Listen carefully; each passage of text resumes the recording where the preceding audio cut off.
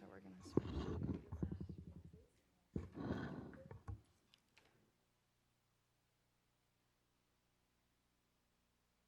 And then I just do this. Or you can use that, yeah. Good morning, everyone. Welcome. We're really excited to have this, our first ever workshop on textiles, the truth about textiles. But before we get going this morning, there's just a couple of announcements. First of all, restrooms are out this door and to the left. So for those of you who haven't been here before, the other thing I am tasked with letting you know in the event of an alarm sounding, you exit these doors and go down the stairs. The elevators would not be operational. And then you cross the street and there's a park across the way called Cesar Chavez Park. And that is the meeting place just in the event of an alarm sounding. So hopefully that won't happen to us today. So I'm really excited. We have a fantastic selection of speakers today who are experts in a lot of fields as it relates to textiles. We'll be covering sustainable manufacturing and design in panel 1, textile collection methods in panel 2, and then all about reduce, reuse, repair, and recycling in panel 3. And we'll also have a speaker who's going to be talking about textile policies around the world. My purpose today is just to set the table in very broad terms to bring everyone up to speed. Hi, Joanne. So we all have a good understanding of the enormous quantity of textiles that are being consumed as well as their impacts. I'll be touching just very briefly on trends, as I'll leave that for our very esteemed panelists today. And I highly encourage you all to stay through the entire day, as this afternoon we'll be having what we term a World Cafe, and that's basically where we have some questions that we're each going to be working on together in groups and coming up with recommendations, and we're going to be taking those to move forward with whatever sorts of strategy that we're developing to go forward in the future. So I really encourage everyone to stay with us through the day.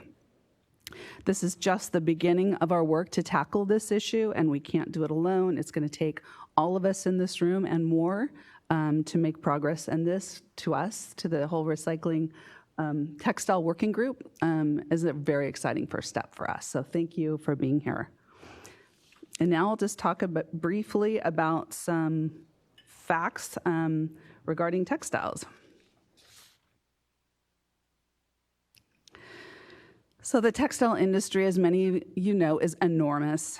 Its global fashion and apparel is valued at over $3 trillion annually. It takes over 70 million barrels of oil to make the polyester used in this clothing, and a quarter of all chemicals applied worldwide are used in the production of agriculturally derived material feedstocks. Here's some of the environmental impacts. 85% of the human-made material found on shorelines are microfibers, and they match the types of material such as nylon, acrylic, used in clothing.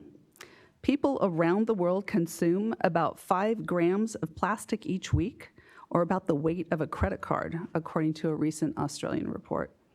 The World Bank estimates up to 20% of industrial water pollution is caused by textile dyeing and finishing treatments. Some 72 toxic chemicals have been identified in water solely from textile dyeing, 30 of which cannot be removed. It takes 1,800 gallons of water to make 1,800 gallons of water to grow the cotton to make 1 pair of jeans, and 700 gallons of water and a third a pound of chemicals to make a cotton t-shirt. Textiles have been, I'm sure a lot of us have heard, quoted widely as being the second most polluting industry just below oil and gas, and that accounts for 10% of global carbon emissions. In another 30 years, it's forecast that the fashion industry will use 25% of the carbon budget. So much excess clothing is being made and discarded worldwide that every second, a garbage truck's worth of textiles is being landfilled or buried.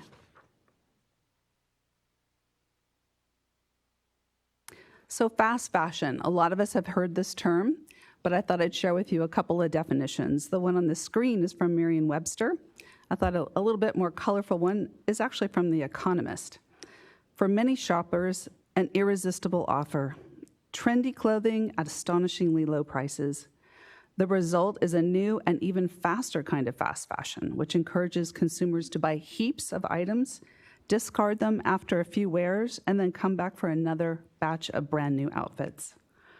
The result, the average US consumer buys 60% more clothing items per year and keeps them half as long as they did 15 years ago. Taking a longer view on consumption, in the 1980s, 12 articles of clothing per year was the average consumption, versus now 68 pieces a year, and half of those items are only worn 3 to 4 times. Fast fashion and the disposable culture are also hurting sorting companies that export secondhand clothing. These fast fashion, cheaply made clothing pieces aren't made to be durable, and so they have little value on the secondhand market. And on the right of this slide is the opposite of fast fashion. Some of you might have been wondering, why is Emma Watson on this slide? Well, what she's doing is demonstrating fashion that is the opposite of fast fashion. This was a collaboration with Calvin Klein, part of Olivia Firth's ongoing project, the Green Carpet Challenge, and with EcoAge. The stunning Emma on the red carpet at the Met Ball in a look crafted by the incredible team at Calvin Klein. This 5-piece look is created from 3 fabrics woven from yarns, all made with recycled plastic bottles. The zippers are made from recycled materials. The inner bustier has been created using organic cotton. This beautiful look was designed to be repurposed for future use. The pants can be worn on their own. The train can be used for another red carpet event. This is considered the ultimate 30 wears. Not surprisingly, the United States is the largest importer of clothing. 98% of what we buy is imported. And as many of us know, the online or e-commerce has an increasingly large share of the market. In 2018, fashion e-commerce accounted for 20% of total fashion retail sales, totaling $102 billion. Projections show sales up to $146 billion by 2023. In the US, we average about $2,000 a year spent on textiles. By the way, people who live in Manhattan spend the most on clothing at about $362 a month. 1 billion items a year are imported from China alone. So we'll touch on the human costs. We can't talk about textiles without doing that. Fast fashion is made overseas by manufacturers where clothing is made under conditions completely unacceptable here in the United States. Bangladesh has more than 5,000 garment factories, handling orders for nearly all of the world's top brands and retailers. It has become an export powerhouse second only to China, largely by delivering lower costs, in part by having the lowest wages in the world for garment workers. The majority of the garment workers in Bangladesh earn little more than the minimum wage, far below what is considered a living wage, which would be the minimum required to provide a family with food, shelter, and education. Many are forced to work 14 to 16 hours a day, 7 days a week, with some workers finishing at 3 a.m., only to start again in the morning at 7:30. On top of this, workers face unsafe, cramped, and hazardous conditions, which often lead to injuries and factory fires. Since 1990, at least 400 workers have died in factory fires, with several thousand more injured. CalRecycle and CalEPA, we hosted a showing of the true cost a couple of months ago. As many of you might have already seen it, it's a 2015 documentary film chronicling the conditions under which clothing is made. Discusses several aspects of the garment industry and its after effects, such as river and soil pollution, pesticide contamination, disease, and death. It examines consumerism and mass media, ultimately linking them to global capitalism. And of course, one tragedy the movie highlights is the Rana garment factory building collapse. On April 24th, 2013, after ignoring worker concerns over large cracks in the building, workers were in the building when it collapsed, and 1,132 people were killed, with another 2,500 injured. It's the deadliest disaster in the history of the garment industry.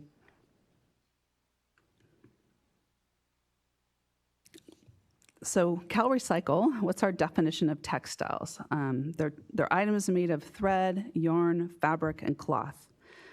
It includes clothes, fabric trimmings, draperies, and all natural and synthetic cloth fibers. However, our definition of textiles does not include furniture, mattresses, leather shoes, bags, or belts. We found that textiles was the 6th most prevalent material type in the waste stream in California. Californians spend about $70 million a year to landfill 1.24 million tons of clothes and other fabrics. Buried textiles account for about 5% of all landfill space in California. And it's the 3rd most prevalent material type in the multifamily residential disposed waste. We also conducted a while back a recyclability study and found that fully 95% of the disposed textiles were reusable or recyclable. However, once they are commingled, they're garbage. On average, 82 pounds of textiles are thrown away per person. So this is our current donation system. Many people are surprised to learn that charities don't sell everything that comes into their bins. A charity sells about 10 to 15%, brokers buy the remainder. 30% on average are made into wiping cloths, 20% are converted into fibers, 45% or almost half are sent overseas, with 5% being garbage. So obviously, thrift stores can't sell it all. There are some silver linings, however.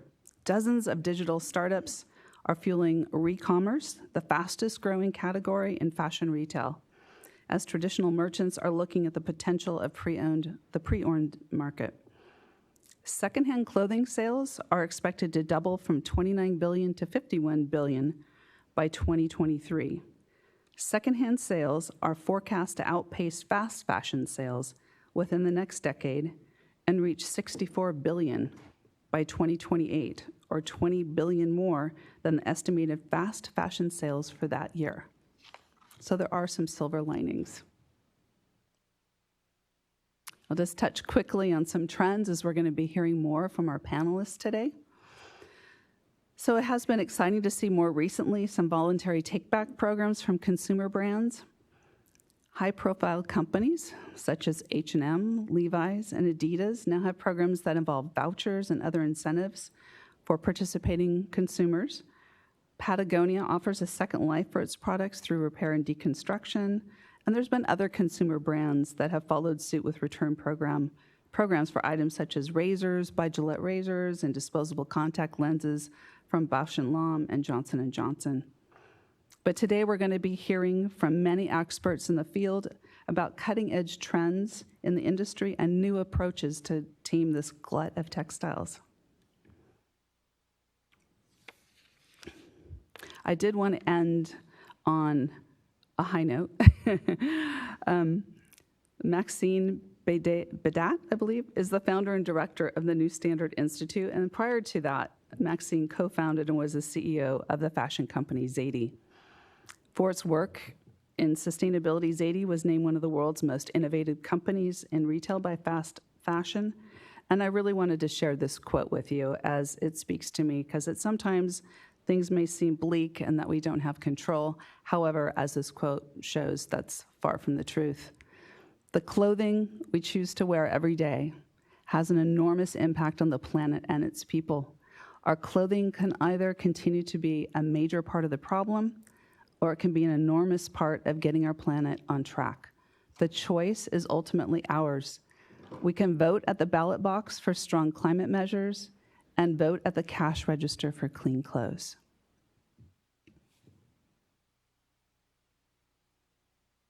And there's my contact information, and of course it was with the announcement as well, if anyone would like to communicate about these issues. Are we going to entertain questions? Right now? If anyone has a few. So my question is I'm sorry, we have to give you a microphone. Oh, that's right. Or I can read. My question is, are the slides going to be available? Because that is a lot of great information. I couldn't take notes. I'm sure other people are wondering as well.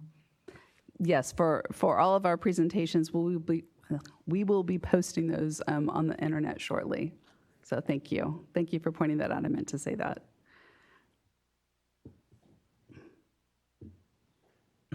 Thank you. Hi there. My name is B. I'm at DTSC, but this is actually an area that I have a lot of interest and research in. And one of the things that I would caution is equating overseas with bad. China specifically has some of the most rigorously tested facilities. They have really strict certification standards for like RAP certification, things like that. And so I would also remind us all that we, as state employees, the ones who are state employees, also have quite a lot of slave labor in the CalPIA, the Prison Industrial Authority. They're paid pennies for manufacturing our furniture, a lot of stuff that we have and use every day. And so, again, I would really strongly caution us from saying that anything that's made overseas or imported is negative, especially while skipping over what we're doing to make things in our own state and our own, industry really negative as well. Thank you. I appreciate that comment. You said there was a repository for textiles. Where would you find those places? You had shown a slide and it had all these textiles and that were being recycled. Did I misunderstand that image? Was it this slide? I think I'm sorry. If I understand. One before this, the one there, the donation system. Right. These are parsed out to what different Correct. fibers? Correct. So charities sell about 10 to 15% of the materials that they receive. And then brokers, actually independent brokers, buy about 80% of the materials that come in, and 5% are garbage. And then about 30% of those materials are what we call downcycled into wiping cloths, and then another 20% are made into fibers for carpet padding, insulation, pillows, cushions, stuffings, and then the rest is sent overseas. And where are these repositories? Generally, Oh. charities that get clothing like big Right. Thank you. I place. Yeah. Right. So I think what we're talking about here is that the individual charities, such as Goodwill or the Salvation Army or whomever, they're the ones that are processing and receiving this material. Okay, thank you. Sure. Sorry, I wasn't clear. I think we need to move. Oh, do we have another? Okay. Sorry. I know you said that 95% is recyclable. Would you consider sending something overseas where it could ultimately be landfilled or disrupt a local economy there, recycling it? Is that? Well, I think what we found is through the recyclability study is that prior to being commingled with other things and becoming dirty, that those materials, those textiles, were actually in a clean, complete state, and they could be reused or worn, or in fact, in many cases, they still had tags on them. So I don't think we necessarily spoke to exactly where they would wind up, but just that those materials, the 85% of textiles that get thrown away every year, that actually 95% of them in the state they were in prior to being deposited in the garbage were actually reusable or recyclable. Thanks. Thank you. And so with that, I'm going to introduce Kate Wilkins, who is a member of our Textiles Action Team, and she will be moderating the first panel and helping us with all of our IT needs. Yes.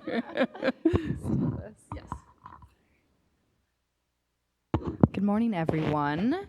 Thanks for joining us. So, quick overview of the agenda. Tracy Harper just presented our overview. We're having 3 panels. This first panel I'm really excited about, kind of around sustainable manufacturing and design. Then that'll be followed by textile collection methods. We'll have lunch, go to our panel 3, and then textile policy in our World Cafe. So For our panel one, what I'm going to do is I'm going to introduce each speaker before they present. They have about 10 minutes to make a presentation, kind of talk about their business, what they're interested in, these problems that we're discussing, and we're going to move through those 3 speakers, and then the remaining time we're going to have for audience questions. So please hold your questions, and I'm hoping to allot at least 20 to 30 minutes for that. And if we don't get to you, we can figure out how to get to your questions after that. So starting first, we have Trini Gatner, who joined Textile Exchange in 2019 to lead the review process of 5 standards that were gifted to the Textile Exchange in 2018. So over the past couple of years, Trini has played a key role in the development of fair trade standards across the agricultural and apparel and home goods space. The apparel and textile space has always carried a special place in her heart, and she is eager to co-create its future. So Trini is going to be speaking on Textile Exchange's recycled standards, as well as the role standards play in increasing uptake of preferred fibers. There you go. And you will hit the base of that to turn it on. Perfect. Good morning, everybody. Is that better? Yes. Fantastic. Let me get... Perfect. So thank you very much for having us. I'm here with Textile Exchange, and I'm very excited to talk to you about our recycled standards today. So I'm going to touch on every topic fairly fast since I only have 10 minutes, but the slides will be shared. There's a lot of information on there, as well as our email address, so you can follow up with questions as needed. So I'm going to talk a little bit about who we are and what we do, about preferred fibers and the role of standards. I'll give you a quick introduction to our recycled standards. I'll talk a little bit about definitions, and then recycled material verification at the end. So Textile Exchange is a nonprofit that was founded in 2002, so 17 years ago, with the initial focus on organic cotton. We have around 300 plus members representing brands, retailers, suppliers around the globe. And since 2010, we expanded our focus a little bit from organic cotton to include other fibers such as lyocell, recycled polyester, and to offer another approach for brands and retailers there. We're a small but mighty organization with around 30 staff across 11 countries. And our mission is to inspire and equip people to accelerate sustainable practices in the textile value chain. And our goal is on focusing to minimize the harmful impacts of the global textile industry and maximizing its positive effects. We hope and envision that a global textile industry will eventually protect and restore the environment and enhances lives. So we do multiple different things in the industry, from benchmarking to tools and practices, industry reports, and I'll touch on some of them a little bit, but my main focus today is to talk to you about standards and certification, which is one thing that we do. This is a quick snapshot. It's always nice to connect faces and names to organizations. This is my integrity team, which I am a part of. We're 9 people, standards and assurance, and we're operating across 5 different countries. So first, let's talk about preferred fibers and the role of standards. I'm going to give you a little bit of a backdrop and then why standards are relevant, and then talk to you more about our standards. So some of you may know we have lately released a preferred fiber and materials market report in 2019, which has revealed that global fiber production has doubled in the last 20 years. And in 2018, we've reached an all-time high of 107 million metric tons of production. And by 2030, fiber production is expected to grow another 145 million metric tons. So now is really the time to do and act to accelerate the growth of preferred fibers and materials and to embrace the innovations that are out there today. And standards will offer you one tool to tackle this. It gives you the opportunity to verify that using the materials or preferred materials are better for the world. And they also give you the opportunity to gain confidence that what you ultimately, or the claims you ultimately make, are traced throughout the system, and that your final product indeed has recycled content in your product. So backstep a little bit, voluntary standard, like I said, is a market-driven tool that can drive lasting change. It can address the most pressing social issues, environmental issues that are out there today. And it can also make an impact in contexts where legal protections are weak. So just for framing, I think it's important that a voluntary standard is separate from the legal framework.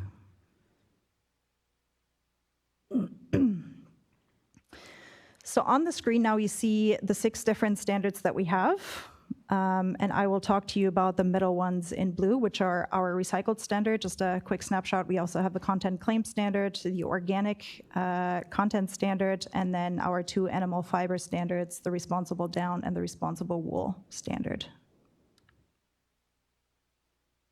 So I'll run you through the goals, the scope, and the certified sites for the recycled standard. And in a nutshell, the goal of the 2 standards, I will speak to you a little bit in acronyms because our standards name are a little bit long. So the Global Recycled Standard, I will abbreviate to GRS, and the Recycled Claim Standard to RCS.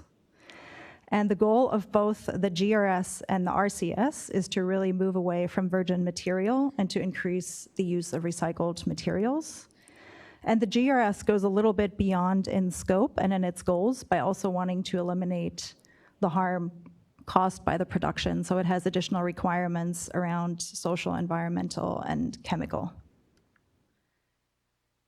In terms of the scope, you see like a very, very simplified supply chain. The scope of both standards start at the recycling stage with the verification of the reclaimed material. And then the chain of custody goes all the way to the end product of the final garment. And the GRS and the RCS have the same scope, whereas for the GRS, the Global Recycled Standard, you have these additional criteria for social, environmental, and chemical.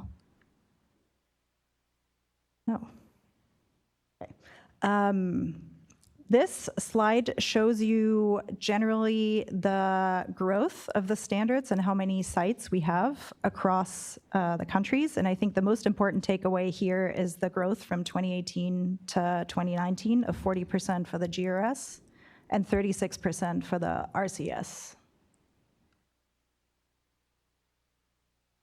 Let's move into definitions a little bit. There's, just to give you examples and also pictures, when we talk about reclaimed materials, we're talking about material that would have otherwise been disposed of as waste or used for energy recovery, but has instead been collected and reclaimed as material input. So examples of that would be used clothing, used plastic bottles, fabric cutting waste, and off-spec products. Recycled materials are material that have been reprocessed from reclaimed materials during the manufacturing process. So examples of that could be the shredded fiber from the used clothing, polyester chip from used plastic bottles, shredded fiber from cutting waste.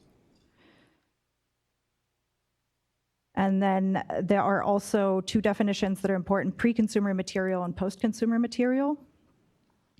And examples of pre-consumer material, which is also often called post-industrial material, are fabric cutting waste and off-spec product. And then post-consumer material are used clothing and used plastic bottles. So let's look at the recycled material verification chain of custody. So I'm guiding you back to the 6 standards that we have, and you'll see that the content claim standard, the one on the left in orange, is really the backbone of our existing standards to ensure that the chain of custody is followed from start to finish to the final product. And here's a slide that you might all very well be aware of. On the left, you see everybody's dream. Ideally, we can really trace a final product or trace the contents of a final product back to its source. The reality looks a lot different, as you see on the right. A lot of times product gets traded, blended, moves around, so it is a lot harder to maintain its existence. Furthermore, when you look at this more simplified example, you can blend cotton with recycled bottles, then you have a new fiber. It gets more complex the more fibers also change. But the ultimate goal of the standard is at the final garment you hold in your hand, you're able to verify the recycled content of X%. This is a rather technical yet fun, I always say, graph. It really shows you how our chain of custody works, which is the solution to maintain the tracing from the source to the final garment, and we do that by way of scope certificates and transaction certificates. So each entity along the chain is audited for scope, and then as the material travels throughout the supply chain, it is followed by a transaction certificate. And that is how you ensure that the forward product path is ensured, and suppliers can preserve their confidentiality, or they may choose not to. And lastly, I want to leave you with some examples of industry commitments. Tracy already touched on some of them, and you will see in the presentation the hyperlinks guide you to more information. But H&M Group and IKEA have an ambition to become 100% circular and renewable by 2030 by way of use of recycled and renewable materials. Patagonia is moving more and more to 100% renewable and recycled raw materials. Volcom is committed to increase the share of recycled nylon to 20% by 2020, which is coming up soon. And Adidas is committed to using only recycled plastic by 2024. And there are multiple other brands. I just wanted to give you a quick highlight. And lastly, I want to leave you with my email address, or our email address, if you have any follow-up questions. And that is it. Thank you. Training, before I move on, I had one follow-up question. So why are these certification standards important? You know, what does that help solve or do? Why are they important? Why are they important? Stop there. I think it's really important because they offer you one tool in the toolbox to verify claims that you're making and to ensure in a very confusing ecosystem of material traveling all over different places to actually verify the recycled content in the end. And to do so and be able to do so in very complex supply chains. And I touched on this a little bit about also the legality aspect. So laws always have to be followed in every country, no matter what a standard says, but a standard has the opportunity to go a little bit above a specific law in a specific country. So all our standards are globally applicable. So for areas that are really, really important, there is the opportunity in a standard to go above the law and say where the law, for example, is silent, do this anyway. So that's a really important tool, and the confidence for a brand or an entity in the supply chain to really be able to stand behind the claim and say, I stand behind this. Thank you. Okay, we are going to move on to our next speaker. So, and thank you, Trini, so much. Sure. Nikki Player joined Everlane 3 years ago as the Raw Material Research and Development Lead, where she oversees materials development and sustainable sourcing and innovation. She has supported the development of Everlane's sustainable denim collection, as well as Renew, Everlane's collection of outerwear and fleece made entirely from recycled water bottles, which coincided with its commitment to eliminate all virgin plastic from their supply chain by 2021. And then prior to Everlane, Nikki worked at Madewell for 7 years, leading their materials team and helping to relaunch their denim category. She has over 13 years of experience in raw materials, sustainable sourcing, and development. And right before I turn it over, if we have anyone watching online who has questions, please email auditorium@calepa.ca.gov. That's auditorium@calepa.ca.gov.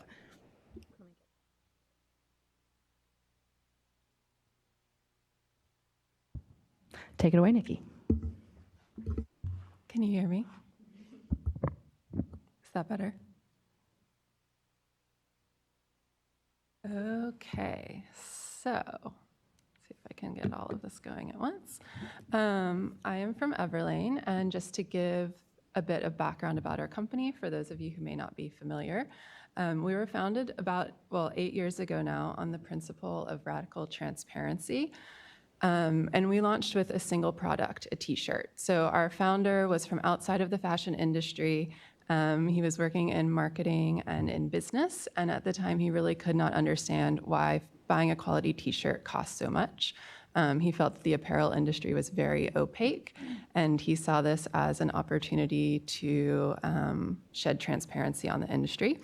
So we were founded with the hope to be able to expose the true cost of goods. We have since extended our transparency up the supply chain.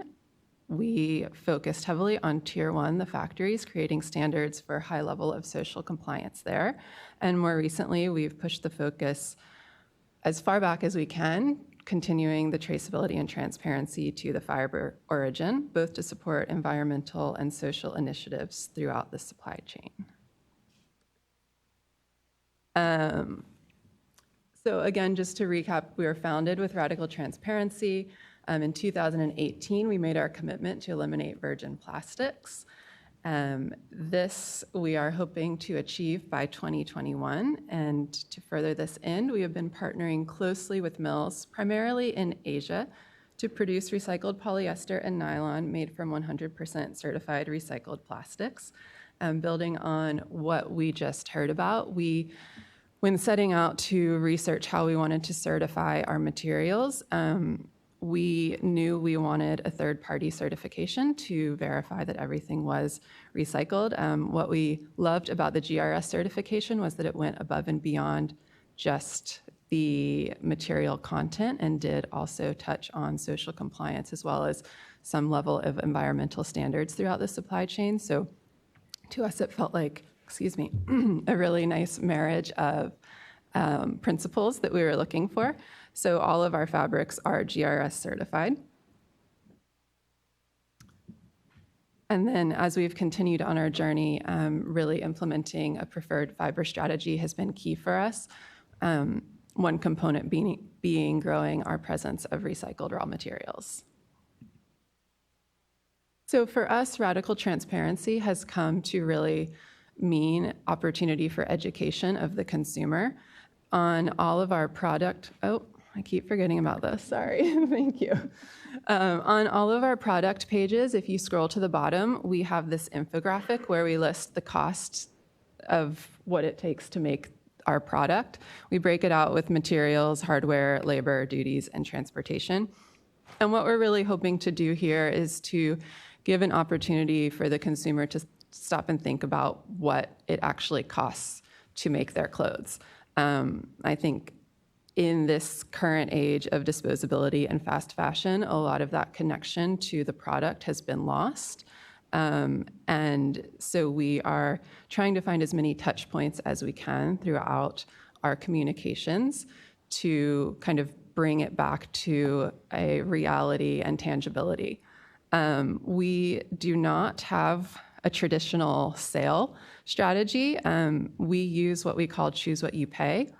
And this is an event that we have both online and in person, approximately 2 to 3 times a year. And Choose What You Pay online looks like this. Again, we see it as another opportunity to show what happens when items go on discount. Because we do not create our margins to discount like a lot of other retailers do these days, we want to show that when we drop a price by a certain percentage, we're no longer able to cover certain aspects of our overhead. So you can hover on all of the different, we give you 3 options of price tiers, and you can hover on each one and see what we can no longer afford if you choose that option. To be completely honest, the majority of people still choose the lesser value, which is totally fine, but we do think that even if you're not choosing to pay the more expensive amount, it is still perhaps lingering inside your head of what you're no longer paying for. We also do not participate in Black Friday sales, but we use it as an opportunity to collect money and donate to a cause that aligns with our mission and values. We have done several partnerships over the years with our factories. We have given health insurance to our Los Angeles t-shirt factory employees. We have donated helmets to all of the employees at one of our Vietnam factories because the primary mode of transportation is via motorbike, and most of the employees were riding to and from work every day without helmets. We have donated funds to start a organic container garden, also in Vietnam at another factory. We've participated with Surfrider, and then this year we were very proud to partner with Oceana. So our Renew commitment, in 2018, we launched, oh, I'm so sorry, thank you. Not good with all the technology. In 2018, we launched our Renew commitment to eliminate virgin plastics from our supply chain by 2021. This would entail both our office, DC, stores, and supply chain, and also encompass polyester and nylon fibers. And we went about achieving this via upcycling post-consumer waste into our textiles and poly bags, and then partnering with suppliers that were working towards zero waste production. So step one for us was the poly bags. This has been an ongoing project for us for many years. I think poly bags can be kind of an overlooked aspect of waste in the apparel supply chain. Pretty much every single item that is made is wrapped in plastic when it is shipped from the factory to the DC, and often it is then shipped out from the distribution center to the customer still wrapped in plastic. These bags can be incredibly challenging to easily recycle on a consumer level, and more often than not are put in the trash can. So it's been our mission for a while to figure out ways to minimize the impact of the poly bags. So what we were able to do in the past few years was develop a poly bag made from 100% recycled materials. We do remove all poly bags at our distribution center, so every order that's shipped to the consumer is not wrapped in plastic. It goes straight into our cardboard mailers, and we do this because then we're able to control the stream of waste. So we collect all the poly bags and bundle them, and then we've found a partner that will upcycle them into composite lumber. We've also, on the materials side, worked towards removing the virgin polyester and nylon, and we're replacing it with 100% post-consumer or post-industrial recycled and GRS certified. Our polyester, for the most part, is post-consumer, while the nylon is post-industrial. And again, partnering with mills who are innovating both in the recycled and in biodegradable synthetics. We are hopeful in a long-term way to be able to provide some sort of solution for microfibers and shedding. I would say we are not quite there yet, but we do place an importance on minimizing the synthetic fibers within our materials portfolio. So we are really taking a stand against introducing polyester into the line as a cost alternative to, say, a silk. We really strive to only use synthetics where they are needed from a technical or performance standpoint. So after our Renew commitment, we became excited to continue using recycled materials where we can to really minimize our virgin fiber consumption. So we extended that to natural fibers as well, including our Cashmere launch this year. Cashmere has been a big part of our business since probably about 2 years after launch, and cashmere can be a somewhat troubled fiber to find a sustainable solution for. So we were very excited to partner with a mill in Italy that was working to gather post-consumer garments and then shred them and then spin them, blended with wool, into really beautiful new yarns to use in our sweaters.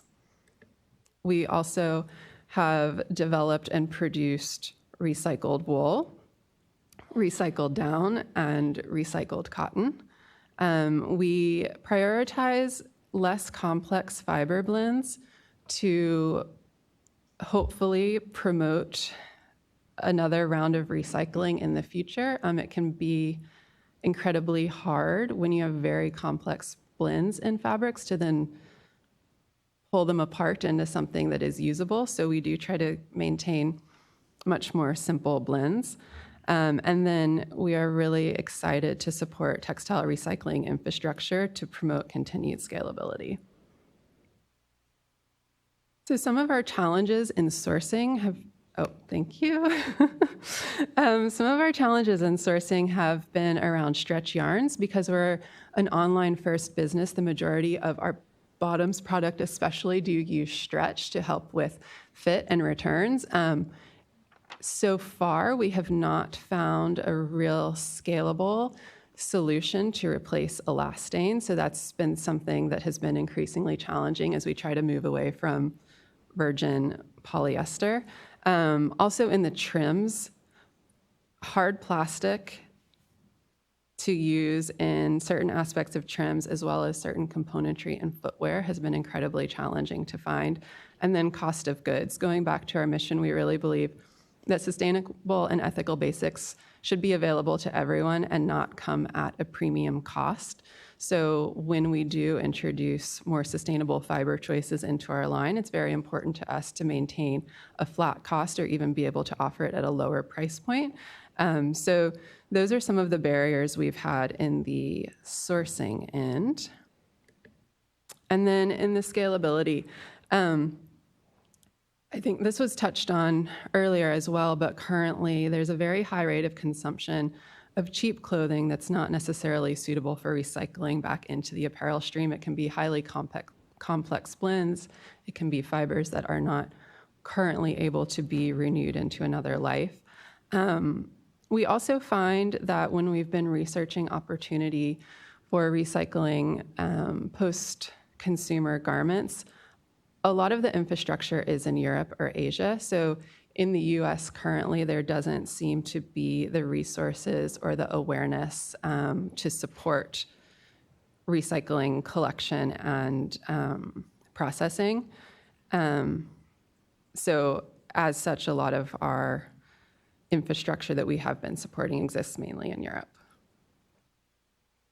And that's all I have. Thank you so much, Nikki. And again, we'll do questions after our final presenter. So please jot down your notes so you remember. Crystal Moody Wood is the founder of Material Evolve, a technical textiles consulting firm aimed at creating transformational change in the textiles and apparel industry. And through project-based consulting, developing experiential learning adventures with leaders in science and textiles, and building an inspirational community around soil, sea, and circularity, Material Evolve is leading the evolution of our material world. Crystal also serves as co-chair of the sustainability pillar of the California chapter of the AATCC. Maybe you say that as one thing. And recently led the execution and moderation of a 3-day conference titled Resilient Textile Systems Through the Lens of Soil and Sea. She's also done a lot of other really cool stuff, and we'll make sure we have everyone's full bio up on our website. Thanks. Awesome. Well, I'm really excited to be here while Kate gets that up. I see a lot of familiar faces. Holly, thank you for introducing me to these lovely folks at CalRecycle.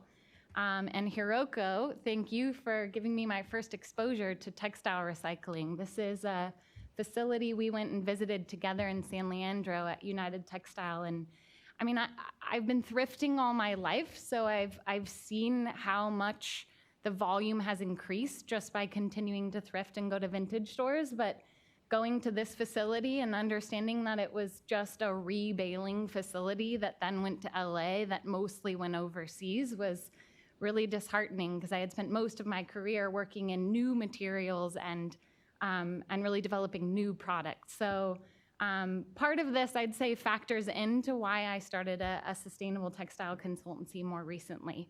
So who is Materivolve? It's a technical textiles consultancy aimed at creating transformational change in textiles, footwear, and apparel. I have a colleague here, Nicole Kenny, if you want to wave. She also works with me. We both have a textile science background, so we really work mostly in materials development. A lot of the work that Nikki is doing kind of overlaps. We're a rare breed in the textile industry. Most of that's at the manufacturing level. It's not necessarily living within the brand from a technical expertise, which is why I'm able to have a consultancy. And it's only recently founded in 2018, so some of the work I'm about to describe for sustainable textile solutions will actually be overlapped with some of my background working for the North Face and VF Corporation and as a materials manager for Fibershed. Heather and Rebecca are in the audience, so they'll be able to talk even more to that later. So we do project-based consulting, developing experiential learning adventures with leaders in science and textiles. I feel it's really important to pull people out of the office and teach them about soil, get them to see these recycling facilities and really see the impact of microfiber pollution firsthand to understand what are the things we need to do moving forward to really create solutions. And then building that inspirational community around soil, sea, and circularity. So just a little bit of background of who we work with. So brands and manufacturers, Rothy's, like I said, I worked for VF Corporation in their Apparel Innovation Center, the North Face, Best Made, Vans, materials innovators like Bolt Threads and Mango Materials are coming down the pipe as we think about textile recycling, understanding once these come to commerciality, what else we need to do. I mean, this is another sort we'll have to figure out, more complexity to add. And then research and policy, Fibershed and Five Gyres, SFEI, the San Francisco Estuary Institute, and the Green Science Policy Institute, really eliminating toxics from our consumer textiles.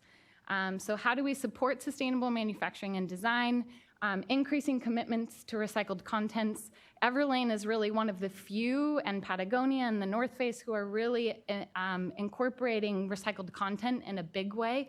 And thank you to Textile Exchange for creating a standard that makes it easier to have that paper trail along the way and ensure that we have it. This was a program I developed back in 2015 where we incorporated post-industrial waste from the North Face supply chain. So it was actually the 15% cut waste from their biggest program. They sold over 1 million units a year, the Denali. It's the fleece with the woven panels that mostly college students wear. They were already using 100% recycled bottles, but we worked with the manufacturing supply chain to take that 15% waste, ship it back in the yarn containers to Yadkinville, North Carolina, where Unify had a facility to then take that cut waste, melt it down, and incorporate it into black. We actually added solution-dyed color into that. Black was 60% of their program at the time, so we were able to eliminate dyeing, the need for dyeing. So there's a lot of water, chemicals, and energy. Actually, the bulk of a program for water, chemicals, and energy comes in the dyeing stage. So we were able to significantly reduce the amount of water, chemicals, and energy that went in. We believe that reinvesting in natural material systems is one of the highest priority things we need to do as an industry. We've only recently started to use more synthetics than naturals, and so we really want to shift that back. Some examples of great programs that we've worked on are the Climate Beneficial Wool Hat from Fibershed, where this program actually invested in a California rancher implementing a carbon farm plan, and that program has continued to grow into year 3 with a jacket and a scarf as well. If you want to know more about it, Heather and Rebecca Burgess are here to tell you more about it. But really thinking about soil first when we are creating programs and using natural materials as well. And then a Best Made program using hand-pulled bison fiber with a U.S. supply chain This was a program at a smaller scale. A lot of what we do are helping companies that are at scale rethink scale. And so when you can talk to the origin and the traceability of a materials program, it makes the program that much more special. And so in this case, this was an American bison program, wool bison blend for a sweater. We work on developing new testing and research methods. Primarily, the efforts here, we're working with AATCC, that's the American Association of Textile Colorists and Chemists, who are pulling together a group of brands and working with an EU consortium, all developing a global standard for fiber release to really understand how we can measure the release of any type of fiber off of textiles and understand if solutions we're developing, changing construction, changing the way a yarn is made, or just, polyester versus polyester, even looking at how improvements can be made and how we can measure that and all agree on the same standard. And then also working on, most of those efforts are for apparel today, but we are working with companies on the footwear method for that as well. Developing new material alternatives, I had mentioned these companies before. So previous work has been with Mango Materials and Bolt Threads. Mango Materials is a company out of the Bay Area who are taking waste methane from landfills and from wastewater treatment plants and feeding that to a naturally occurring bacteria, fermenting it in a tank, and creating a biodegradable PHA or polyester type, and looking to develop textiles with that, as well as injection molded plastics. Ideally, their system will be able to take that plastic right back in and create a circular system. Bolt Threads is a company out of the Bay Area as well. They are also using fermentation, feeding a sugar to a bacteria that they've genetically engineered to create something similar to spider silk. So it'd be a protein fiber. These are material alternatives that are coming down the pipe. They're things we should be watching and understanding. Like I said, investing in natural materials and what we know what to do with is going to help, particularly from the recycling standpoint. And just we are still doing testing on even what biodegradability testing looks like for natural materials. So, but this is the world I've been living the last 13 years is new materials innovation. So these were just a few examples of what's coming down the pipe. Advancing circular solutions. So here I've just got pictures of a Mango Materials tour. So really educating textile professionals. Like I said, not a lot of people that work in the textile industry have a materials person they can go to. They're typically talking to the company or the manufacturer, so they don't get this kind of granularity and technical understanding of what's going on in the process. So this is a tour we planned with AATCC, the trade organization that develops test methods but also does education, where we learned about the methane capture at the Mango Materials pilot plant. So like I said, we build experiential learning adventures and activities. Ideally, they're out in nature because that's what we're doing this for. In my bio, we mentioned the 3-day conference in October for Soil and Sea. We had 5 gyres there speaking to research around San Francisco Bay and what we know and don't know about plastic pollution and microfiber pollution. But also FiberShed speaking to, in many different ways, their work in hemp, their work in climate beneficial wool, and what reinvesting in natural fiber systems look like with a soil focus. We hosted a reuse and modularity design tour of the Houston Space Center with Amy Ross. She's a spacesuit engineer who's best known for the glove that she designed. And then there's a picture of a sail that we did with SFEI. And I think SFEI it was SFEI and our group just talking about the Soil and Sea. So it was sort of a predecessor to the Soil and Sea conference. We went sailing out on the bay. So what does building community look like? working with key universities in the C side, UC, SB, Bren, where they're doing the microfibers traceability and flow analysis, University of Toronto, where they're doing a lot of the San Francisco specific work. I went on a plastic pollution sale in Indonesia last year, seeing a lot of the trash in the Coral Triangle firsthand and doing that research there. I've been an active member of the San Francisco Bay Microplastics Policy Committee since 2018, really supporting in the best way I can, connecting more textile people for us to understand really how we can start to forensically figure out where a lot of this microfiber pollution is coming from. Because the number one thing they found in San Francisco Bay is fibers. So where is that coming from? Is it apparel? Is it laundering? Is it our carpets? And how can we minimize that? And then this is another example of an adventure with the famous Captain Charles Moore, who is famed to have found the North Pacific Gyre first. We went out on his catamaran, the Algalita, in Long Beach with a bunch of textile professionals from Vans and Patagonia, looking at research methods and understanding what they're looking at. Building community and soil. We work with key research leaders in the soil side, creating soil-focused textile programs like the community-supported cloth, and building regenerative textile value chains. Hemp is something we're really interested in. You can see from my t-shirt, hemp is legal.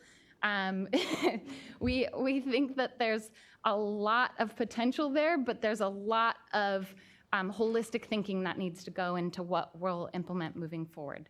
And then building community and circularity. This morning we went on an aquafill tour and just developing more educational events for textile professionals. So thank you. If you have any questions, my email's on the bottom, but those are just some examples of what's happening in sustainable manufacturing and design and for us to consider moving forward as we create these textile recycling solutions.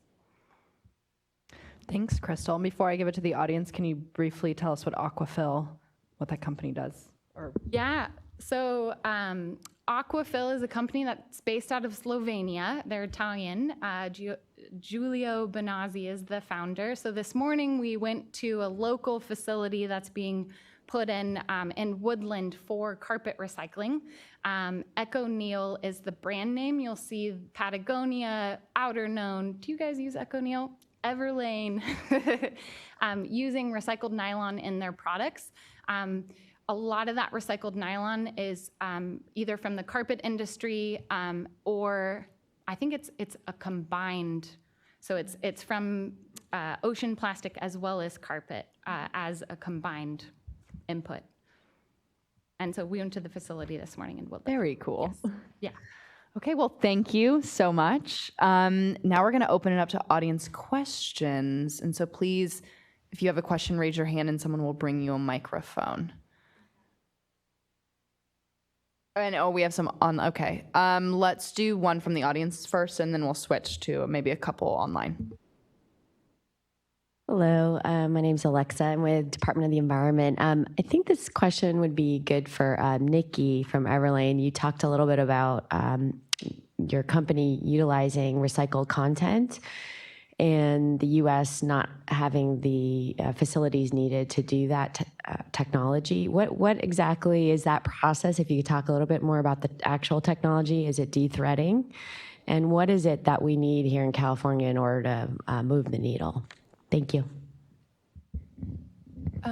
I think from my perspective, it would kind of be a two-pronged approach. I think there's a lot of opportunity for more robust understanding of how to dispose of textiles here in the US and having a very clear collection stream for that. When we've done research with our partners in Europe, we've found that, especially when we were researching recycled down, we found that there is actually, it's just more of a common practice to place your duvets or your pillows in there's somewhere to place them instead of the trash. It's a more well-established practice. So because of that, then whether it be the textile or the down recycling processor, has a clear input stream of where to purchase from. We do, even though we have everything GRS certified, we do try to have our own direct transparency down the supply chain. So we have visited a lot of the mills that are doing the final knitting or weaving, and then we've gone to the kind of all the way back to the recycling separators. What we've found is that while they're buying a small portion, most likely from the US, but probably funneling through India, a large majority is coming from European collection. So I think mainly what I was referring to, I think as kind of the easier step in the US is just more education on what to do with your textiles as opposed to throwing it in the landfill. Kind of what we've seen with our consumers is that once it's out of their hands, they sort of stop thinking about the impact that it has. And honestly, often once they've purchased it from a brand, they've stopped thinking about the impact that it has. So I think there's a lot of education that can be done around the, I can't think of what the term of it is right now, but the at-home, the use phase, and then also the disposability. Let's take one online question. Okay, the first question is pretty general. The question's from Shanna McCracken at Green MBA for Our Fashion. What information does the latest California waste characterization study show in relation to textiles? Any segmentation, for example, pre-consumer versus post, fiber type, sources broken down further than residential versus commercial, et cetera? I will take that. 2014 waste characterization study was the one that's released now. We're working on 2018. I believe, I think in 2014 it does, I think it might be just clothing. I don't know if it breaks it down by fiber type. I think there might be a little more segmentation in the 2018, and that should be released this year. I'm sorry, in 2020, early 2020, analyzing those results right now. So just keep an eye out for that, and we're excited to get updated numbers on textiles in the waste stream. Yeah, thanks. Maybe an audience question?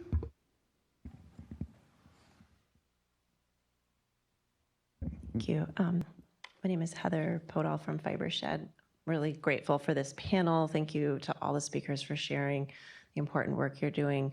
I have a question for Trini, and maybe it's a little bit broader than the presentation you just gave specifically, but I'm really interested in hearing Textile Exchange's perspective on Tracy's introduction talked about the microplastic impacts of the textile waste stream and what we do know about how much microfiber is going into our bodies of water. And there's a lot of recent research that's starting to come up, as Crystal mentioned.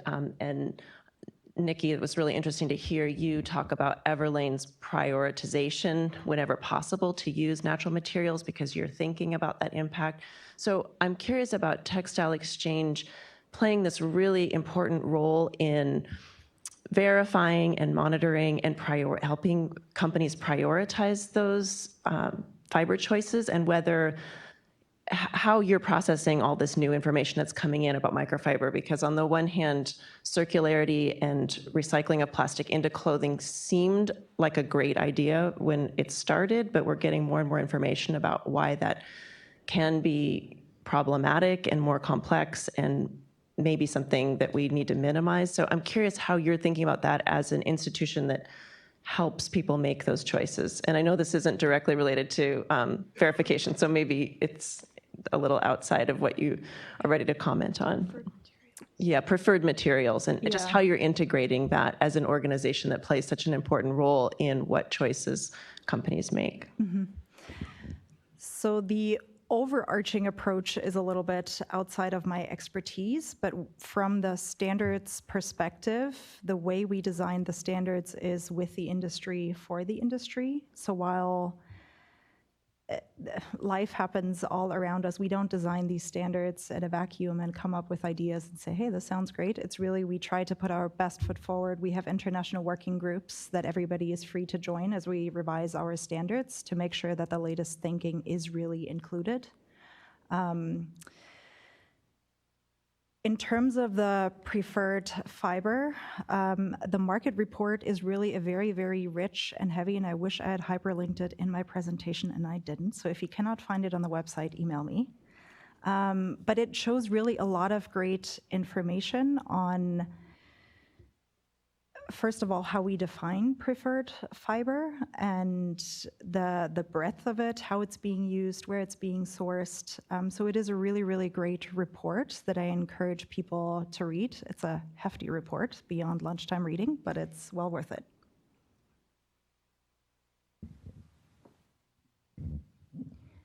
Hi, I think I have. Hi, my name is Patty Breslin, and I'm with the Reuse Alliance. And my question is around and I don't know who would be the best person to answer this, but it's about the use of plastic in general in fiber and the thinking around whether or not this is any sort of, in the future, this is actually encouraging the use of plastic in our system, and whether, because there's another use for it, rather than trying to eliminate plastic from the materials, web, which I'm sure is far in the future. But whether or not, I see a lot about single-use plastic bottles, and we're now using those for textiles. So have we thought forward about what the impacts this will be in the plastics industry in general? I'm happy to comment on it. I haven't seen a report related to that. I think it's a great question. Today, it's a byproduct. I mean, this is coming from the food industry, where my understanding is textiles is actually a great second use because the quality isn't of the standard that you would need for food again. So it's the next loop. But I think in a circularity system, we also want to think about, we're touting circular solutions and recycled polyester, but we still don't have the facilities to put it back into textiles again. And so really, as we think about the future of this, ideally, we aren't having to produce more virgin at all, and we can just continue to cycle within the same system. There was a question earlier about what are the sort of technical steps and processes in recycling for textiles. And I think we'll probably hear a little bit more about that later because I see Isaac in the room. But essentially there's mechanical or chemical. Today, most of textile recycling is a mechanical process, which is essentially just shredding up the textiles, which is shortening the fiber length, whether it's filament fiber, so long continuous filament that we use mostly for polyester product. We actually chop it in manufacturing to be similar to cotton when we blend it in a first product for cotton polyester.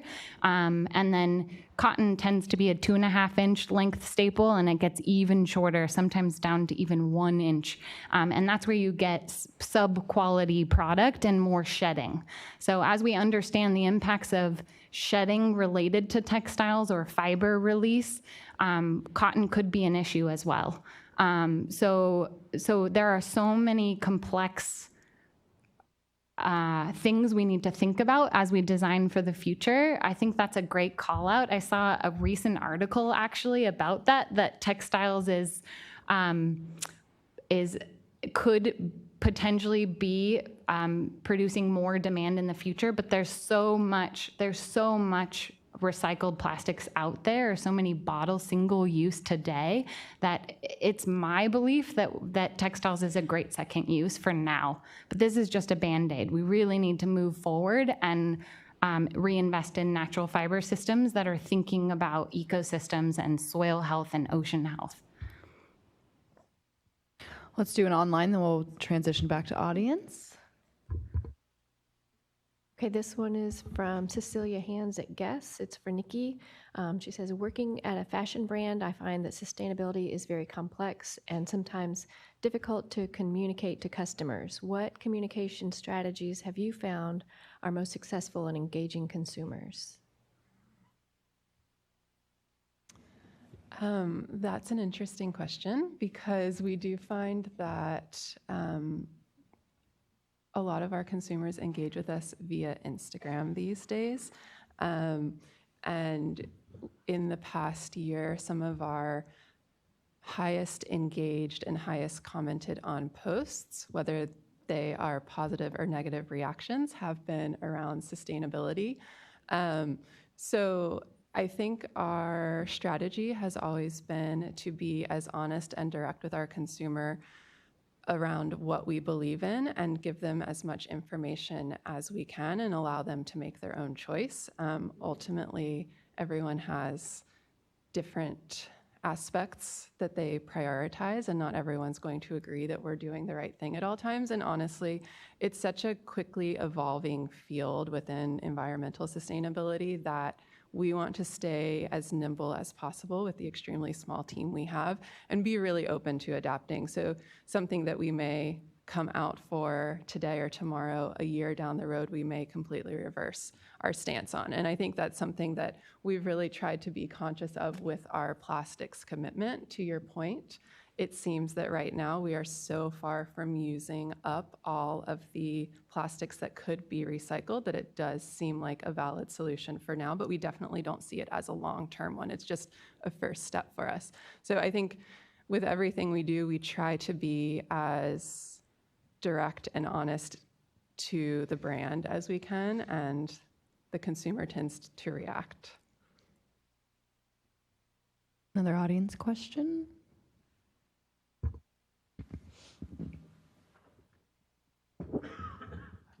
Kevin Miller, City of Napa. I came a little bit late, so I don't know if Tracy touched on it in her presentation, but I wondered what kind of recovery rate historically has there been for the pre-consumer? Obviously, we're going to want to tackle the post-consumer, but were they already recovering pre-consumer, kind of like they do with paper waste, or was that getting landfilled as well?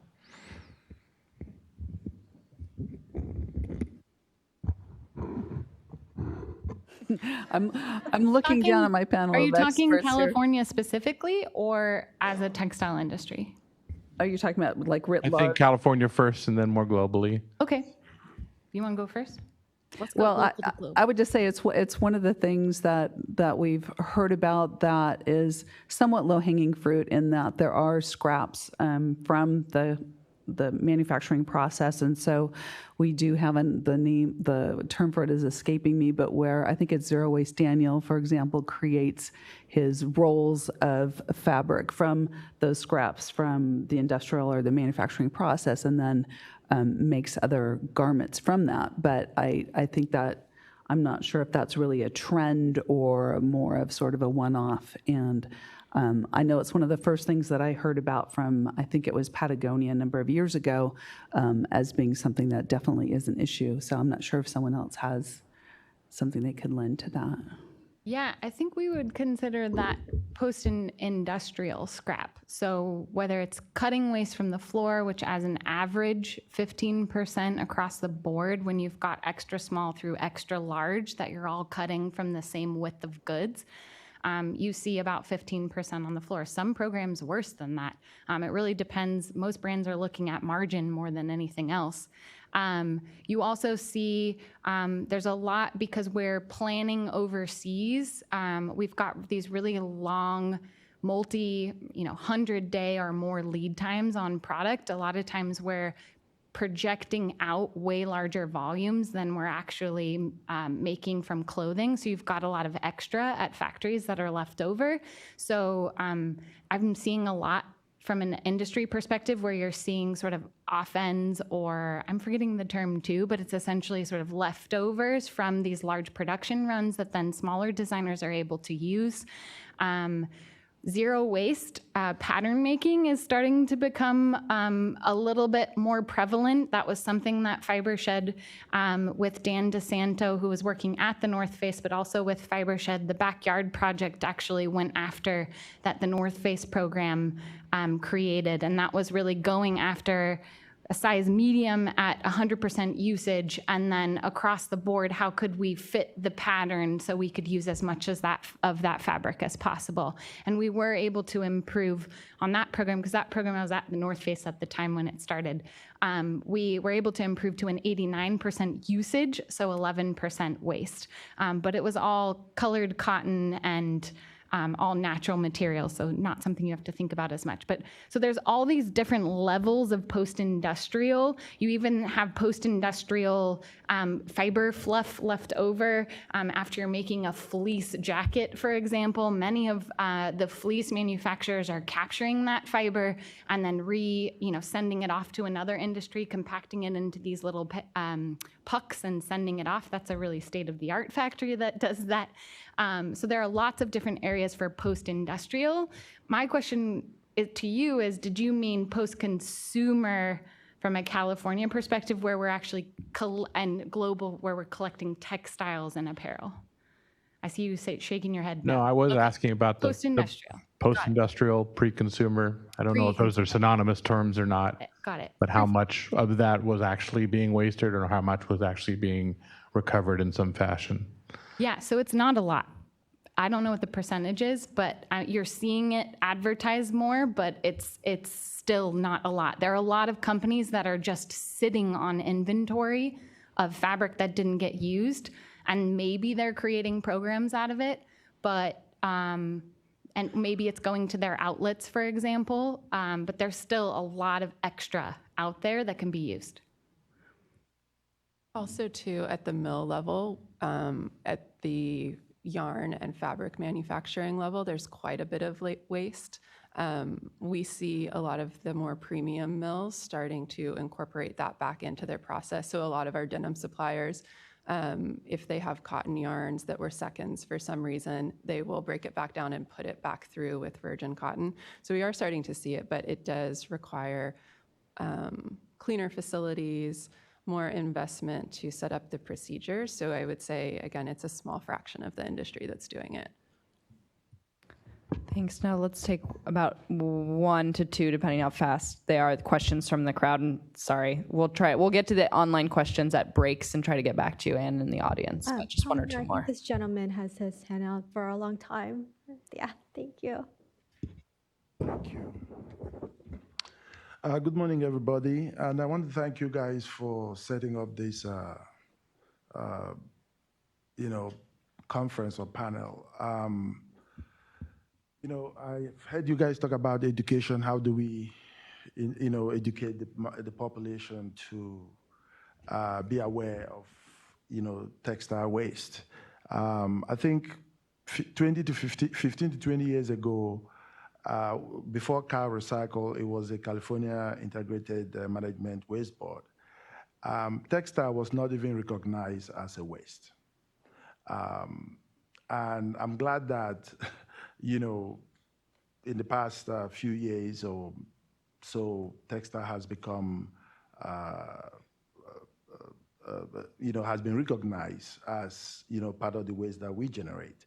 And so most of us in this room, if not all of us, learned about recycling, and there were very few items: paper, plastic, bottles. Those were the things that, in primary school or secondary school, we were taught that these things are recyclable, put them here, put them here. And today, we don't even have an integrated program for textiles. So my question is directed to CalRecycle. First of all, I believe that we need a huge battalion of people out there educating the young generation, be it a school program, where people who understand the subject are the very, design a program where you teach these kids, all over California. I mean, yeah, I care about the United States, but, the resistance is going to be fierce. But I believe that in California, we can do that. You know, we are the fifth largest economy in the world. You know, a fifth of the U.S. Economic production or consumption actually takes place in California. So California need to lead. And CalRecycle, I believe, I don't know what you guys are doing, so I'm not saying this to criticize CalRecycle, but I think that an integrated program can be designed where we go to the schools and teach these kids when they are little. That's where you catch them. You know, it's difficult to start teaching me at my age to change, something that I've been used to all my life, and I think that's the problem. Our generation is doing the best that they could do, but when it comes to this thing, sometimes I feel that we are like a lost generation. So why not start young, get these kids, educate them through this whole process, and by the time they get to our age, all of these problems that we don't have solutions for, these kids will find solutions for them if you start early. So that's what I want to suggest to CalRecycle. And a lot of companies that are doing the recycling right now, whether it's taking it to the third world countries or finding other ways, they are doing it by themselves, literally. And I've seen people go bankrupt recycling. So CalRecycle, I believe, need to come up with an incentive. Okay, every industry in the United States, in California, get some kind of incentive to do what they are doing. And recycling is that industry that I think is neglected.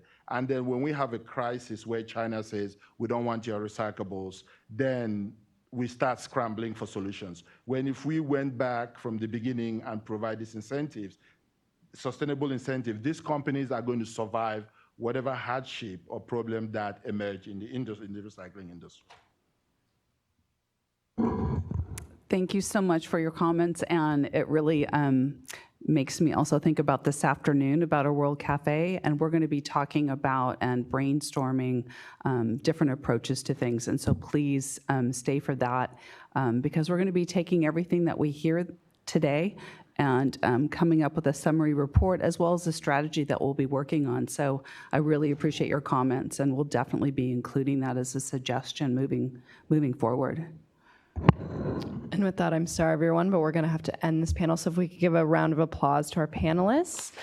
And we're going to take like a quick stretch break while we transition to panel 2. So feel free to get up, use the restroom, and no more than 5 minutes. Please be back. And we're going to start. Thanks so much.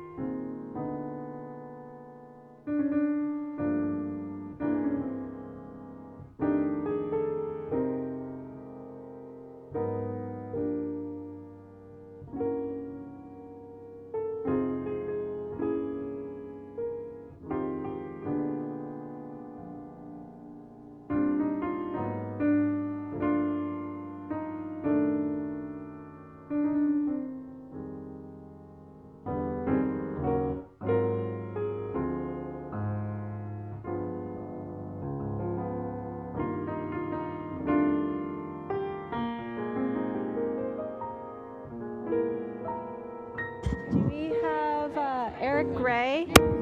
Eric Gray.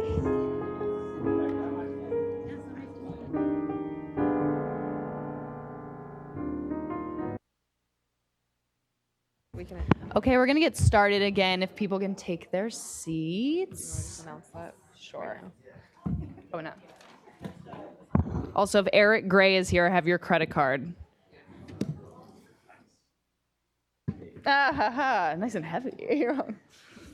Okay, everyone. We're gonna get started. So I wanted to introduce Emily Lusick, who is a environmental scientist at CalRecycle, who's going to be moderating the second panel. Good morning. Thank you for being here. Our first speaker is Marcus Gomez, a Sacramento native. He's proud to be a small business owner. Since 1997, California Clothing Recyclers has not only provided for his family, but also has created a key fundraising tool for numerous schools and nonprofits in the region. Each year, CCR recycles more than 3.5 million pounds of clothing with collection routes in Northern California. Marcus brokers and ships clothes to Central America, South America, and the Middle East. Our second speaker today is Alice Kohler, who leads Zero Waste's marketing department, interfacing with both municipalities and corporations to create and execute winning waste reduction initiatives. She has extensive and varied marketing experience, building such iconic brands as Adidas, Oscar Mayer, Playtex, and Butterball.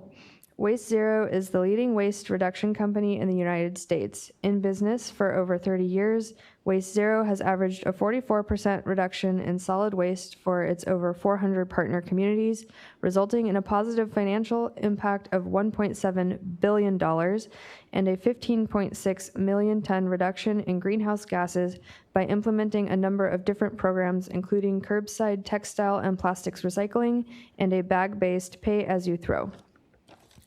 Our last panel speaker is Sevilla Granger, and she is currently the program and project strategist for Textile Exchange and the interim executive director for Fashion Positive.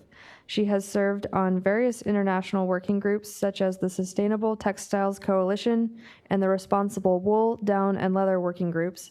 She currently leads several roundtable groups for Textile Exchange, including the Home and Hospitality Roundtable, which focuses on sustainable solutions for that sector. All right, Marcus, if you're ready. Thank you for having me. Right there, there you go. Yeah, again, my name's Marcus Gomez. My company's California Clothing Recyclers. A little bit about myself. I am actually third generation in this business.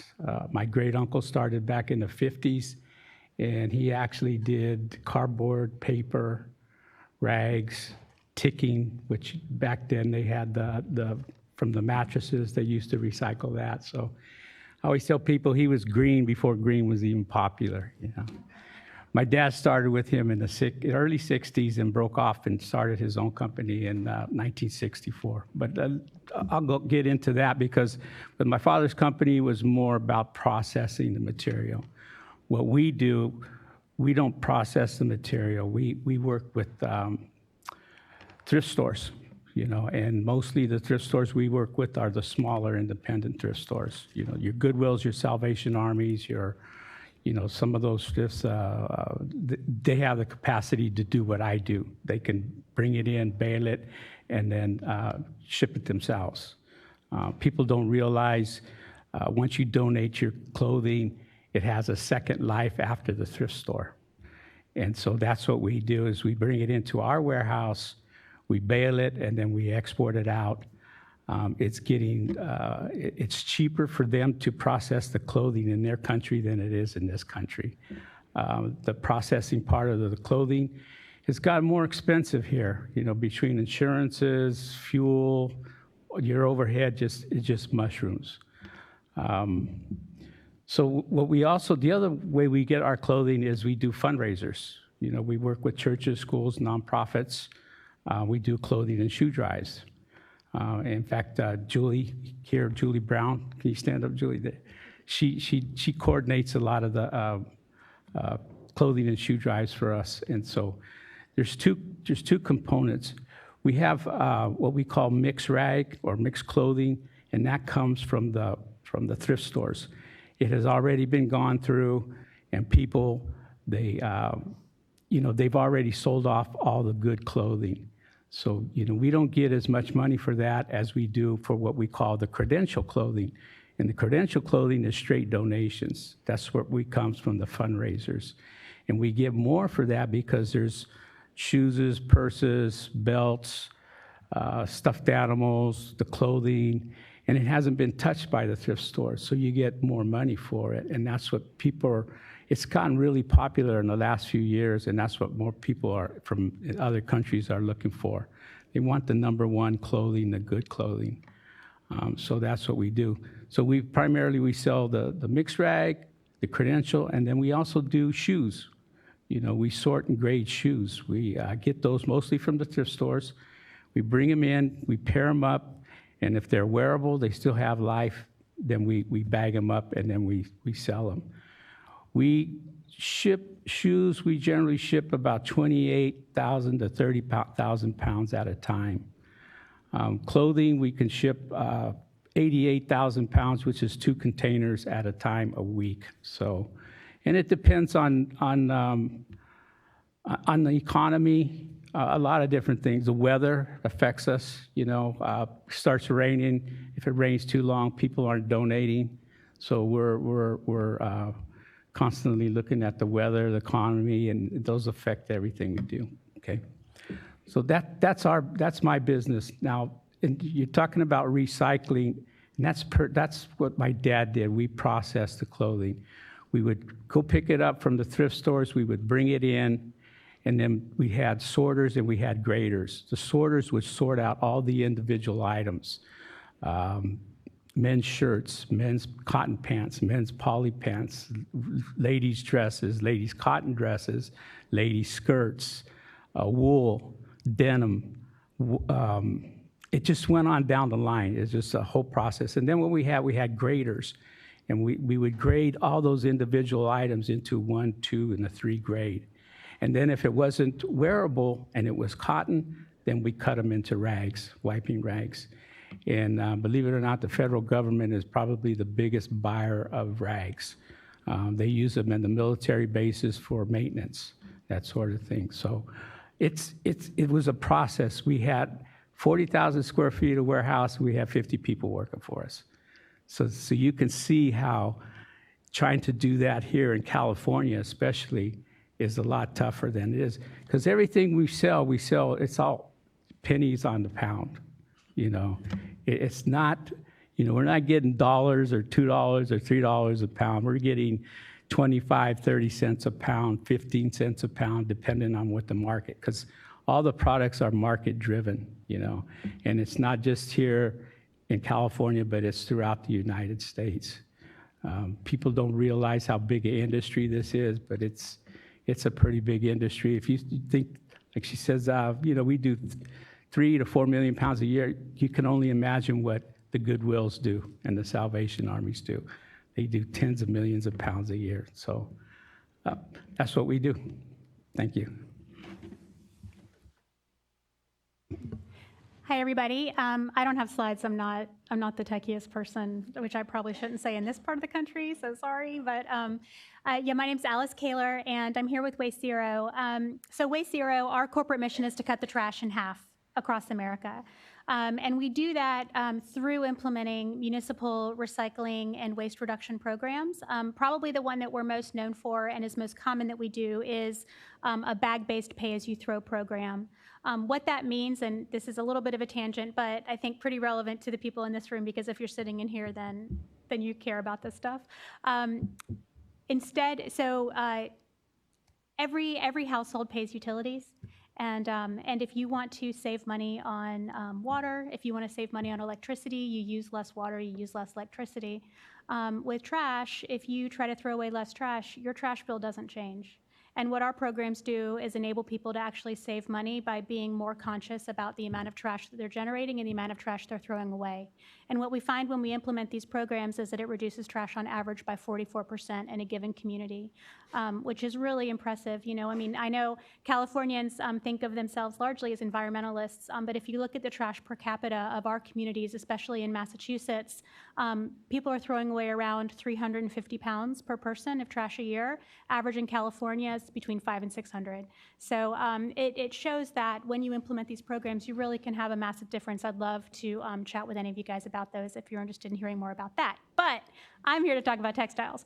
And why my company got involved in that is we looked at the waste characterization studies and saw that, you know, on average, somewhere between 4 and 8% of all landfill waste nationwide is textile waste. And that is extraordinarily painful because textiles are one of the few things in the landfill that retain latent value when they're thrown away. So I know one of the things I was asked to talk about are some of the challenges we face with collection. So we partner, we are not collectors ourselves. We work with other people who collect and help make their jobs and lives easier. And one of the big challenges that the collectors have seen, so one of our biggest partners does curbside textile collection. We are partnering with them to do sales and marketing and are in about 1.5 million households nationwide offering that service. The way that service works is if a community is participating, residents are sent bags and they can fill those bags, and then those bags are picked up with their weekly recycling. So it makes it really easy for consumers to do. But one of the challenges that we face, a couple of things with collection in major metropolitan areas, theft and looting of those textiles can be a bit of a challenge. And so we are really smart about when we're in metropolitan areas how we collect. So you imagine, you know, similar to what Californians see with bottles in their recycling. You know, you put out your bin, and then people, you know, go through to get the bottles, and it can cause kind of a mess. So you'd imagine something similar would happen with textiles. One of the other challenges that faces folks who collect textiles is when people have those big central drop-off bins, like the image showed, that can cause a lot of contamination. And what we learned in the introductory session this morning was that as soon as a textile is contaminated, exposed to trash, it becomes worthless. So one thing that we really advocate for strongly is source separation. Our preferred method for that is bag-based. So having people put things in bags and plastic bags helps reduce contamination of those goods and helps them retain their value. So we actually make bags out of recycled content, and then we take the bags back and regrind them into new bags to be used down the road, so helping with our footprint there. In addition, one of the other big challenges that we face, and probably the single biggest challenge we face is, and it was brought up in the last session, how do you make people care? Like, how do you make people want to do this? You know, we're all in here because we care. We're all in here because we're looking for solutions, but most people have a lot of other things on their mind besides recycling textiles. And there are 3 main ways that our group looks to do this, 3 main levers. The first is guilt people into doing it. So really make people realize that there is an impact to what they're doing, and through communicating the impact of their purchases and what they're doing, you can get people to do that. That's probably our least preferred method because no one really likes to feel guilty, and a lot of times that doesn't inspire action.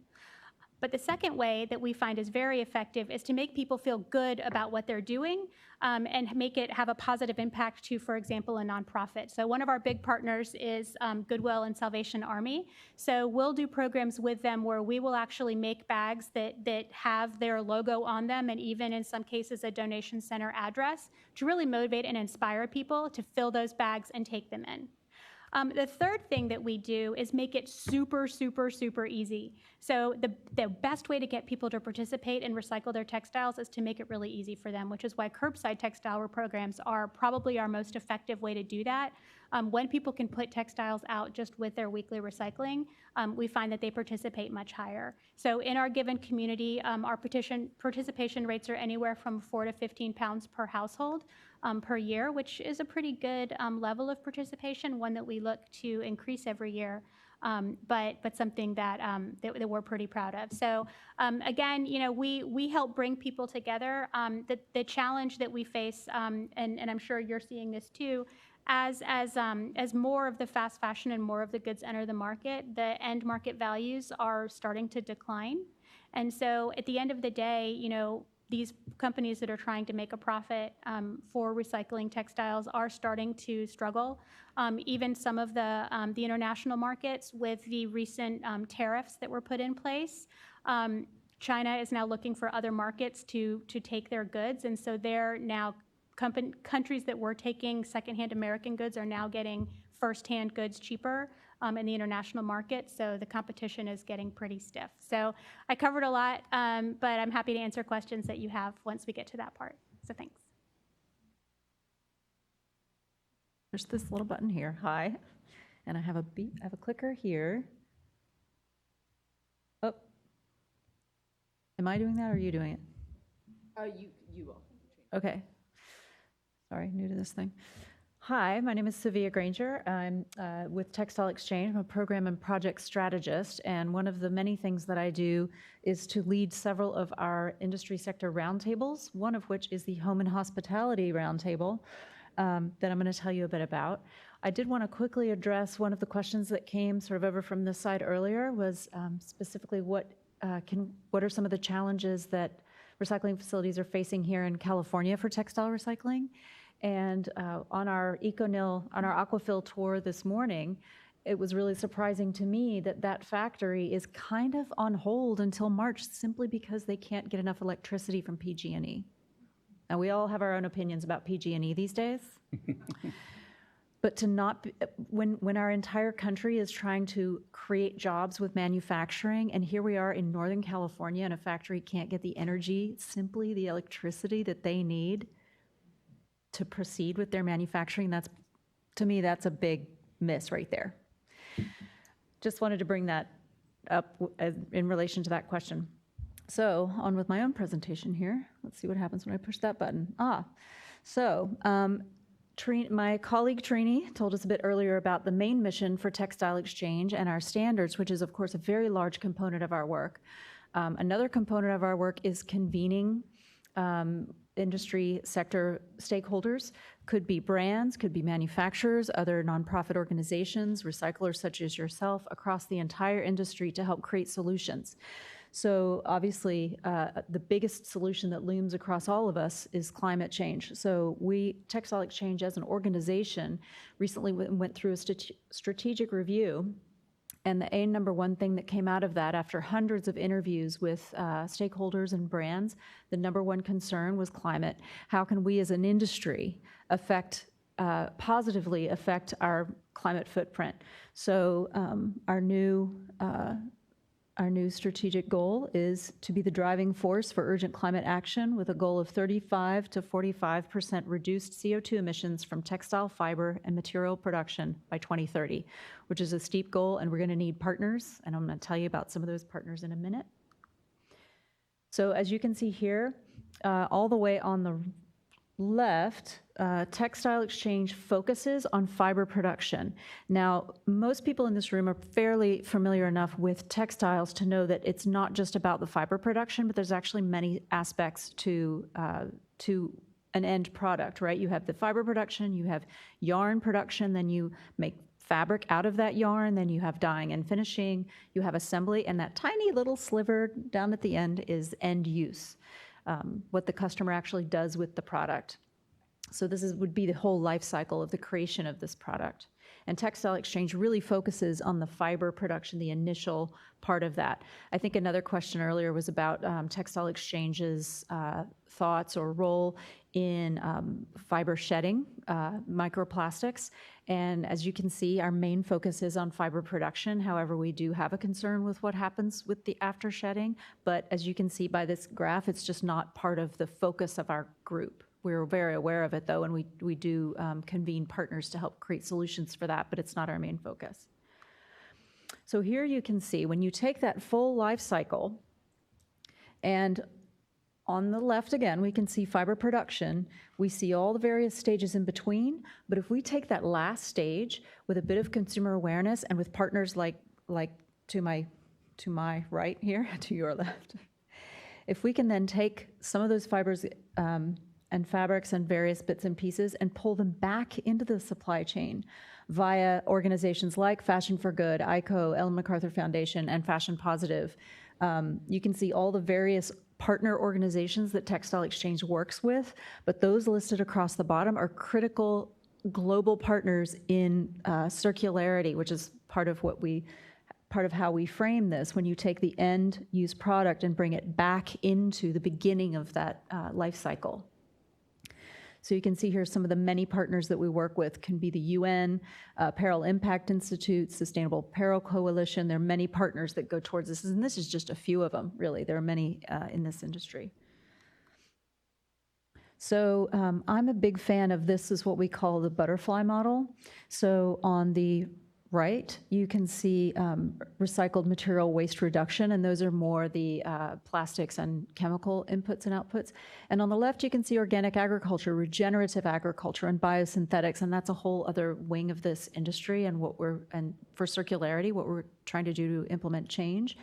But for the moment, we're going to focus on the blue side here, which is really taking existing fabrics and pulling them back through the supply chain, as opposed to composting or as opposed to regenerative agriculture. I know we have some big players in that industry here in the room, which I'm happy to see. So back to home and hospitality. So one of the things that Textile Exchange is very good with is compiling data across industry sectors. And this is from last year's fiber material portfolio. This is from 2017 analysis data that we pulled in 2018. We are currently assessing all the information for 18 for this year, and we'll have that coming out soon, but this is the latest that we have from last year. So if you look at large apparel, medium apparel, outdoor and sports, and then at the very bottom, you'll see home textiles. And the large green line there is all cotton, right? So for home and hospitality textiles, we know that it is 78% cotton. And that's not usually blends. For home and hospitality, for the most part, if you have a cotton sheet, it's 100% cotton sheet. There are very few blended sheets, and there are some starting to come out, but for the most part, what comes out of a hotel laundry facility, their cotton sheets, their sheeting is all cotton, which is really great for a recycling facility because they don't have to take out the buttons, the zippers, they don't have to take it apart. It's actually a large piece of all cotton that they can throw right into their recycling machine, and for the most part, it's usually all white. So here we have some really great low-hanging fruit, right? Towels are a pretty consistent size and weight. Sheeting, a pretty consistent size and weight. Very easy for a recycler to work with if they're actually mechanically recycling that fiber back into yarn.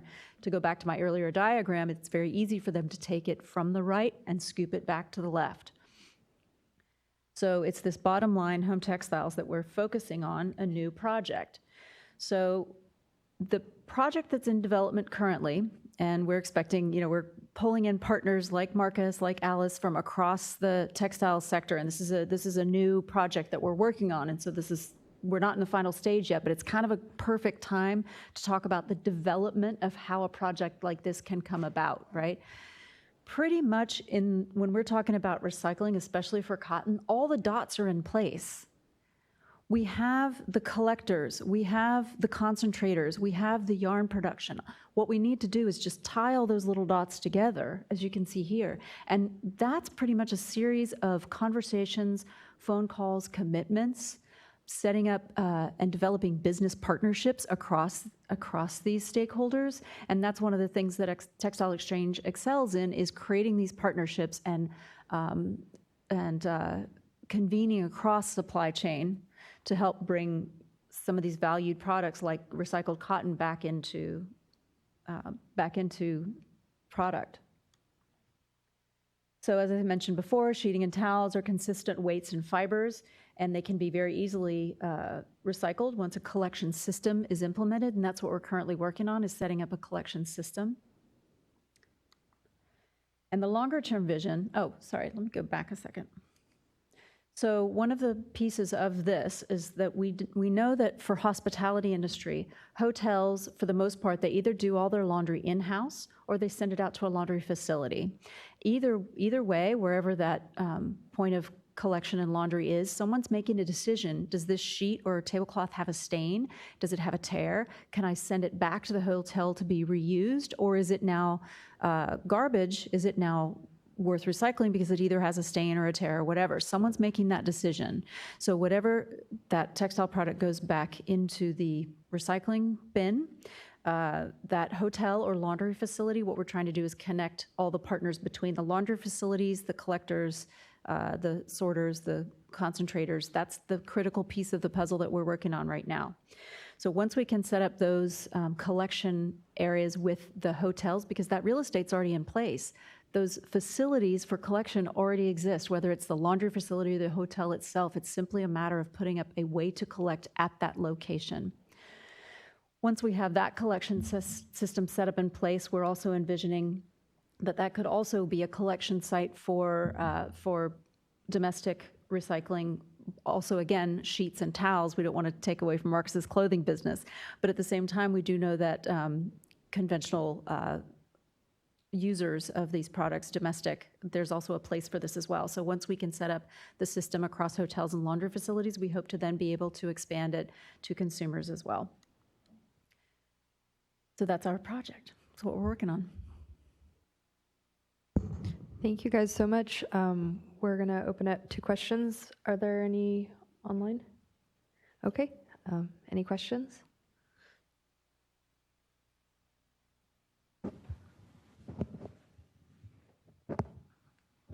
This question is for Sevilla. I was just curious if you could elaborate on the geographic region of where this project is targeting. So we have partners internationally that are at various stages of this project. We're not creating one project. What we're doing is helping to connect partners in various regions. Because I happen to live here in Northern California, I live in San Francisco and Potrero Hill. So one of the things that I'm very interested in is connecting with partners like not only up here, my fellow panelists, but also those of you out in the room. How can we set up California as a shining example of how this can work very easily? But we also have some pretty dedicated partners in Europe, in Spain and in Eastern Europe who already have their facilities set up in place, and they're literally making the phone calls and making these connections, because once the light bulb went off over people's head of how easy this could be, it's been like wildfire. Literally my email is like melting down from all the people getting in touch with us about this project. So to answer your question, it's not one project across the globe. It's simply setting up a methodology by which hopefully any geographic region could reproduce this, unique to their own challenges and their own systems that are set up. It's not a cookie cutter, obviously. It's going to be different for everyone, but the idea is consistently the same. Does that help?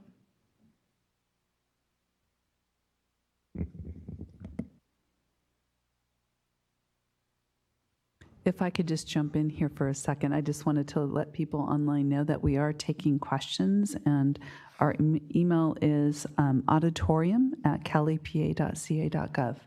Thank you. Hi, my question's for Alice.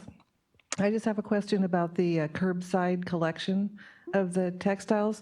Are those bags then collected by the regular recycling truck or a separate vehicle?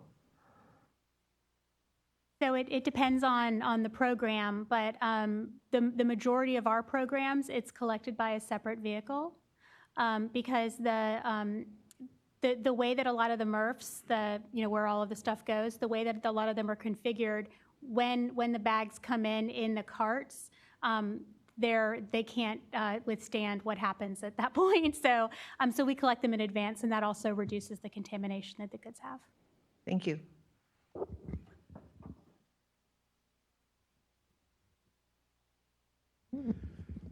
Kevin Miller, City of Napa, and Alice may be most interested in this, and it answers a little bit of her question. In our community, since 2013, we've had a separate program we call the Recycle More program, and we combine e-waste, large metal appliances, large scrap metal, and clothing and shoes, which we then sell to Goodwill, but in a separate appointment-based collection, because it's none of those are compatible with especially single stream collection systems and facilities. But our program has grown 600% since 2013. So And part of the logic too was those were all positive return items. So there was enough revenue to allow it to be free of charge to our residents, to our customers. And that's a big breaking point too. Unfortunately, when people have to pay for a service, they don't participate as much. This allowed us to go overcome that barrier. Yeah, I mean, absolutely. We see that as well. You know, if you make it free and you make it convenient, people will absolutely participate. And this is, you know, in the programs that we do, when we sign a municipality on, we actually pay the municipality by the ton for the material. So it's a completely free program. And that's, I think, what has been kind of the key to our success in getting folks to sign on. Can I answer one of the things about the green bins that you see out there?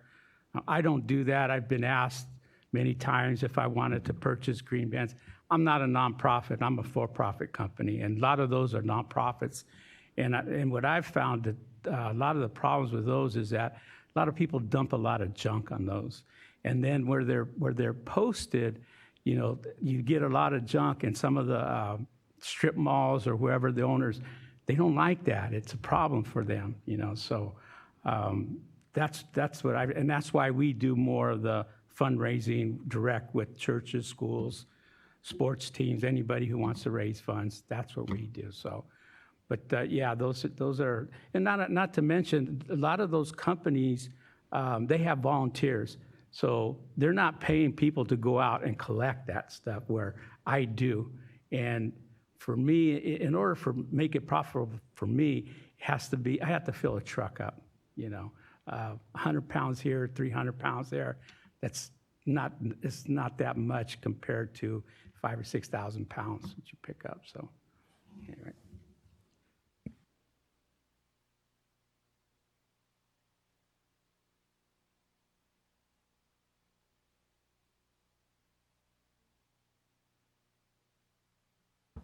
Hi, my name is Jessica. I work for Athens Services down in Southern California. Two questions for Alice. Where you said that you have a separate vehicle that's collecting these materials. I understand that. Is it directly going to the MRF, or is it actually being dropped off in a different place so that it is not, you know, it's avoiding additional potential contamination? And the other thing is, though it's going to the nonprofit organizations, there's a lot of material that is not going to be used. So it's initial diversion, but it's not long-term diversion. So what is Waste Zero doing to ensure that those materials, and is there a place for those materials to go for recycling? Might be going to California clothing recyclers, but that's only one option. So where else is this material going? Yeah, so thanks for your questions. Every program that we do is unique in that we partner with the folks who collect, or with cities, or with nonprofits. So depending on how they want to collect, that's kind of where the materials end up.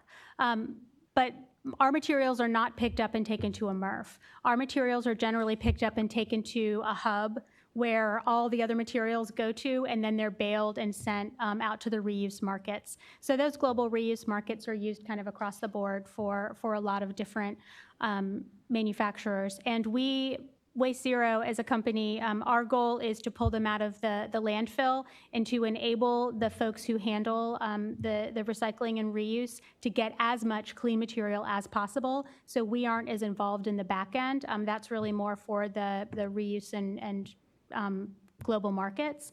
That said, our philosophy, and I think, you know, we can definitely debate this, because I think that there's a lot of discussion going on about this right now. Our philosophy is that the more you can source separate, and the more that you can combine like materials and get those materials into large quantities, the greater the likelihood is that those products will be recycled or reused or repurposed in some way.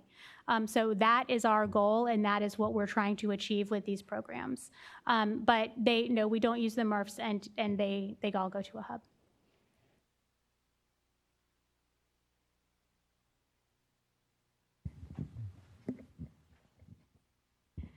Hi, my name is Marissa Adler from Resource Recycling Systems, and I have a few questions, if that's okay. I have two questions for Marcus. One of them is, how have you seen the used clothing industry change over the last 15 years in terms of quality and your ability to stay in business and make a profit? And how have the export markets shifted over that period of time? And then also on the sourcing side, the collections, how competitive is that for you? Do you kind of chase after material, donations, or do you have more than you can handle? On the sourcing side, with the thrift stores, it is competitive.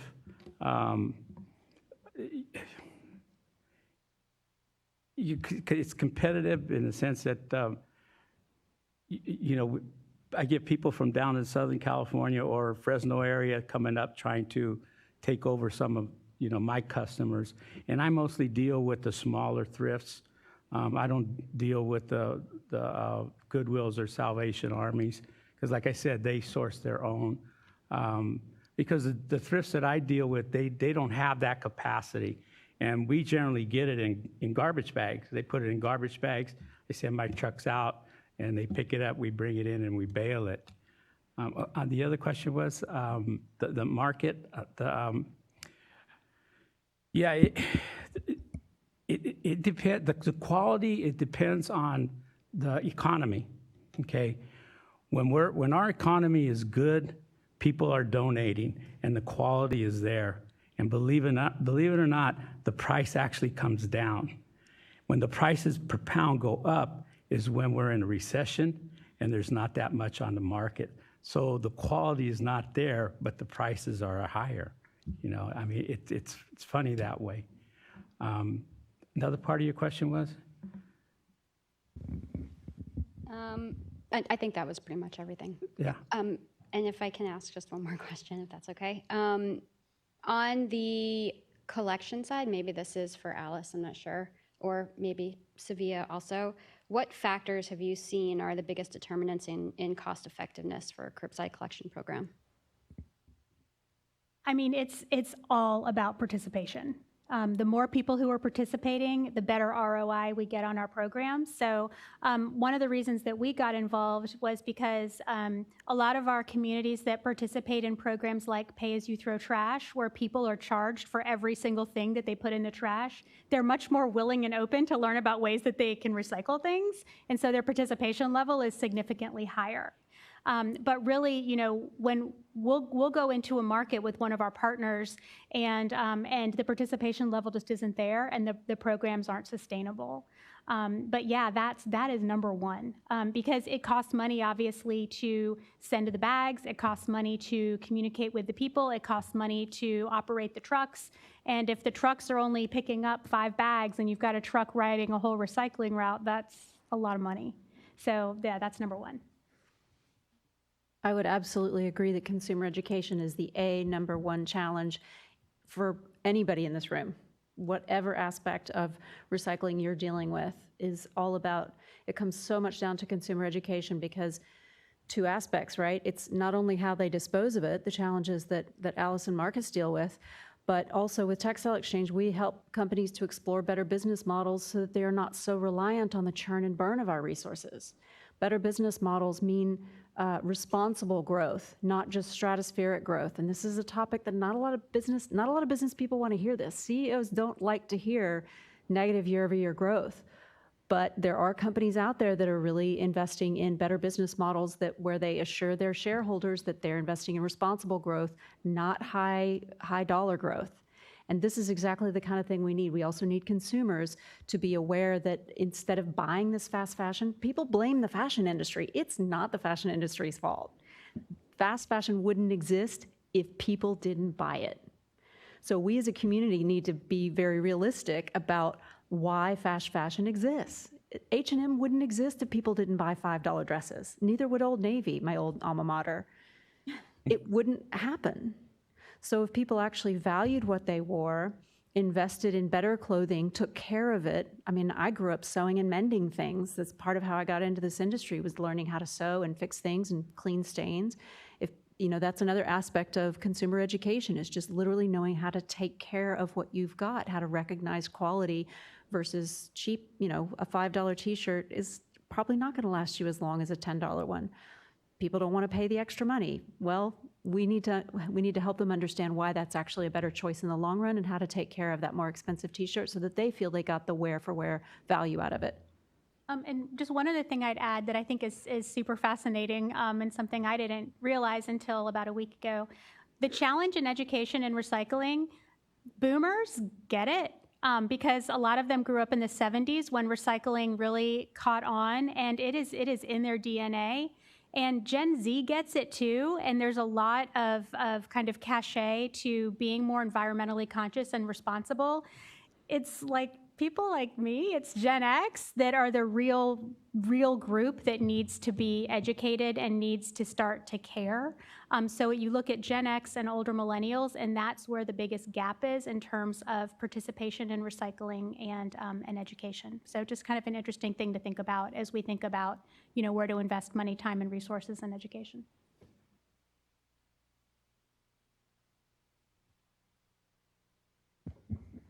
Hi. So one of the things, I have a lot of things to say, but one of the things I wanted to say is 1.7 billion tons of goods were exported last year. And, there's very little transparency around where that stuff is going and what's happening to it. And I would suggest that there's not a lot of real value add to those countries and where they're going. So one of the things I want to say is that this idea that you're talking about has a potential of growing a market within our own, country. But one of the things I don't want us to forget is that there's an opportunity to do this collection process and to funnel it through the market in such a way that it is hitting the reuse sectors first, and then as it goes further down that funnel, through this collection process, is going back into the circular economy in ways where the things are broken down. So I think the Cal EPA has a huge opportunity here to provide some of the guidance and the infrastructure and the money, frankly, that could help facilitate these collection and funneling processes of a reuse and then recycling industry. And we could bring money into the local economies in supporting businesses that are frankly brutal to run. Marcus, as you know, brutal. And we could provide, and we could create a market that makes sense in California, frankly, and creates jobs and creates opportunities for a lot of different sectors of this sector. Can I answer? You mentioned creating jobs in our industry. Like I said, it's getting tough. My father employed 50 people. His company no longer exists. I don't think he could exist today, doing what he did. I've got a customer in LA who at one point employed 100 people, and his thing is that he's trying to sell his building. As soon as he's down to a skeleton crew, as soon as he sells his building, he's moving to Texas. So it's getting tougher to operate a business here in California, no less than the United States. And that's why what I do is I'm the middleman and I'm sending it over. It's like I said, it's cheaper for them to process it in their country and sell it in their country. So.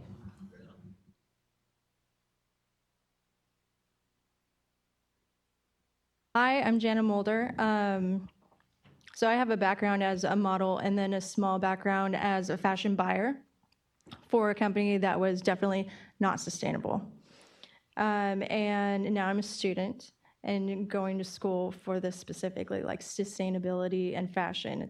I love it so much. And thank you so much, CalRecycle, for putting this on, because it's been almost 2.5 hours and so enlightening.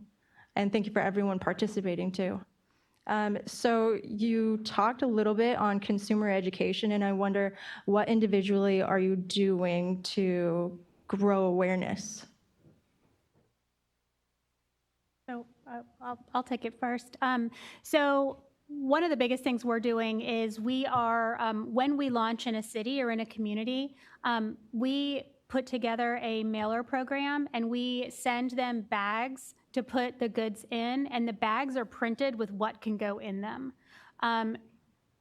Knowing, like, people inherently like run through a cycle of clothes that they use. I think there obviously is a higher order question that we talked about of, like, you know, not getting people to maybe use as much in the first place. But what we're really focused on is once the goods are in the house, how they can move them out and what goods actually have value. So we do those mailing programs to really get the bags in their hands and get them ready to throw things away in a responsible way.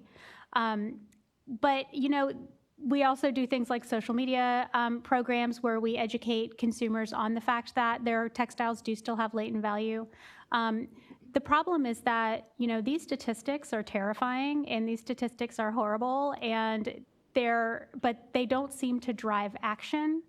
And so what we've found is by physically putting something in their hand that they can go fill their closet, out of their closet, and get rid of it without having to do anything or drive anywhere or exert any energy is the most effective way that we have to get people to participate.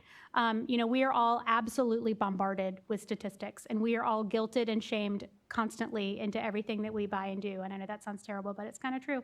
And so it's really, you know, people will freeze and they'll get amygdala hijacked and not participate. And so we give them little things to drive them into action to get them to do small steps. And then that will maybe lead to the next step. And then maybe they won't buy that thing in the first place. But right now, what we're trying to do is that.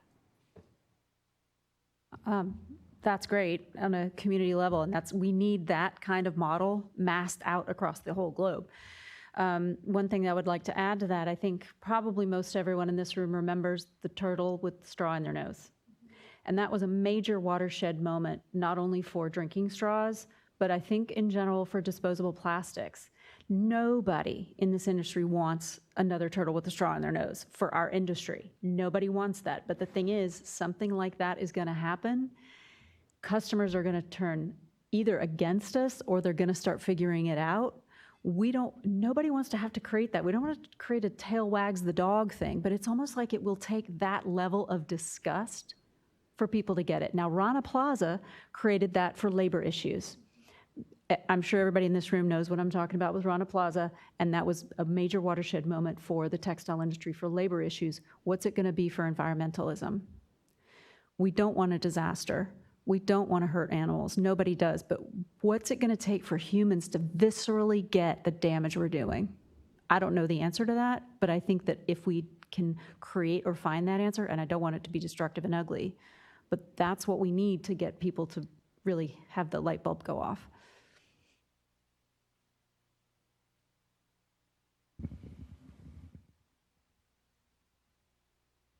Hi, thank you for this whole discussion. I'm Hiroko from InnoFabrics, and I feel that we can bring the sorting and grading back to the United States, especially if we start incorporating some technology that's being used and developed in Europe right now. So I'm committed to doing that. To just, I guess, turtle shell back off your point there.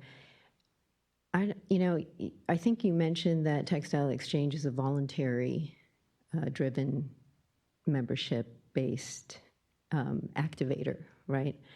And so I think that until either California or some other way of looking at what the cost, like the actual true cost of the externalities around environmental impact of this industry by the polluters here, even in California today, who are producing, I think it needs to be a combined effort. So I'm not sure if CalRecycle is involved in that or not in any way, or could be with the EPA, to look at what the true costs are for production. And then there was another point that we were talking about around the Waste Zero program. We've had programs here that I remember with ICO and H&M and that type of initiative, and the incentive is usually get 15% off your next purchase, I don't know if that's a great incentive. And where are we in California in municipal waste collection? I know LA tried it, but so those are my comments and question.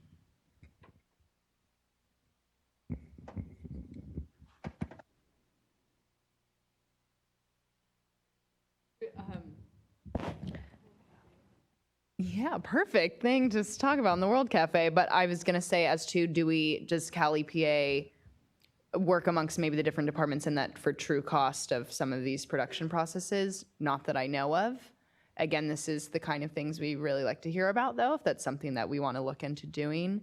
And as to I forgot your second point already, sorry. Specifically about textiles? Not,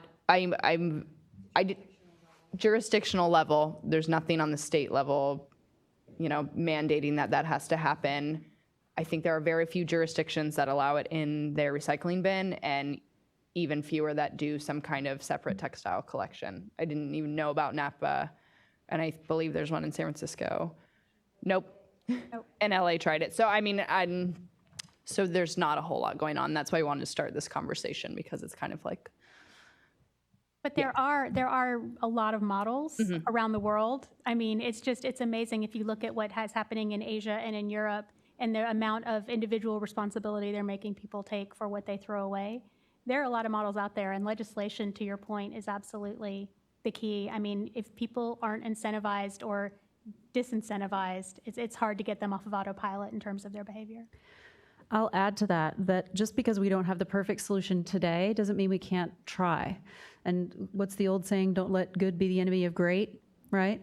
So I've been in the sustainability conversation for 15 years now as a professional, but my whole life as an environmentalist and as a hippie, right? I'll admit.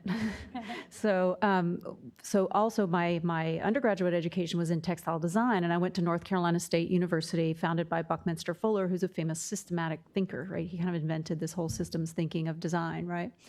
So there's also an old saying in design, fail early, fail often, right?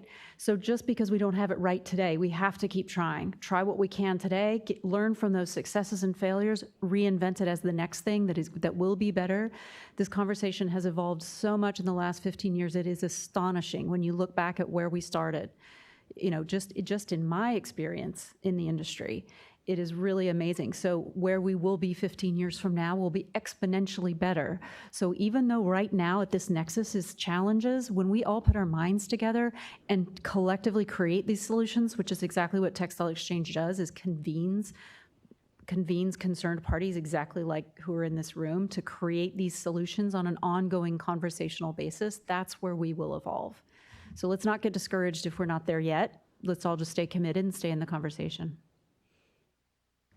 Thank you so much to our panelists. We're actually out of time, so we're going to take a 1-hour break for lunch, and then we'll have our third panel, and that was the perfect lead-in for our World Cafe, so hopefully people can stay and have that collaboration, and maybe we can come up with some of those ideas as well.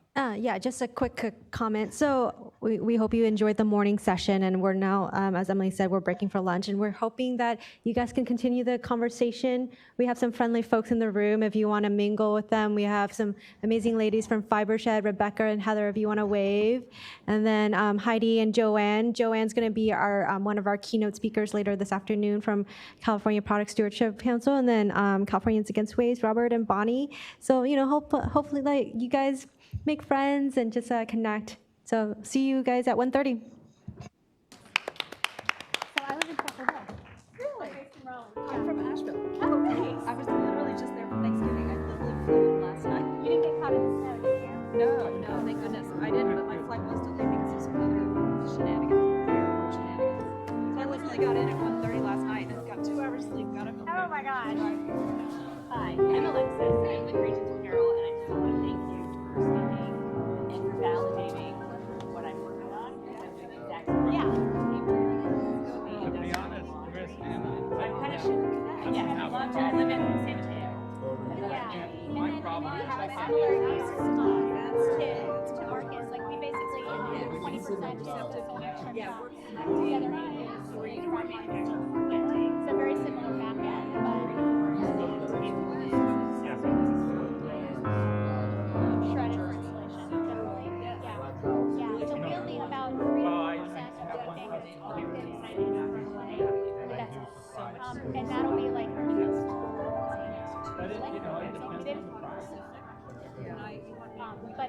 warehouses. Yeah, yeah. Well, our biggest partner is actually a huge owner of thrift shops, and so this is their primary way of getting material. Thank you so much. Yeah, 20%.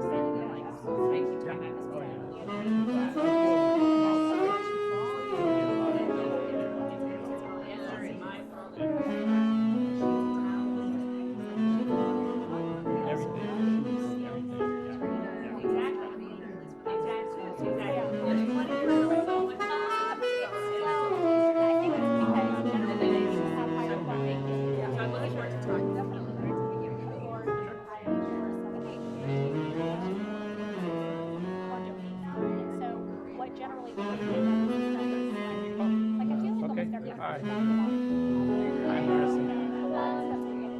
right. It's like what do I need to do? In fact, Julie might have more cards. Do you have more business cards than I do? Yeah, sure. Thank you so much. Are you guys? Hi. No. My name is Chris. No, I know who they are.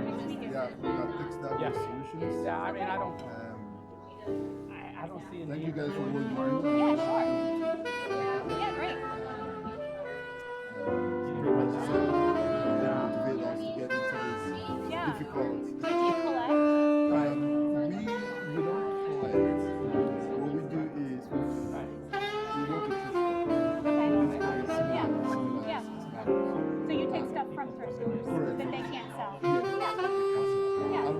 try to, set up some model, like we work with the city of Santa Maria, we develop a textile something.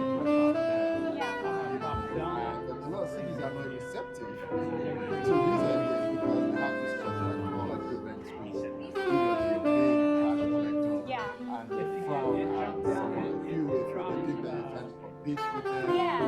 we don't have any experience at all. We have so many municipalities that are dying to work with us. It's now. Recently, there's more interest. Yes. I mean, 15 years ago, Oh, yeah. And when they try to do it, they realize that you can't make good textile because everything will get frustrated. Right. And they're tanglers and MRFs, and so all the, so a lot of times, like, people like Waste Management are actually our best friends because we take the tanglers out of their MRFs and enable them to have programs that are really To everyone on the webcast, we're breaking for lunch. I'll communicate with you after. Call me. Oh, you know what? It'll be put out on our materials for this if you want. But, I'll take it. It's nice to meet you. Thanks for having us. Hi. Hi. And I was wondering which jurisdictions Jana, nice to meet you. which jurisdictions are you in the process of like 100%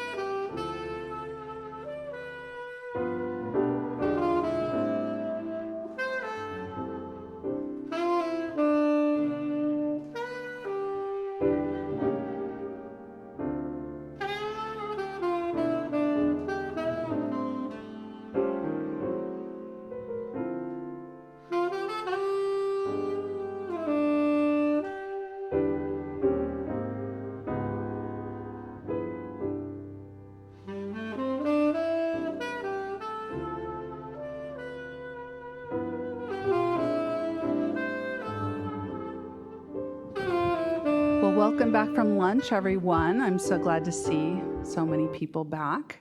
We're getting ready for our third panel. I think you'll find their presentations very interesting. I know I did, and talking with them prior. So this panel 3 is about reduce, reuse, repair, and recycle. And our first speaker is Stefan Kur. Did I say that right? Sounds good. Kur.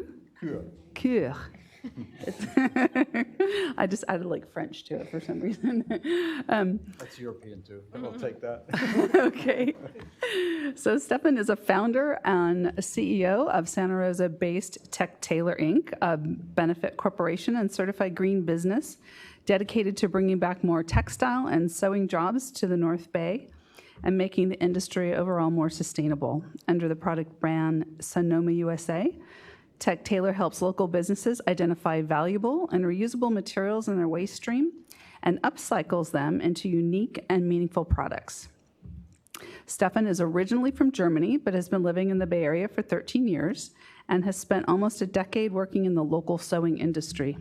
When he's not busy digging around through other people's trash, you'll most likely find him on the tennis court or out and about with his 3 kids. And with that, I give you Stefan. Change the slides here. Where did our clicker go? Oh, there we go. You right click. Right.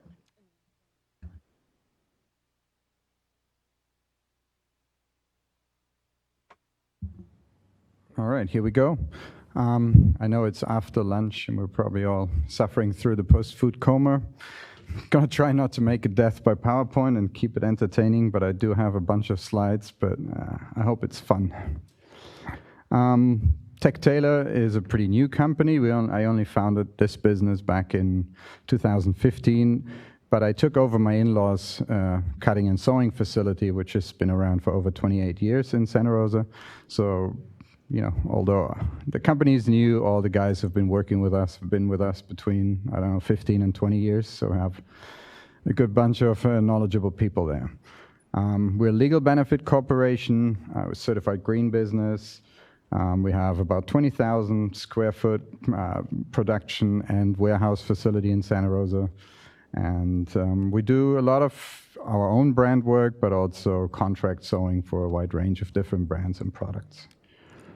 Our mission is to really try and strengthen the apparel and textile industry back here in the North Bay. I mean, the Bay Area used to be the hub for apparel, textile, and fashion before things moved to LA or overseas. And we want to basically not just be a cut and sew provider, but we want to become an enabler that allows small brands, designers, but also our own brands to move more towards a demand-based, purchase-activated manufacturing, bringing together new technology, like digital printing and process management and combine it with traditional sewing skills. Okay, I guess the animation doesn't work here, so no worries. So Textile is not just our legal name, it's also our service brand. We're basically an enabler for different brands and contract sewing customers. We provide everything from digital printing, on-demand, garment decoration, from direct-to-garment printing, heat pressing, screen printing. We're working on adding dye sublimation to that as well.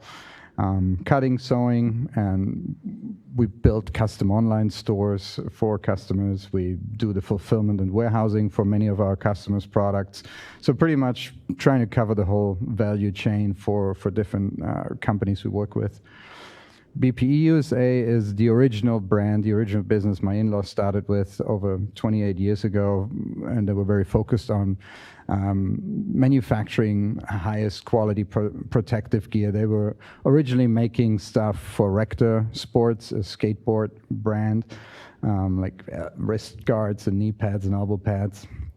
And based on the products they were making for them, the military approached them back in '98 And they ended up developing the military specification for knee and elbow pads. So over the last 17, 18 years, we've made close to 6 million pairs of knee and elbow pads right here in Santa Rosa for the US Army and the Marine Corps. So pretty much everybody who's gone through the military over the years received our protective gear as part of their first issue when they got their uniforms.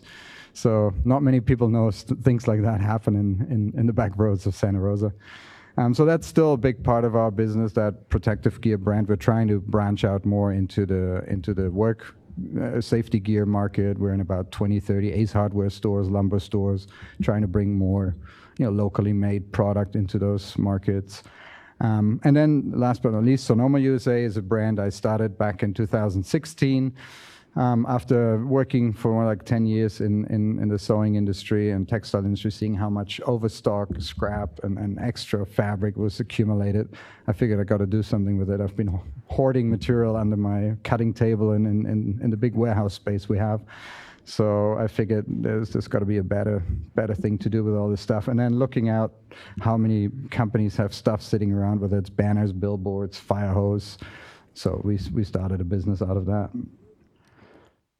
I'm probably going to skip through the challenges. We've heard a lot about the clothing and textile industry's challenges. It's definitely more of a linear model right now, producing something and throwing it away, working on making it more circular, but we're not there yet, I think, for the majority of items. We've heard how much stuff is sitting on racks in warehouses, and I think H&M had that crazy number of garments they had sitting in overstock that they were burning or getting rid of. I think it was a big report about Burberry too. I mean, almost every big brand that's stuck in that fast fashion cycle has stuff sitting around that they can't sell before the next batch of stuff comes in. So I think it's a ginormous waste to shred all this material. And, textile and apparel is one aspect, but there's a lot of other materials that we're going to focus on a little more in this presentation. In the US, we're definitely living in a single-use throwaway society. We produce, 30% of the world's garbage, but only make up 5% of the world's population, which is a very crazy ratio. For a kid's presentation that I did at a school, I added the little whale because, the numbers are crazy to understand for kids, but then I figured 1.2 million big whales. Maybe that's they can imagine that a little better, but it's an insane number. And I don't know if you're familiar with the one planet living concept, but if everybody lived the way Northern Americans do, we would need 5 planets to sustain that lifestyle. For now, we have one, so I think it's time to rethink waste and how we treat used materials.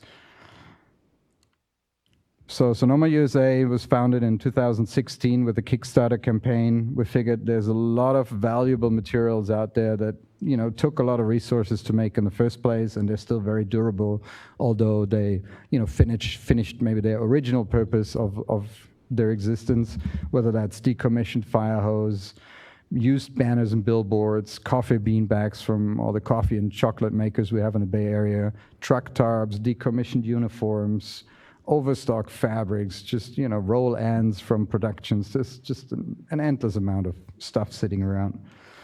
So we started, diverting some of these from partners, mainly in the Bay Area, but also big companies we're talking to right now in the tech industry. We partner with the Moscone Center to, work on all the big trade shows they're hosting. We just picked up 3,500 pounds of signage and banners from the Oracle Open World Show. We're now working with Oracle to try and upcycle all that stuff into merchandise for the next next show. Sonoma Raceway is one of our big suppliers. This laptop bag was made from, I think it's an Outback Steakhouse banner from Sonoma Raceway. SWANA, Solid Waste Association North America, for the 3rd year in a row now, we've made all their merchandise and swag that they give away to their association members and employees, made from the signage from the last year, from all their shows and conferences. So there's a lot of cool brands and cities that we partner with, City of Santa Rosa, City of Novato, for all the signage they have up and down their main streets.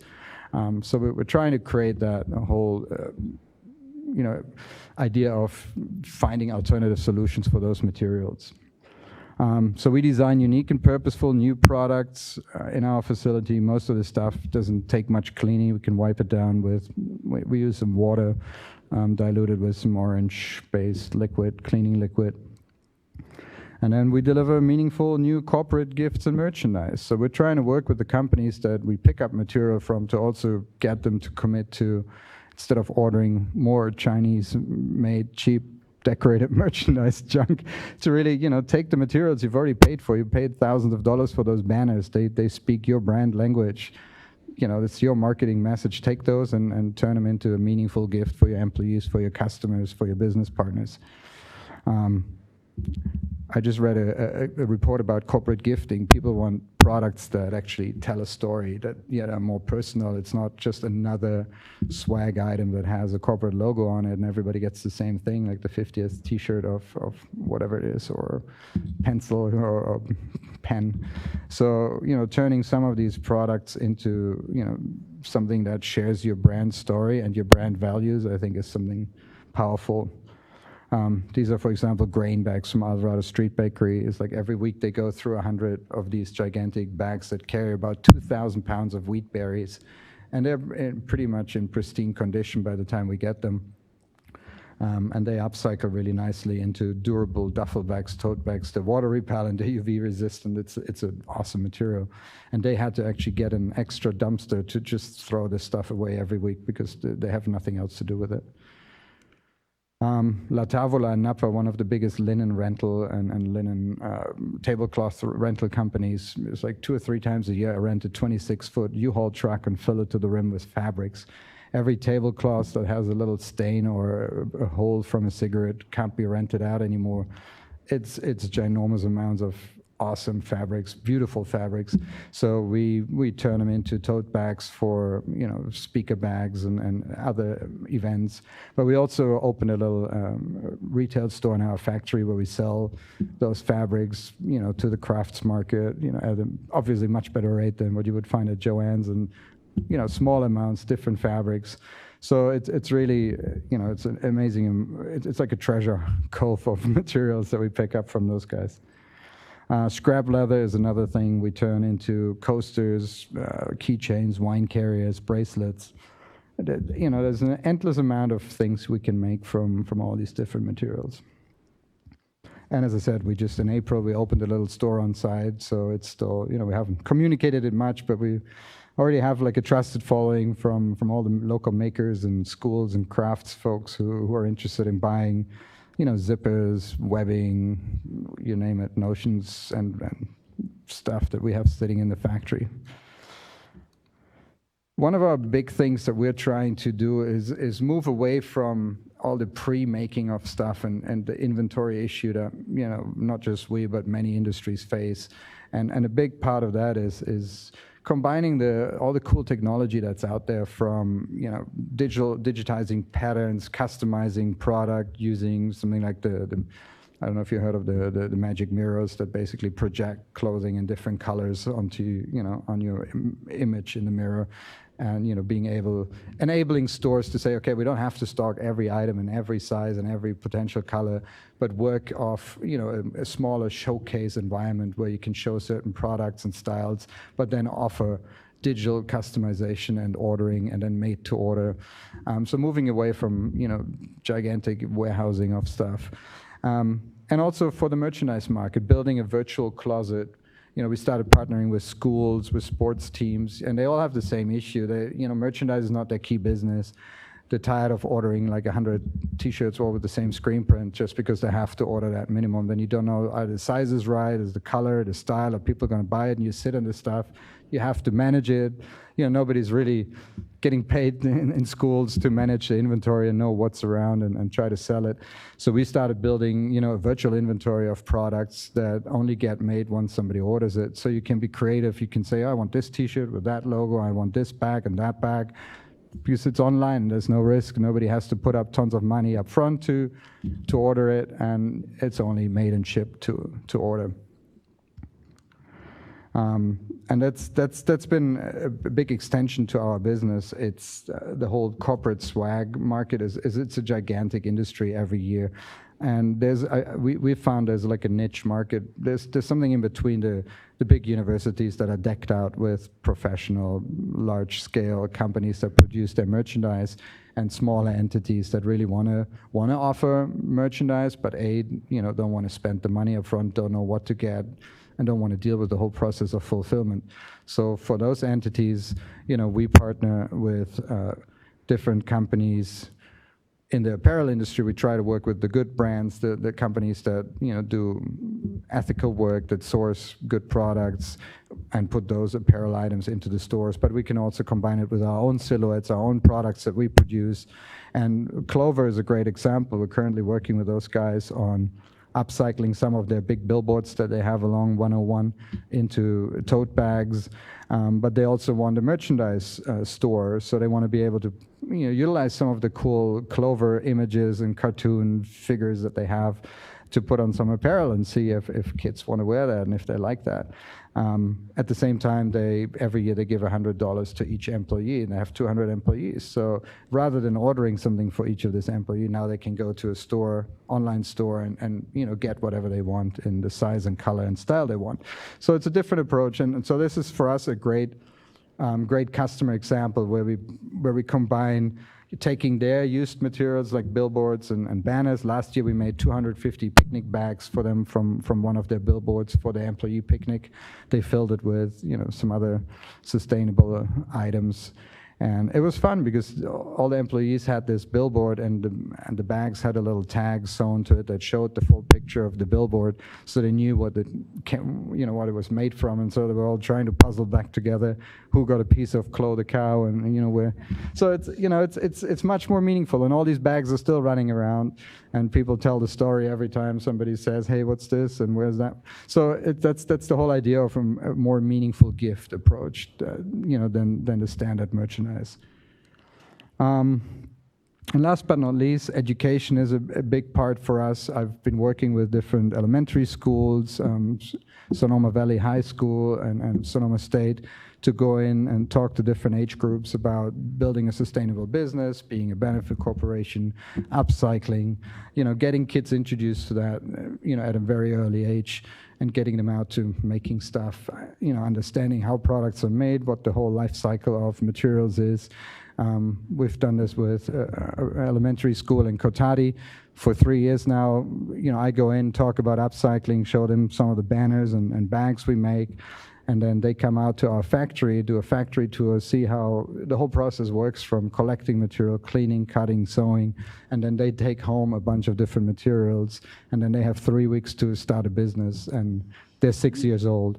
And then they invite us, me and the parents, and present the results at school in the gymnasium, and it's amazing what those kids come up with. They film an infomercial, they make products, they create business cards, everybody's CEO. But it's, I think that it's important that we do this from a young age, get these kids into the right mindset. And I've been trying to, at the university level and high school level, I think the curriculum needs to change. This, business as a force for good, that should be the default we're teaching, not the C Corp, the old school, is for making money and the shareholders are your only responsibility. I think this is not the right approach. I mean, for those kids, the default we teach is business is to do good. And and if you do, and you take care of all your stakeholders, you'll also be profitable and make money in the end. But this is not the only goal when starting a business. So, and I think that's where we are. Thank you. Thank you so much. Really interesting presentation. I really appreciate that. So our next speaker is Isaac Nicholson, a creative leader and entrepreneur with 25 years of apparel industry experience. Isaac is known for propelling cutting-edge product and market innovation in the realms of sustainability and circular resource efficiency. He has built and led several brands and manufacturers to industry-wide notoriety. He's been focused on propelling cutting-edge sustainability through his work in fashion for more than 20 years. In 2007, California Apparel News dubbed Nicholson Eco Johnny Appleseed. Okay. Due to his growing reputation for being a very passionate and committed early-stage promoter of sustainable textiles and fashion, Isaac possesses a comprehensive fashion industry knowledge base extending from the origins of fiber to yarn and textile formation, product M&D, all the way through branding, marketing, and global distribution and leadership of fashion and textile companies. In 2017, Isaac had the honor to be listed as an expert contributor to the Ellen MacArthur Foundation's Circular Fiber Initiative report and is regarded as a thought leader in the realm of circularity and sustainability. So with that, I give you Isaac. Thank you. Nice to be here. There's some familiar faces in the crowd and a lot of new faces as well. So going to talk about going beyond sustainability with our work. Let's take a look at that here. So we're a material science company based in Los Angeles, California. We have offices in China and in Amsterdam. We were the lucky recipients of the Global Change Award in 2018 for one of our technologies, the AgriLoop, and hopefully we'll have time to get to that one today. So first I want to start with our value system. This is really where we position ourselves personally and as a business. It's at this nexus of a fair, livable, viable world. You know, what a concept. But we've open sourced this, of course, and we invite everybody to position themselves in this way. We produce fiber, yarn, and fabrics with our technologies, and we're proud to say that we're impacting all 17 of the UN SDGs with our technologies. So what we're working to foster is the same move that's already well underway in energy and automotive. We've seen now for more than 20 years the renewable energy sector really starting to take root and grow. EV is clearly a better choice than old school combustion motors, and waste to resource, circularity is the essential change that has to happen in our textile industry. So we've got massive tailwinds right now for this change. Consumers are demanding it. Anybody under 30 years old, if they don't know that this is what's next, they're living in a cave somewhere, and more power to them. But the fashion industry actually has to change to survive right now, and this is something not many people know. But all the CEOs are aware of it, and it's driving really massive sort of athletic level race towards circularity right now, but everybody's trying to figure out really what it is. And the reason for that is resource scarcity is actually driving a very scary future for business, which is a bad indicator for humanity in general. But Boston Consulting Group has studied this extensively, and in 2017 said the case for change is indisputable. And so now we're really starting to see things move finally.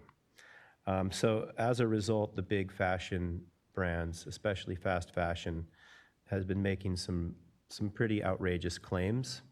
And we're happy to see that, and we want to help facilitate them reaching these goals. It's so important that they do. But of course, as mentioned earlier, the greater business model needs to be looked at, the overproduction.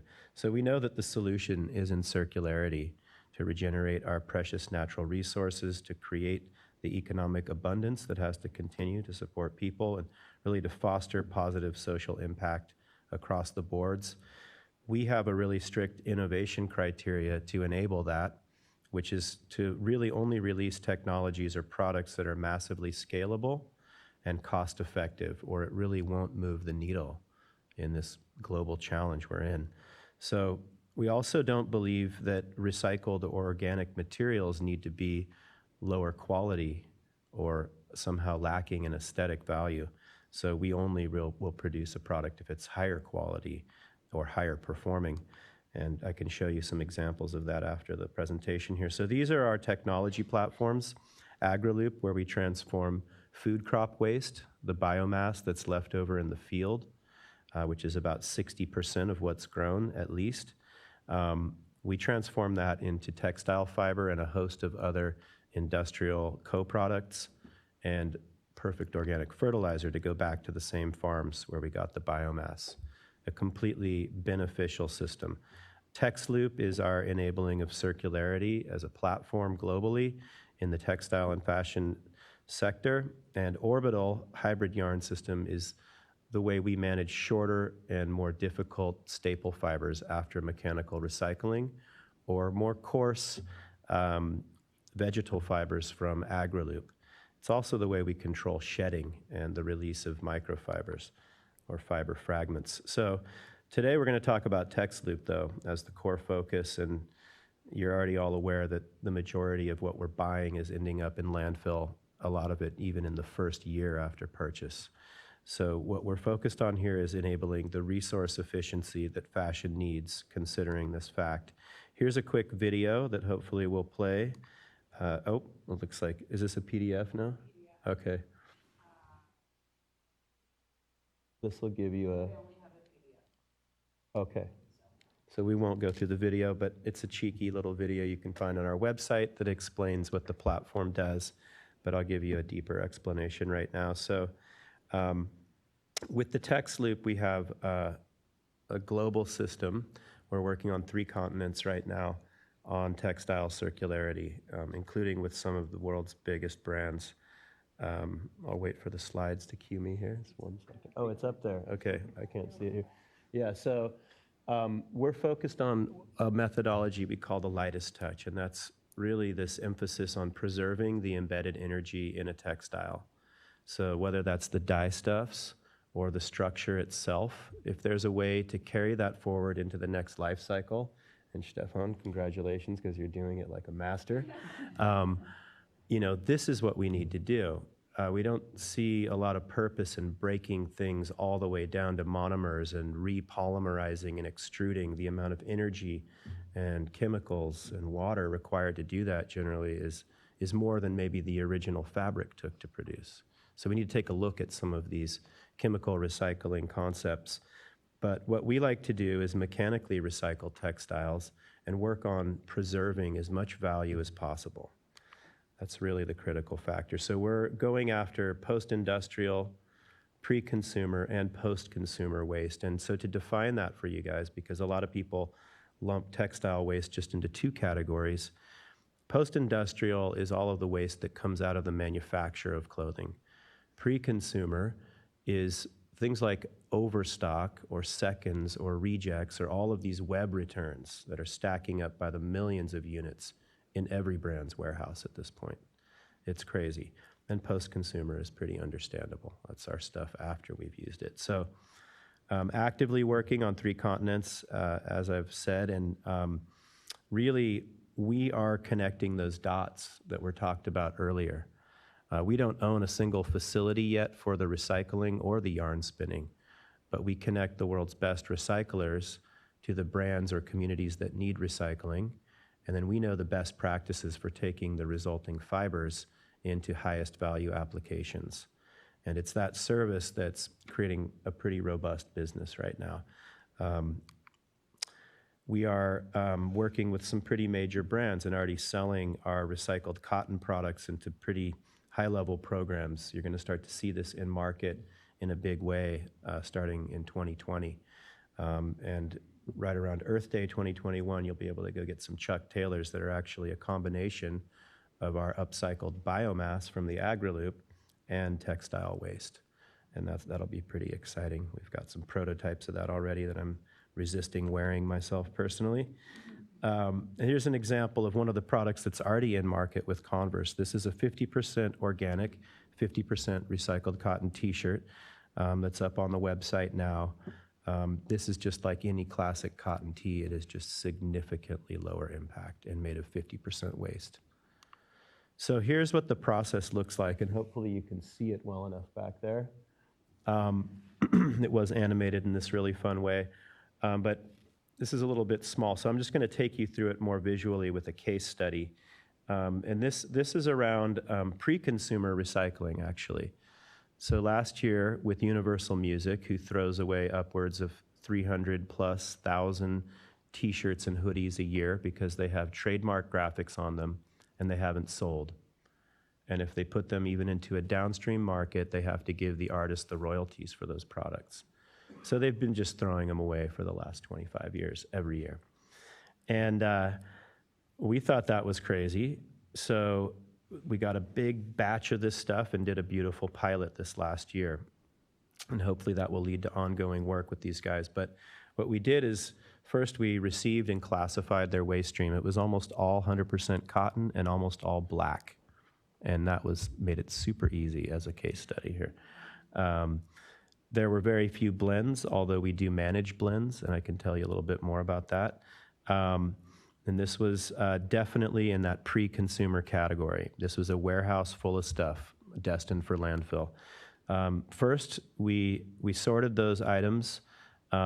We worked with some disadvantaged workers in a secure location to remove the trademark graphics and document that so that it was fully transparent for Universal and the artists. This was not going downstream.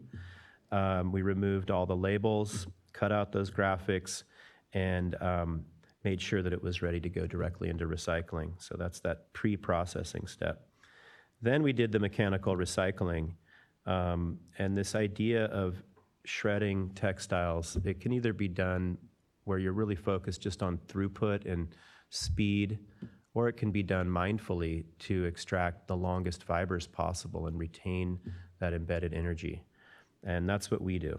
So we got this beautiful fiber, we baled it up and got it over to our yarn spinner, and we produced some nice yarns, 20 singles, if that means anything to anybody, for a nice mid-weight t-shirt, and blended with organic cotton.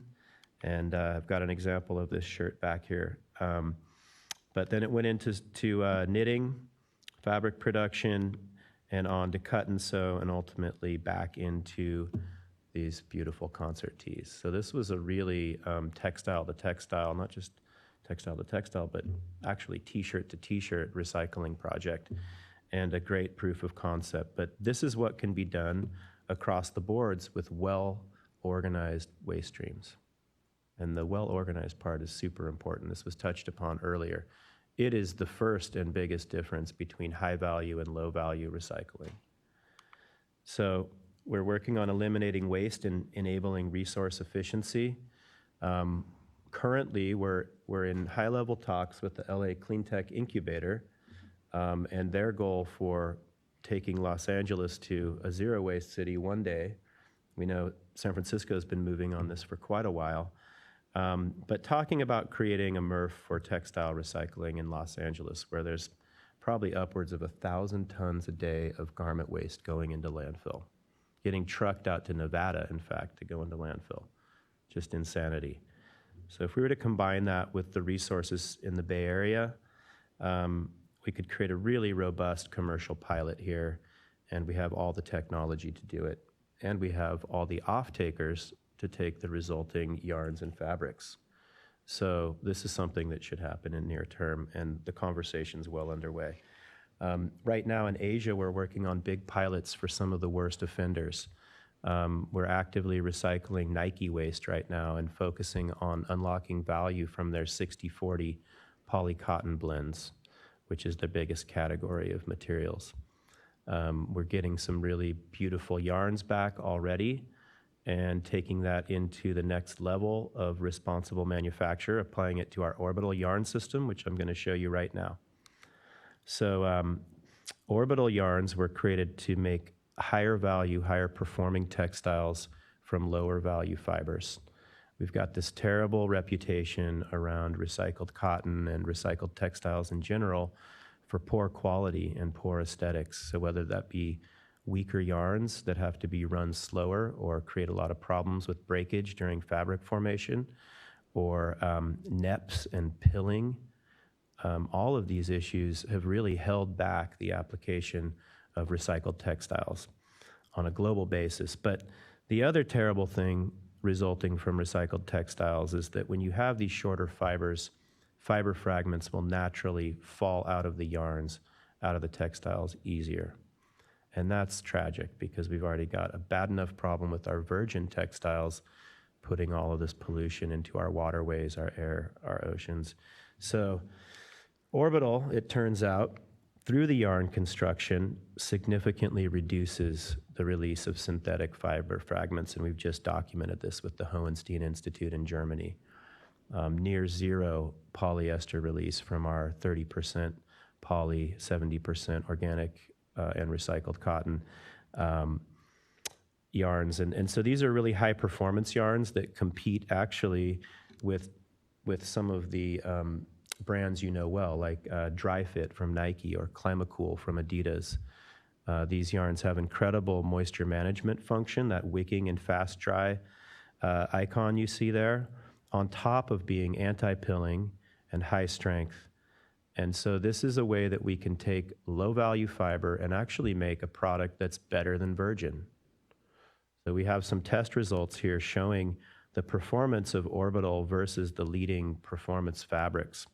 And after 40 washes, Orbital is the clear winner in most categories, ranking really high on the pilling and across the boards. And because we're creating a mechanical wicking and fast dry function with this yarn construction, it doesn't wash out. And that's also great because those finishes are not going into your body that would normally be on the performance activewear. So a really big leap forward with this yarn spinning system combined strategically with our textile recycling know-how. When we get more beautiful, longer fibers out of really nice cotton textiles, we'll put that into a traditional yarn spinning system like the ring spun system, which is perfect when all you're dealing with is nice cotton. The potential loss of some fiber there is not going to be as tragic as synthetics, and the hand feel everything 100% natural, beautiful. But when we have these shorter staple fibers, Orbital is an amazing solution. If we have a couple more minutes, I can tell people about the AgriLoop. 30 seconds? Okay, the AgriLoop, a closed-loop biorefinery, a regenerative industrial system for processing biomass, handling what would normally be all climate and human health impact through the burning or rotting of food crops globally. When we shift our perspective and look at this biomass as an abundant raw material, we find that it's actually 5 times the current global fiber demand all in, including industrial fabrics, nonwovens, agri-textiles, just from these feedstocks alone. So there's this huge opportunity to unlock the natural fiber that we need in the world without having to grow purpose-grown fiber crops like cotton as our only natural fiber resource. It's a big, big change. The reason that this is a circular and regenerative technology is that not only are we producing this biofiber from crop waste, creating jobs and income for the local community, drawing down carbon by preventing it from going up in the atmosphere and productizing it. I'm actually wearing a blazer from oilseed hemp, Canadian oilseed hemp right now that we processed in our pilot. What it's really doing is utilizing the waste to power the mill and to provide the biochemistry we need to upgrade the fiber.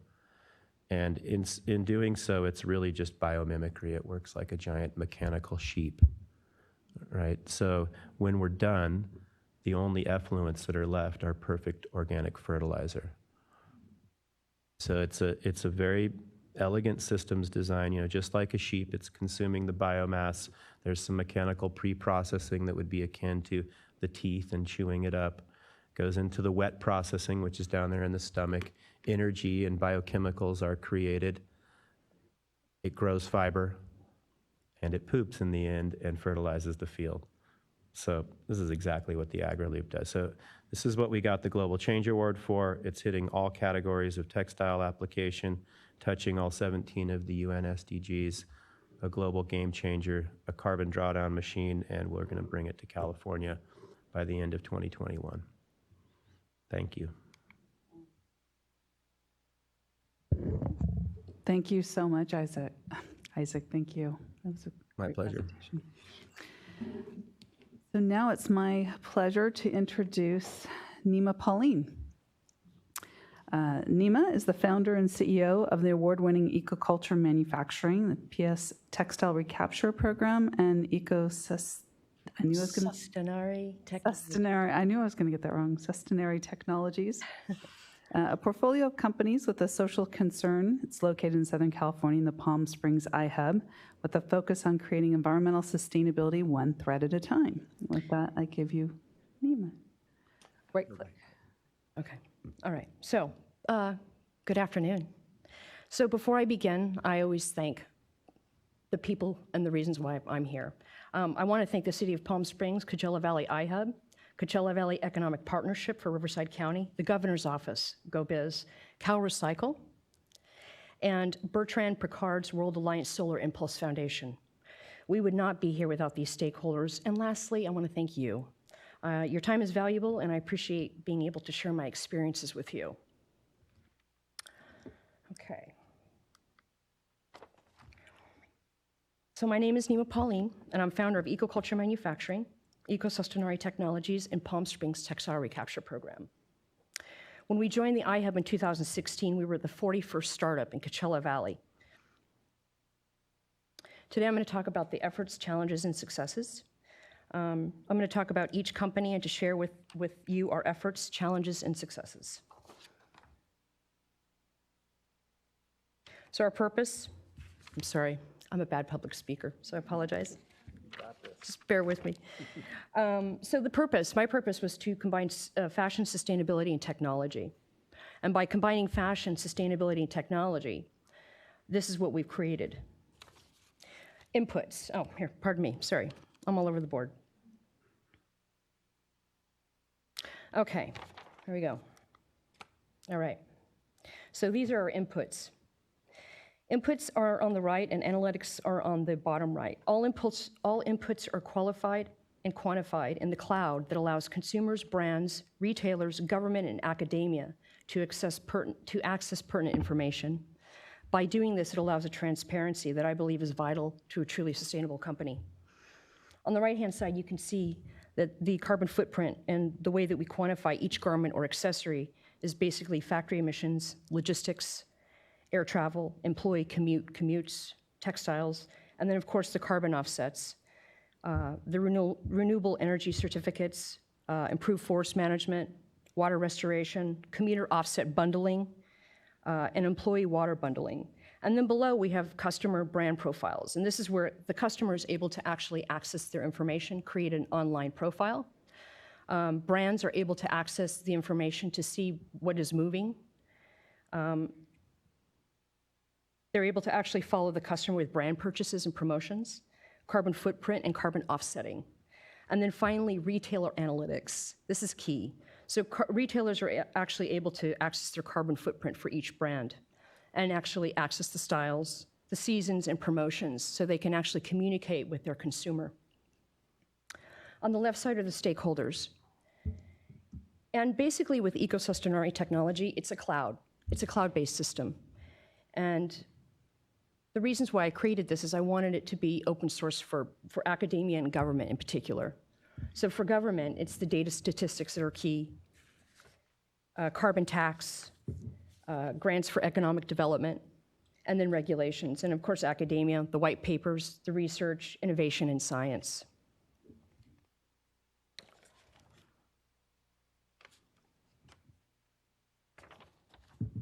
ECM achieves a sustainable business model by using technology to create environmental sustainability, authentication, and transparency. And here's what the life cycle of an ECM product will encompass. Up top, you can see the manufacturing. So we will do a digital birth certificate.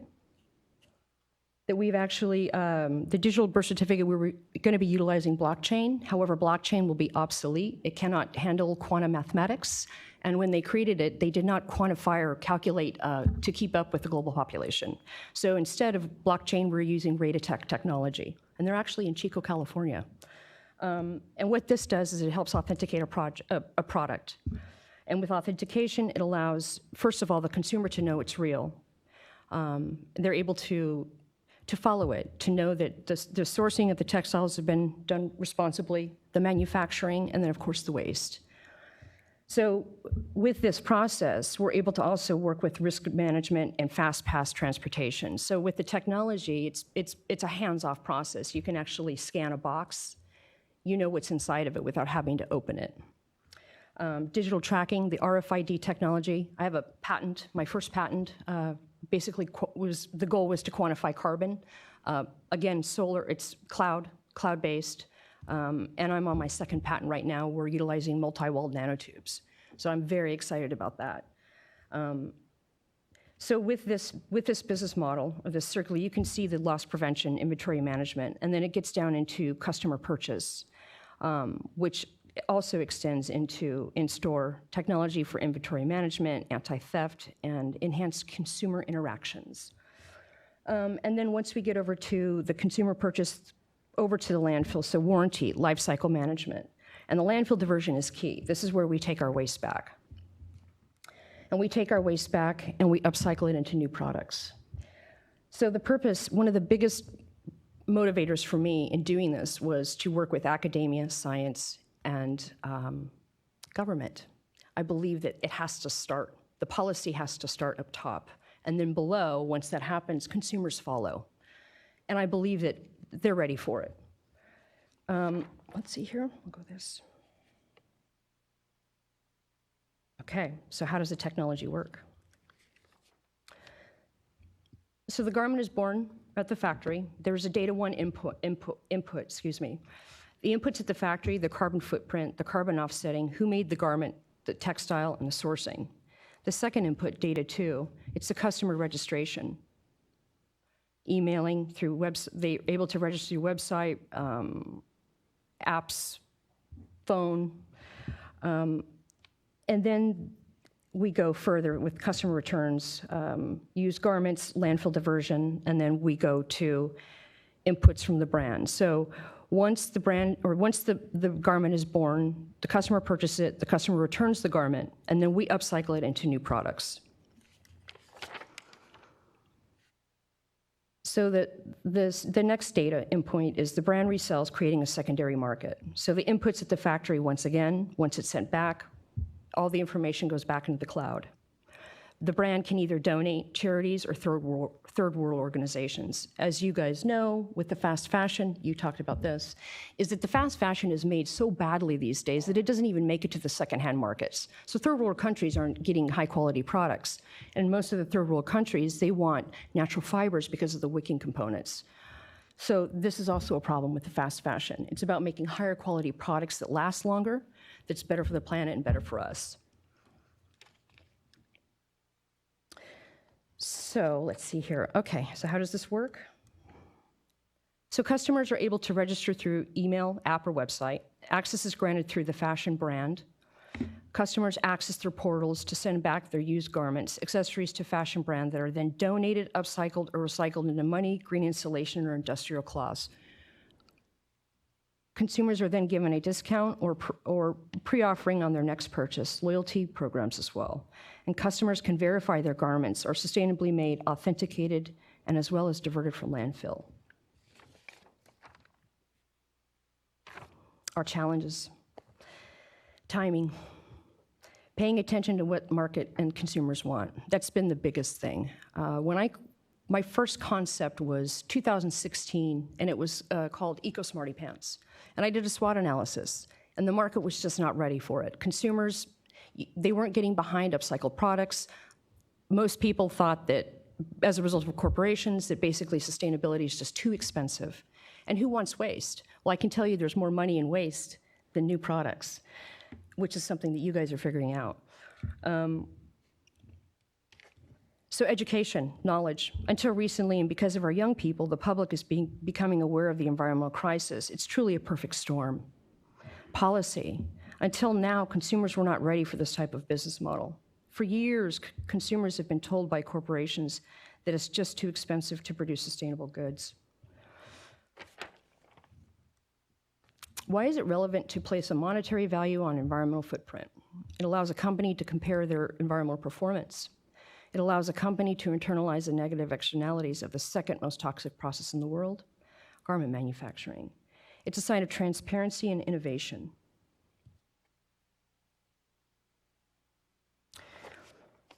Successes. We won California State Assembly, Coachella Valley Women-Owned Business Award, the County of Riverside County Valley Small Business Award. We were a finalist at the Global Climate Summit last year, or 2019. 2018, I apologize. And I got congressional recognition for a woman-owned business in 2018 and Coachella Valley Small Business Award. We're in the process of launching all 3 companies in 2020. It's been a challenge for me.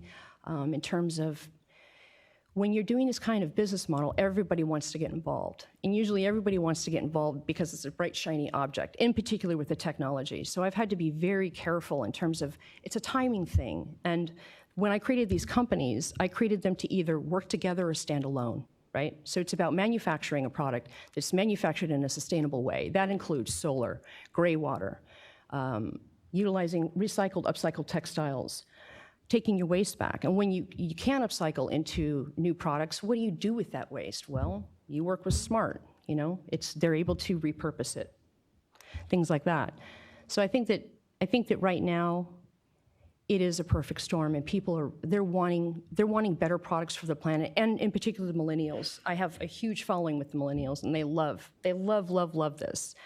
So I feel that it is really, 2020 is going to be a big time for us globally as well. I think there's a shift in consciousness that's changing, and I think it's key. And the fact that we have such a presence, and I'm seeing sustainability, and there's so much greenwashing that goes on, as we all know.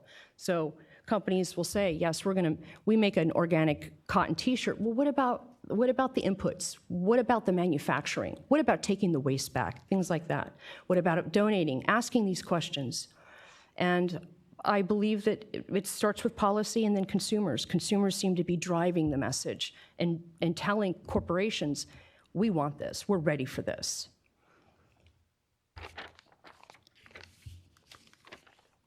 So this is ECM. Ecoculture manufacturing has many layers and moving parts because environmental sustainability is a big issue that has the potential to become the new benchmark for the American garment manufacturing industry.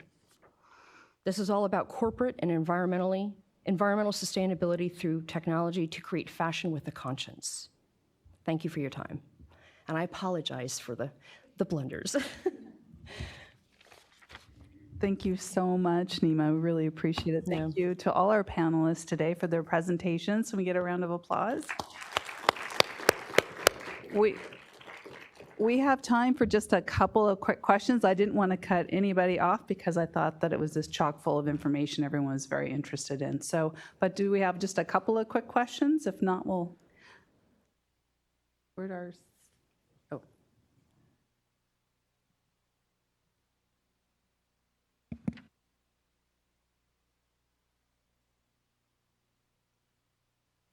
Isaac, how do you remove the labels, the graphics from the universal t-shirts?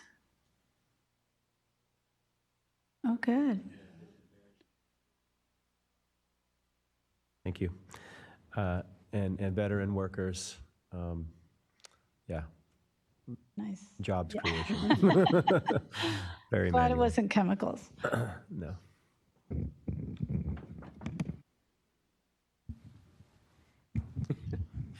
Kevin Miller, City of Napa. It's a quick one. I'm going to ask the stupid question to Isaac. What the heck is pilling? Pilling is the little balls that form all over your sweater after a couple washes sometimes, and that's really what happens is you'll have a synthetic fiber that kind of pops out of a yarn in a fabric, and it's very tenacious so it doesn't break off all the way. And then you have a little fuzz from the cotton that's blended in there that wraps around it, and it becomes this unsightly mess, and then you're shaving it off, and you know, terrible stuff. I got this one too. My question is for to CalRecycle. It seems to me like, you know, you have private companies doing all this great work, putting all this stuff together. In the world of recycling, in California at least, when consumers go, and consumers are on board in terms of what you guys are doing, if a consumer goes to buy a can of Coke or bottle of water, you pay a deposit for the recycling. Is there anything in terms of policy that is coming up for consumers who are now ready to embrace this idea to play a role or part in that whole process where they pay a certain amount of money when they buy a shirt, a t-shirt, and that money gets funneled to these companies who are struggling, you know, in terms of funding to make this thing really worthwhile? is my question. You're jumping ahead a little bit because actually our next speaker is going to be speaking about some different options, including what you were alluding to, which is what we call extended producer responsibility.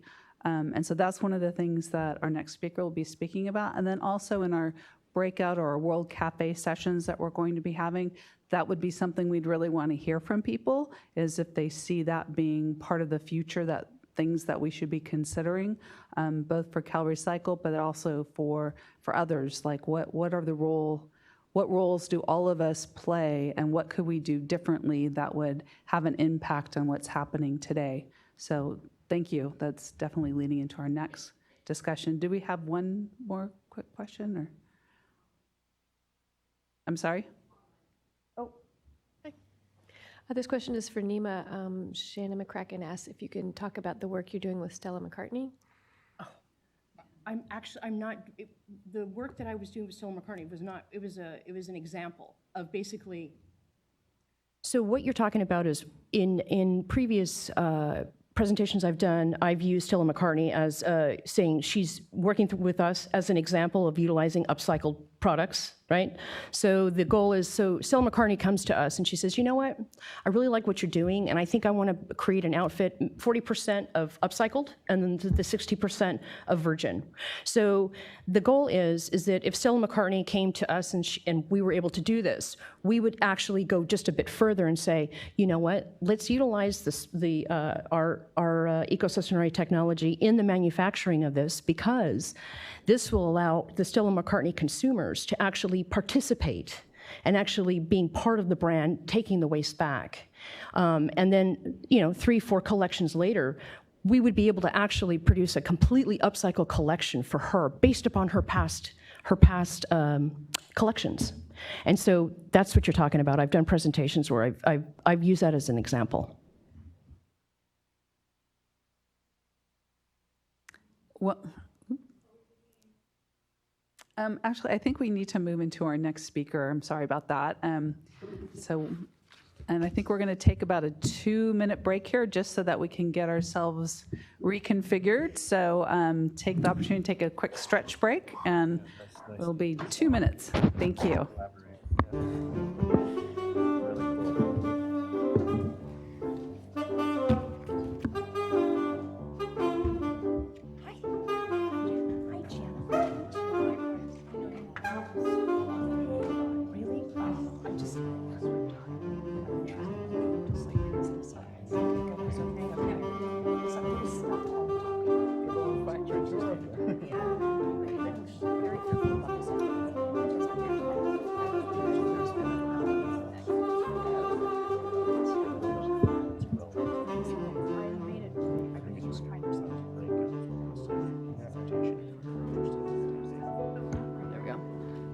Definitely worth having a conversation.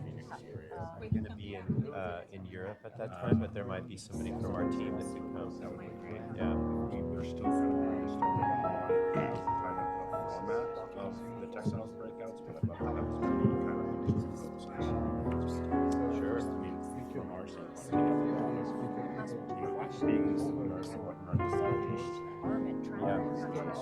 yeah. We're working on pilots customers that utilize our core services that will cost me to really good.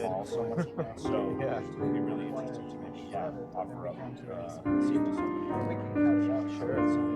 Yeah, that'd be good. And in general, I think staying in touch on concepts that are forthcoming, no matter what. It's not if, it's when, and right who. Right. All right, good. Okay, let's stay in touch. Nice to meet you. Yeah, take care.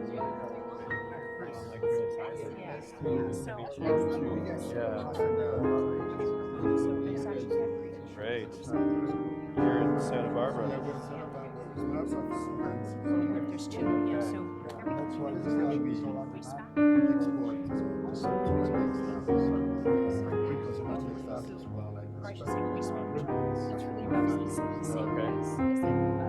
paper, all the recycling is picked up. Yeah.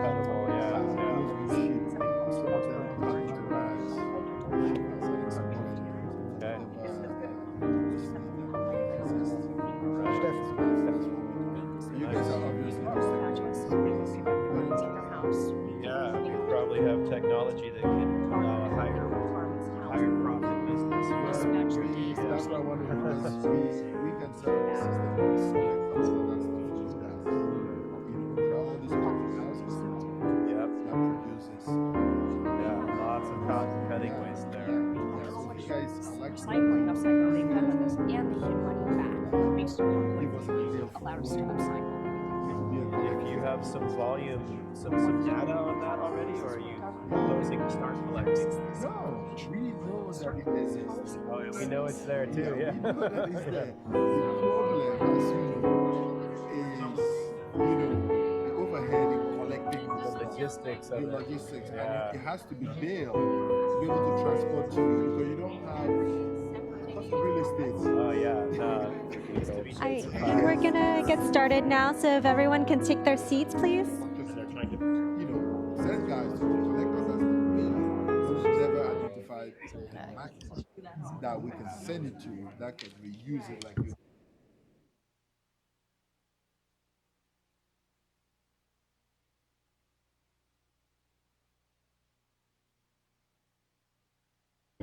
Everyone can take their seats, please. We're going to start.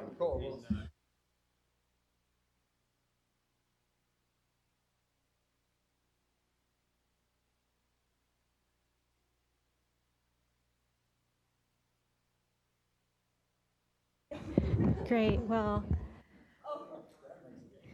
hi everyone. My name is Teresa, and I'm a policy advisor here at CalRecycle.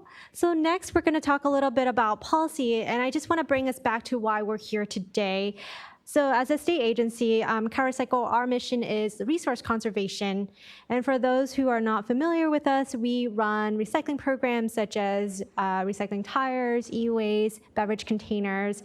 We have a robust organics regulation happening right now. And we have a statewide target of 75% recycling, composting, and source reduction by 2020.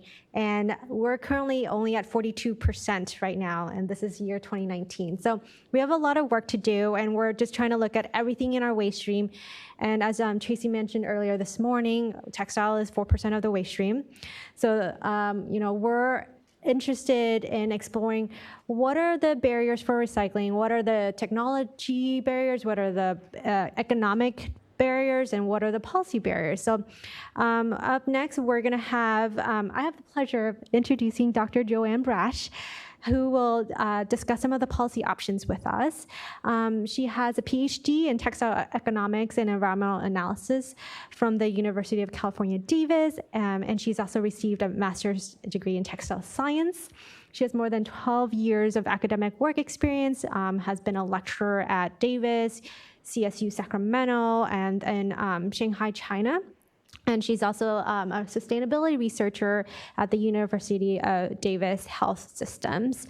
And she's a special project manager at the California Product Stewardship Council and the National Stewardship Action Council to lead projects that promotes circular economy using product stewardship and extended producer responsibility. So please welcome.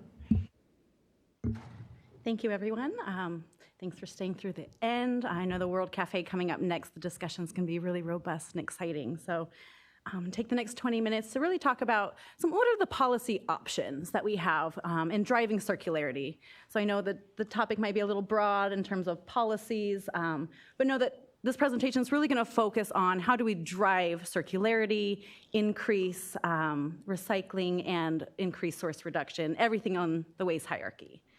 So as Teresa introduced me, I do have a PhD in textile economics and environmental analysis. I am the only one in the world that has that. Individual program sponsored by Textiles, environmental policy, and industrial ecology. So again, 12 years of research experience. I teach in UC Davis in the Department of Textiles. I see some of my former colleagues and classmates. Go Aggies. We're one of 4 textile science programs in the United States. And believe me when I say the world of textile science is very small. I have seen, like I said, students, colleagues, all in this room. I'm really excited for us to all work together in moving forward. My area of expertise, though, is not fashion. Although most of my students do go into fashion, my research is actually in hospital trash. So I'd like to take a moment and thank everyone who commented on the textile products in our waste stream that are beyond the fashion industry. As you can see in this picture, actually, for several years, I was the sustainability researcher for the Davis Health System, charged with getting us to zero waste as a hospital system, as part of the UC system, and believe me, every barrier I hit was related to policy. So what can we do to actually intervene on these systems to actually drive it forward and increase sustainability? So I work for the California Product Stewardship Council. We are a 501c3 nonprofit. You can see we're small but mighty. We have grown to about 7 staff now. You might know us from passing some really famous and hard lifts, including the first in the world medicine and sharps needle disposal bill that passed in 2018. So although I'm up here talking about textiles and most of my academic experiences in textiles, we work with lots of hard to manage products. Solar panels, medicines, needles. The more toxic, the more we're on it. So I actually have quite a few board members here in the audience. Gretchen from Tuolumne County, Alexa from San Francisco. And so we primarily represent local government.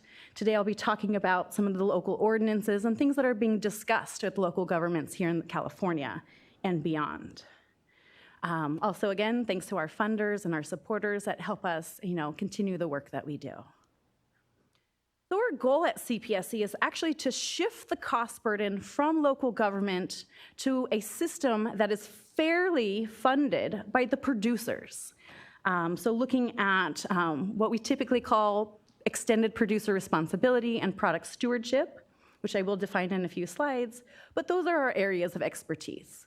These are the opportunities to help our local governments who have been managing our waste systems for 100+ years into driving into a system that isn't reliant on waste and is more technologically advanced so that we can actually manage these materials sustainably. The system as it is right now is our local governments just have to deal with whatever materials come to them. So we want to be more active into what materials are we putting on the market, what materials are we consuming in our homes and putting on our bodies, and what materials are entering the waste stream and how do we work with those. So we work along the supply system, but ideally getting the producers involved with the end-of-life solutions. So in 2007, CalRecycle put out their strategic directive, and under Directive 5 was their producer responsibility clause, which is seeking a system of cradle-to-cradle products that are producer-financed and producer-managed programs. And that's the key difference for extended producer responsibility and product stewardship.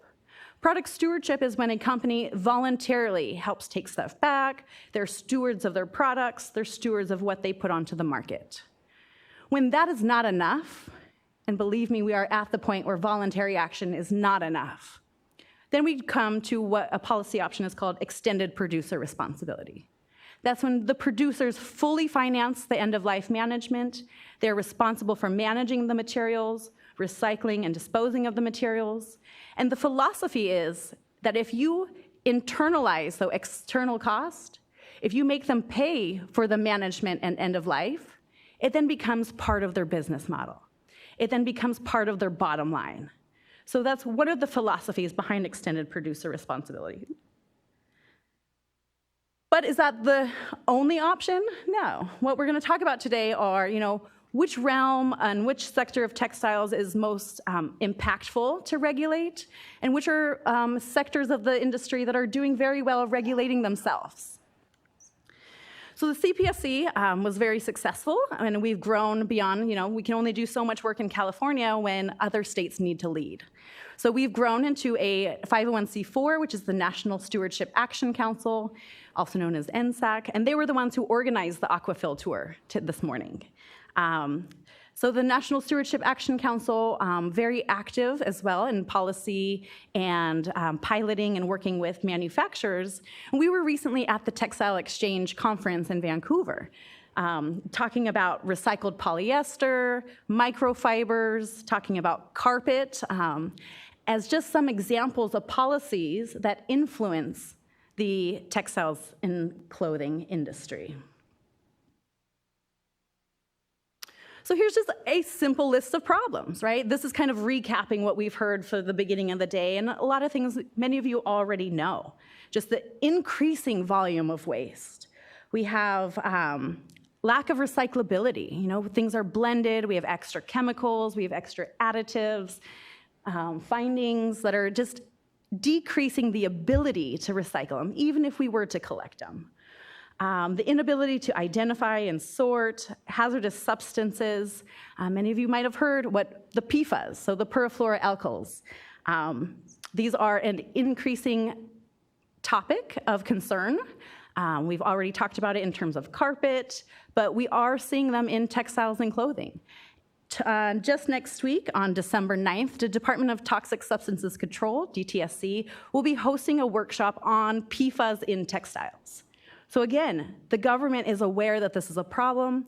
I got an email this morning that the International Ski Association just banned PFAS from the ski wax. So many of the manufacturers and producers in this room and webcast are in the ski industry and outdoor industry. So making that connection with maybe the chemicals are in some of the products linked to these forever chemicals like PFAS, silver, often associated with our industry. Microfibers, chemical washout, again, this is something most of us are familiar with, and we'll talk a little bit about how we can actually regulate these. Item number 7, maybe a lot of you don't actually make this connection, but this problem with lithium-ion batteries, something very common in the waste industry, is actually really applicable to wearable technology and a lot of the clothing that are adding technology into them. So as we start talking about regulations, know that batteries might be regulated, which could then in turn affect the textiles and clothing industry. So being aware of the waste industry and being aware of the problems in waste, going beyond just your one product type, will give you a more holistic vision of the problems and how we can solve them. The other thing we talked about is the collection infrastructure. So textiles and clothing is one of the oldest industries that has reuse and thrift and secondhand, where the collection infrastructure has been established. Some of these pictures that I have up here are actually showing how a lot of historical paper, ancient paper making processes were made from recycled fibers, linen, cotton, processed, turned into paper. And this is ancient times. So how can we, in this modern times, utilize, similar approaches to get the most value out of our collection? And when we talk about this in some of the other products that are regulated, like for carpet and for mattresses, we call this convenient collection. What is the level of convenience that the consumers need to participate in a program? And with textiles and clothing, we have a different product than other types of in the waste stream. Not only is it easy to deconstruct, has opportunities for repurposing, it actually has a really high value stratification. So when you divert your used textiles, your Gucci's, your designer clothes are gonna hold a lot of higher value, and in that same waste stream, you could have something worth nothing. So the question is, once we divert the high-value products, what we're left with are the things no one wants. And so I travel the world, and I go to these really academic conferences, and we sit around and we talk about single socks and dirty underwear. The things no one wants to talk about, no one wants to donate, but these are the things that are not valued. So how can we get a system that collects and processes these low value to keep them out of the landfill and to keep them perpetually in the economy? So what types of policies would actually drive that circularity? I would actually like to point out before I move on that we have an entire collection system, although we do have a lot of thrifts and a lot of secondhand, we're leaving them with the trash burden.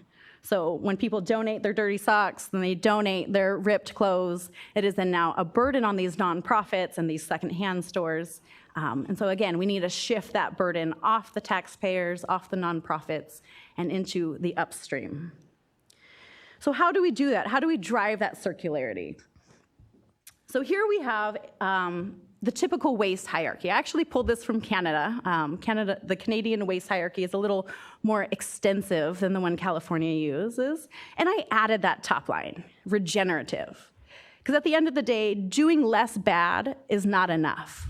We actually have to mitigate the damage. We actually have to improve the world. And that's what we mean by regenerative. I love that other presenters have used this word because that's the next step into actually improving the damages we've done. So what are the goals of a policy? Like if we introduce a policy, what are we trying to achieve? So obviously source reduction, as I'll go on to talk about, is one of the top priorities. Reducing your waste, reducing your consumption, and even in that manufacturing processes, reducing the toxics, reducing the chemicals, reducing the resources needed per product. Design for recyclability. Again, recycling is not enough. We need regenerative manufacturing processes, ones that not only take the plastic from the earth, but help preserve ecosystems, rebuild ecosystems that are damaged. And actually implementing producer responsibility. At this point, like we said, our local governments have been bearing the waste burden for 100+ years. So as we move forward into a system where we try to have zero waste, circular economy, where does the responsibility, who needs to come to the table? And one saying that we have at CPSC is, if you're not at the table, you're on the menu. So we always encourage producers, manufacturers, those of you who are aware of what's going on, to get ahead of the curve, get ahead of the problem. So there are opportunities, both voluntary and less preferable mandatory. A great example of voluntary would be what the Textile Exchange is doing. So this is a voluntary group standard trying to achieve climate neutrality, looking to reduce their carbon emissions. And Textile Exchange is one of the largest industry groups that has some of the largest brands. So again, moving the needle as a whole, like moving the needle as an industry. So not waiting for the stragglers to keep up. What's key about this type of initiative is keeping the industry moving instead of just waiting for the latecomers and the laggers.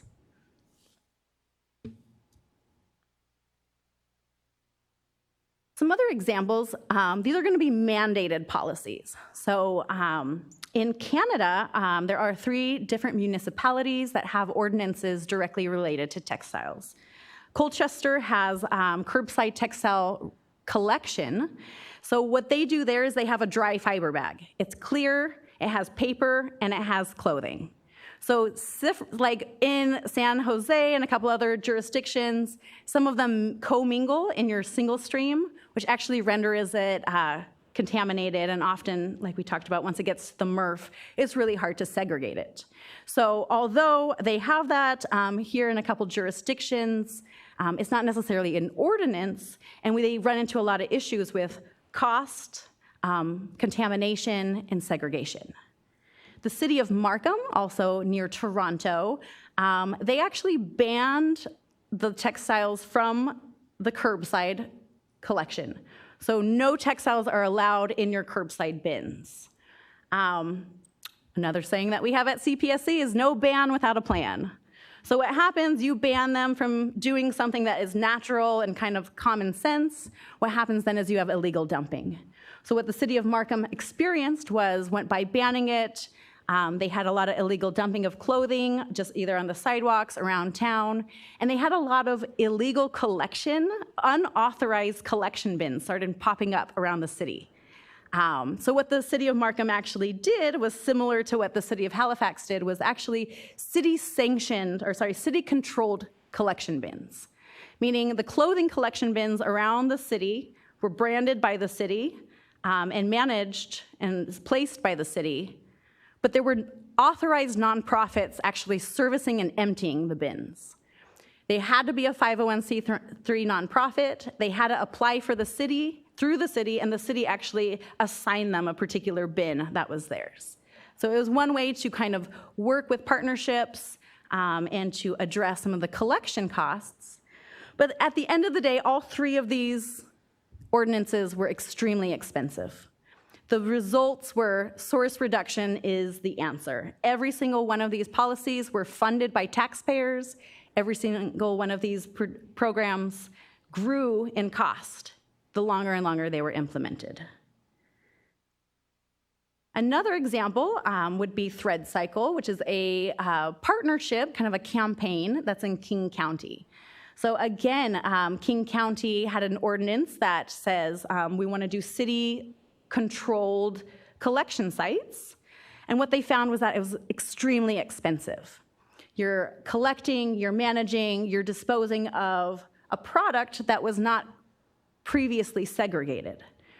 So what happened is once King County started this program, as a way to reduce their costs was they actually launched an education campaign called ThreadCycle.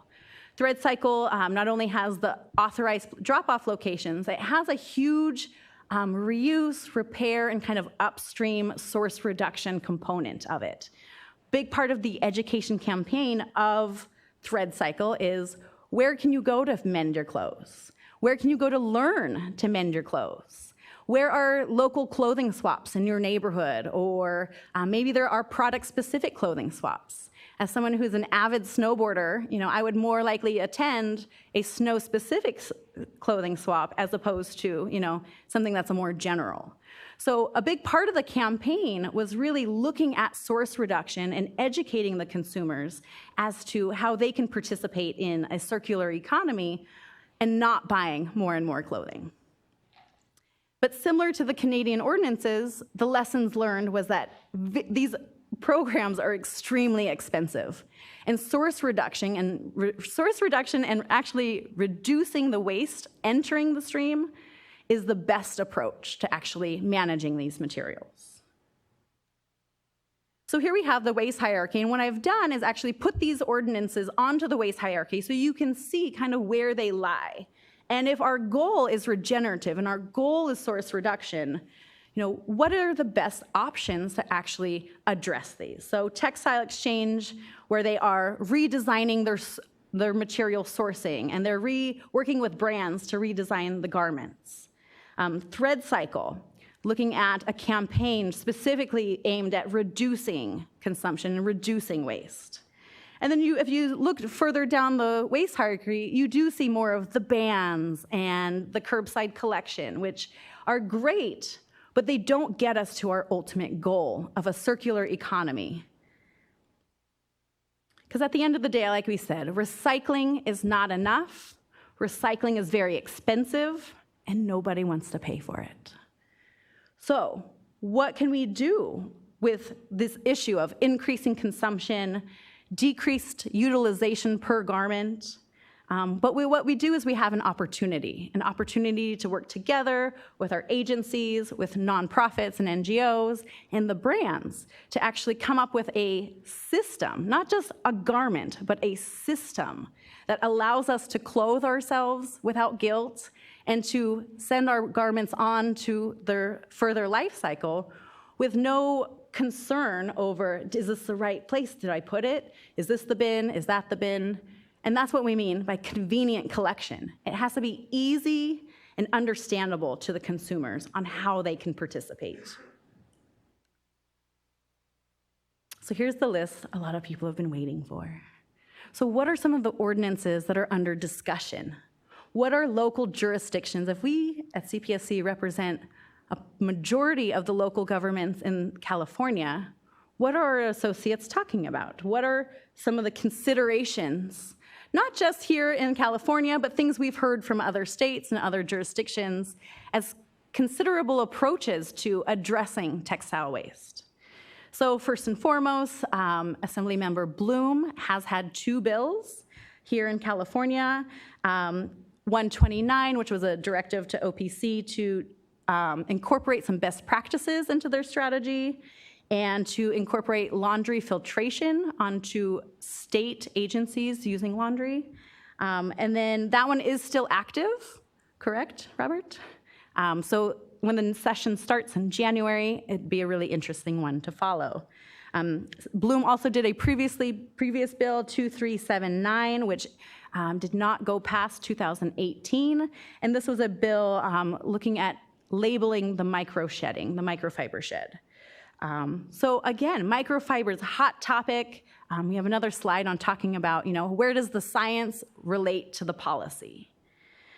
Recycled content standards, we know this is something that Textile Exchange works on. A lot of manufacturers are trying to meet that standard. But if we don't have a mandated standard, we're always going to be adhering to the lowest quality or the lowest standard. So when you implement standards, whether it's recycled content standards, labeling standards, the goal is, again, to move the needle. Where is the industry going, and how do we get those late adopters to actually move forward into this kind of circular economy? Again, bans on curbside collection, bans on landfill. We don't tend to support those unless there is a supplemental plan, whether it's a mandatory take-back, whether it's a stewardship organization. Again, no ban without a plan means you don't just tell people no. You tell them how they can participate and how they can actually remedy the situation. Number 8, let's see, the perfluoroalkyls. These are the PFAS, also looking at silver, other chemicals that wash off, DWR, looking at water repellency. These are all chemicals that are added on different stages of the manufacturing process, but oftentimes wash out in your home laundry. And for those of you who don't know, a lot of wastewater treatment plants are not equipped to removing PFAS, silver, et cetera. So again, looking at how we can address these concerns, and PFAS being one of the top concerns. With the e-waste and lithium-ion batteries, I promise you this is a problem. We have seen them in airlines and the news, but when you have a Google alert for dump truck fires, you will be surprised by how many of those fires are started by batteries. So again, this is not only just part of education and educating people that batteries don't go in the landfill, but there's also a responsibility that needs to be put on the manufacturers who are putting these batteries and embedding them into these products that can't be removed or maybe not labeled. So again, it's a major concern in the waste industry, and there are bills active on this. Let's see, there's a bill 1509 addressing lithium-ion batteries. So again, if you make products that put lithium-ion batteries in your garments, this could be a bill that would impact your manufacturing.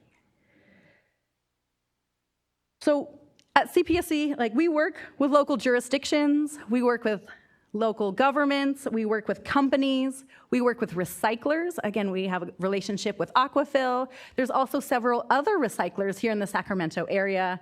There's an electronics recycler out at Mather. There's a polyester recycler, Circular Polymers, outside in Lincoln. So we have the infrastructure to recycle. We're just really looking at kind of closing the loop. So if you're interested in kind of working with CPSC, putting you in contact with a recycler, putting you in contact with a local government you would like to pilot something with, that's definitely something we can do. But as we move forward, knowing that the science is out there, the science on the PFAS are out there, the science on the microfibers are out there, and it's growing quickly. The pressure is growing quickly. And when you have policymakers who hearing from their constituents, what are you doing for microfibers? What are you doing on PFAS? The pressure is growing to actually do something. And this is the moment when we advocate to the companies and the consumers that are listening today to get involved in the legislation process, to find an NGO or to get a government affair official to attend the meetings, attend the hearings, and to submit your public comment. We do live in a democracy after all, and your inputs are very valued in the legislative process. So again, with the politics of microfibers, the policy is not going to wait for perfect science. But the science is out there that it's a problem. The science is out there that it is linked to textiles. Whether it's 100% or not, the policy doesn't wait for that. So again, be ahead of the problem. Get involved and advocate for the solution. And I promise you, especially with the Bloom bill and more interest in microfibers coming up, that it will be a topic in the legislature, not only in 2020, but beyond. So here we have the Ellen MacArthur circular economy graphic. And so we ask, the question is, where should we introduce policies? And really, as we've learned from the previous presentations, the biggest impact are going to be from phases 1 and 2, the upstream changes, looking at what chemicals you use, the emissions and the chemicals of concern, and the utilization. So pre-consumption will have the biggest impact in terms of intervening and driving that circular economy. Steps 3 and 4 on this particular graphic, still very impactful, but going to be very expensive. So radically improving recycling, I mean, there are people who've been trying to do that for years, and they're close, a couple $100 million deep and a few years into it, and they're close. So again, this isn't something, steps 3 and 4 aren't something you can just do overnight. So we recommend getting involved, especially with phases 1 and 2, in terms of driving a circular economy and where we can have the most impact for policy. So we do like to leave everyone on a positive note. So what can you do to help? So again, for those of you who in this room and on the webcast do design products, are involved in the manufacturing process, we encourage you to design for recyclability, design for the environment, to take the social and environmental externalized costs and build them into your product and into your product price. Making products more durable, making sure they don't have as large impact on the manufacturing and on the earth. Labeling your products. There's a lot of talk about education to the consumers, and labeling is going to be your greatest interface with your products and your consumers. So making sure that what efforts you've done to make your products sustainable are communicated on your labels, whether it's recycled content, whether it's, low impact dyes, these things matter. And another thing that could be a possibility, we talked about eco fees. Actually, in a recent bill that the National Stewardship Action Council passed on carpet just this last September, was the first precedent of eco-modulated fees. So with carpet in California, you pay a fee when you buy the product, and that fee goes towards the recycling and end-of-life management. The problem was some carpets are more recyclable, easy to recycle, less costly to recycle than others. So what AB 729 did was set a precedent on eco-modulated fees so that the carpets that have a higher impact on the earth, that are more costly to recycle, have a higher fee than those who don't. This is not only important for the cost of the program, this is extremely important for communicating to the consumers which products are truly greener and which products truly cost more for our economy to bear the burden. So again, eco-modulated fees are an option. So one way that companies can really get ahead of the problem, starting your own take-back program or joining a stewardship organization who is already doing a take-back program. You can collaborate and advocate during legislation. If you have a great idea for legislation, we encourage you to come talk to us. This is something that we do as part of our mission, is to introduce legislation, again, that reduce the burden from the local government. So if we have someone in the room or on the webcast interested in getting involved, we encourage you to contact us. And also looking to support organizations and associations leading the way. Looking at Textile Exchange, Californians Against Waste, the National Stewardship Action Council. These are just a few examples that I just see scanning across the room. But again, really great opportunities for individuals or companies to get involved in the legislative process and to get ahead of the problem. That's all I have. I'm a little ahead of time, but I know we have the World Cafe coming up, so we can take questions now or then. I'm not sure how you want to. Okay. Thank you. Can we give Joanna a round of applause?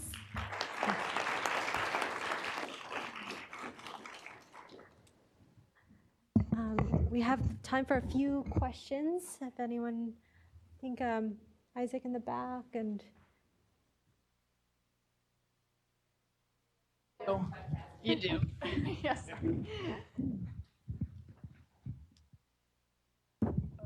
Where are we at with the Bloom Act?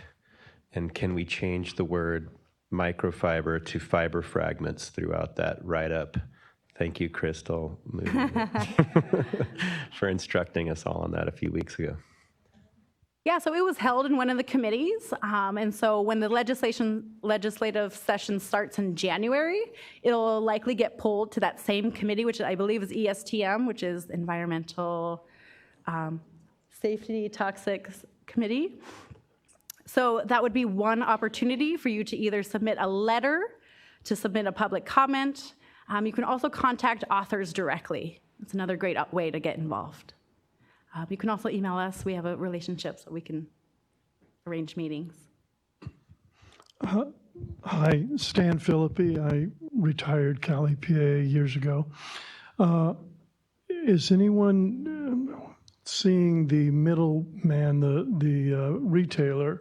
I walk through Costco and I see stacks and stacks of fleeces and such. Is anyone working to urge the middleman to back that stuff out of their product line? It makes it just too easy for somebody walking through the store to snag a article of clothing that they may not have even wanted. I'm not aware of any type of retail standards in terms of what they can sell, but I know there's some talk of mandatory retail take-back, so making all the retailers have a collection site. There have been discussion. The previous Bloom bill was a microfiber labeling bill. So that one did not pass, but that would be one example of an attempt to kind of publicize that certain fibers and fabrics have that shedding ability.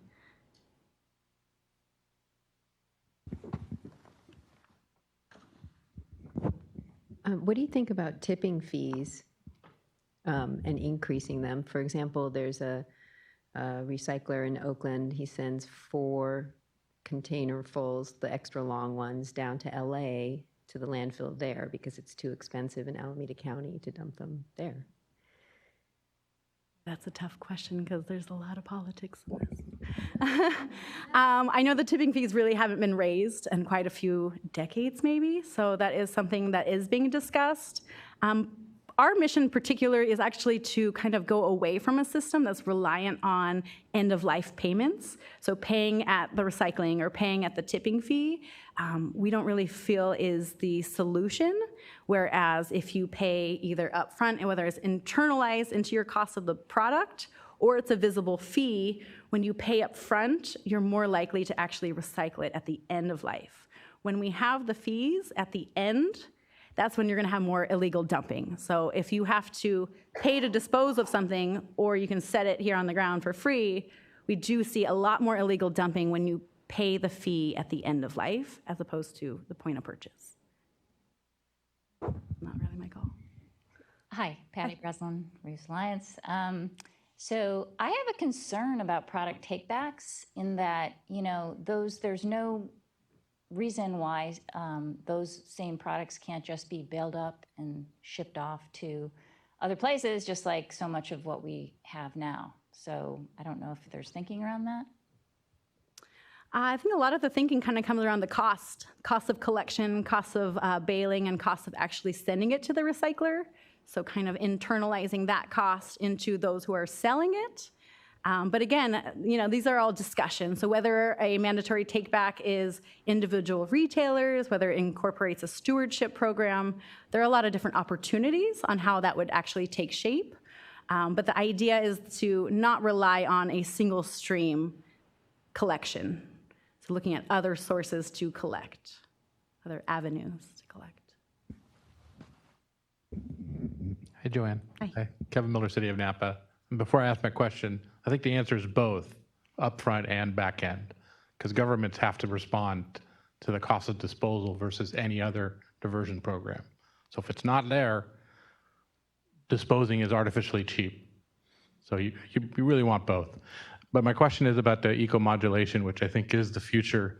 But who's the independent arbiter of that that's going to decide? How do you envision that model? So with that particular example, the program is actually run by a stewardship organization. So the stewardship organization would set the rules of how they're modulated. They would actually do the modulating themselves. There would be some sort of enforcement. I believe CalRecycle is involved with the enforcement and regulations. But for that particular example, it would be the stewardship organization running and collecting the money. I have two things. I just wanted to respond in part to your question about take-back programs, and that it's actually setting us up for a much longer-term circularity model, that it's not just about the articles that are going into the bins today, but it's about setting us up as a consumer system to take back our garments and get them back into circularity. So it's not just a drop-off thing. It's actually getting it back into circulation. So there's going to be requirement to. So you're saying that there will be a requirement to make sure that those things that are dropped off are dealt with responsibly? I don't know that it'll be a requirement, but I do know that that is in large part what a lot of these take-back schemes are headed towards, is they're not just taking it back to use the garment as a garment in a second life. They're actually taking it back to be able to recoup that fiber in a circular model to reuse it again and again and again. And setting up collection bins is just the first step of taking us all towards a circular model. So it's just the beginning, but we have to start somewhere. So that I just wanted to add to that answer.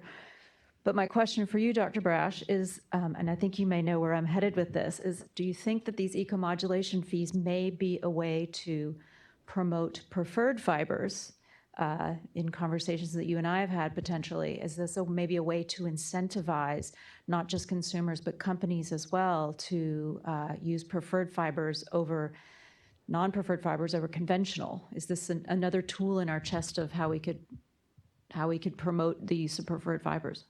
Yeah, absolutely. So when you have a front-facing visible fee, not only does it educate the customer, but actually could impact their sales. So when a product is going to repeatedly have that high fee, they could face either reduced sales, they could face, public backlash as to, why don't you have the lower fee when, this brand with a similar jacket does? So absolutely, it's going to incentivize more and more companies to aim for that lower tier, which would be the greenest tier or the lowest cost fee.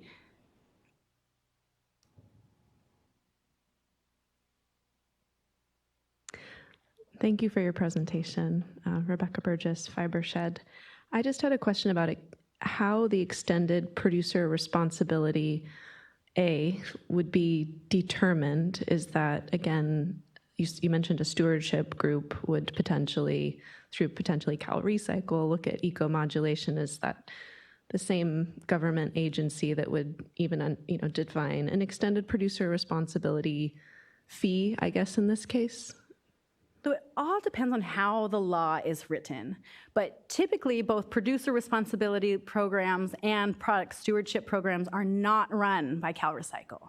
And that's one of the philosophies, is that if it's a producer-run program, they're the ones handling the products. They're the ones managing the recycling, et cetera. So it depends all on how it's written, but typically, one of these EPR programs or product stewardship programs have a third party or a stewardship organization. In several of the bills here in California, we require that organization's a 501c nonprofit. So that nonprofit is the one, producers pay into it, the nonprofit is the one who manages the program. So for example, with carpet, the stewardship program is called CARE, Carpet America Recovery Effort. For mattresses, the stewardship program is called MRC, Mattress Recovery Council. So if there was to be a law, an EPR law on textiles and clothing, there would typically be a mandate to incorporate or actually utilize a stewardship organization to run the program. So CalRecycle is just the one enforcing and kind of checks and balances those organizations, but the money doesn't ever come to CalRecycle. The money goes straight to the organization running the program. Thank you. And just one last question related to that. In an implemented vision, how do you see, given textiles and the complexity of the retailer versus there's like REI aggregates from multiple brands, you have Patagonia selling their own How do you see something like that implemented in a state where corporate headquarters for the brands are here, but the supply chains are overseas, and then you have amalgam businesses? Oh yeah, absolutely. It gets really complicated. And as you can imagine, pharmaceuticals are really complicated as well. So the way they are typically written, the EPR programs are kind of laid out on who the responsible party is. First being the producer. If the producer's not in California, not adhering or isn't, participating in the program, it would be the importer. If the importer is not in California or participating in the program, the third responsible party, I believe, is the distributor. So again, it's written in the law so that if one person isn't taking responsibility, someone is. Thank you. Hi, Andrew with MXV Ventures. I have a question. Across the regulatory landscape from municipalities up to international, legally speaking, impact-wise, where are the biggest opportunities? Where are legislators' hands held? Is there international efforts? Kind of where is maybe the state level the sweet spot for impact? What are your opinions with that? Ooh, that's a good question. If I go back to these ones, I'd say the biggest impact would be phases 1 and 2. So the manufacturing, the upstream. If I can also go back to this list, are some good examples of how we can have impact without, taking the whole pie. Like when you look at textiles and apparel, it's so big of an industry. And again, fashion is just one part of it. So if we're regulating protective clothing, if we're regulating automobiles, there are going to be different policies. And we often talk about things in iteration. So not looking for the perfect policy in the first try, but getting somewhere where we can address toxics in one bill, or looking at the modulated fees to kind of drive those upstream changes. So where I think the biggest impact would be to regulate upstream, to shift that cost burden. Is that the lowest hanging fruit?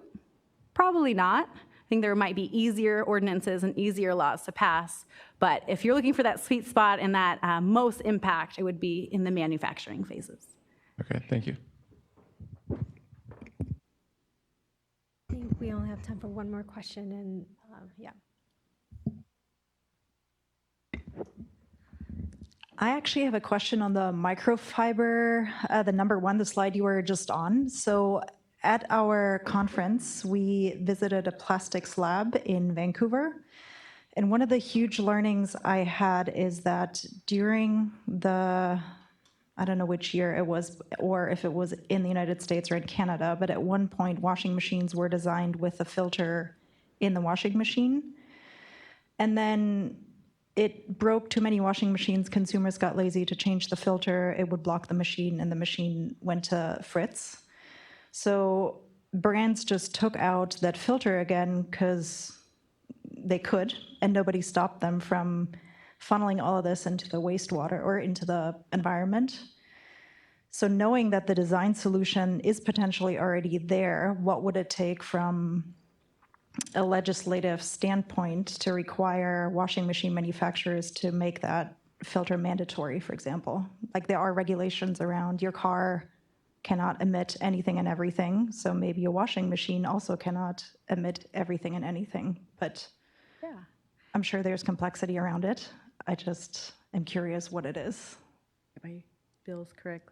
So the 129, the Bloom bill, does have a component on it that would require filtration systems on all laundry for state agencies. So again, on how we regulate and who we regulate can be a little complicated. So there are local jurisdictions looking at any new washing machine installed would have a filtration system added. Whether that passes or, that's another question. At the state level, they're looking at regulating either public agencies, commercial laundry, so looking at sector at a time. Again, when you look for the big pie in the sky, you're looking at a really heavy lift. So there is momentum at the local level. There is momentum at specific sectors of laundry. But there hasn't been a lot of traction of across all washing machines yet.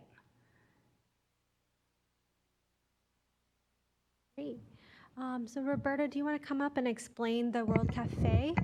And then in the meantime, I just want to let you guys know that for those interested, we do have a grant program. We have $16 million grant program for fiber, glass, and plastic that's available for fall 2020. It's intended to lower the greenhouse gas emissions by expanding existing capacity or building new capacities. That's diverting materials from landfill for like plastic, textiles such as clothing or fiber and glass. And our grants team is here, Paulina and Victoria, if you have any questions on that program. So, I'm sorry? Victoria and Paulina, are you still here, Paulina? I think Paulina left. Okay. Yeah. Hi, everybody. Roberta. So we're going to transition into the World Cafe event. So thank you for sticking around.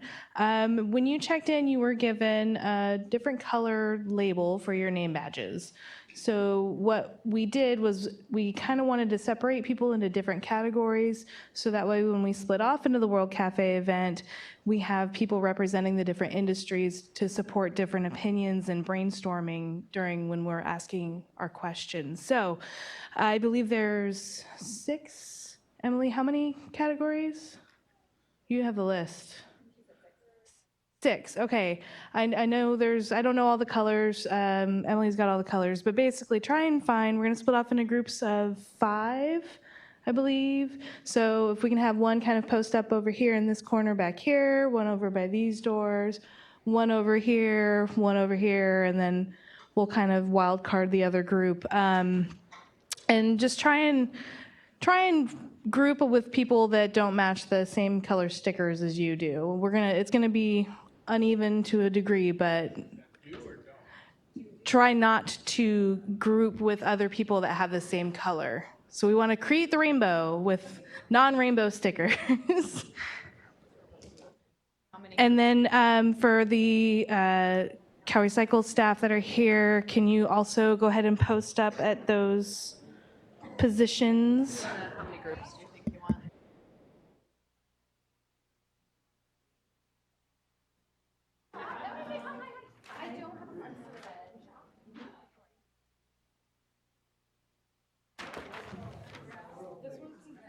Oh, there is one over there.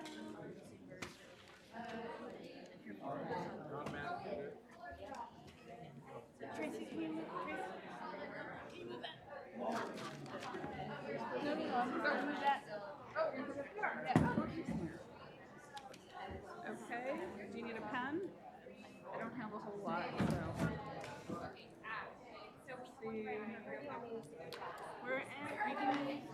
Does everybody have?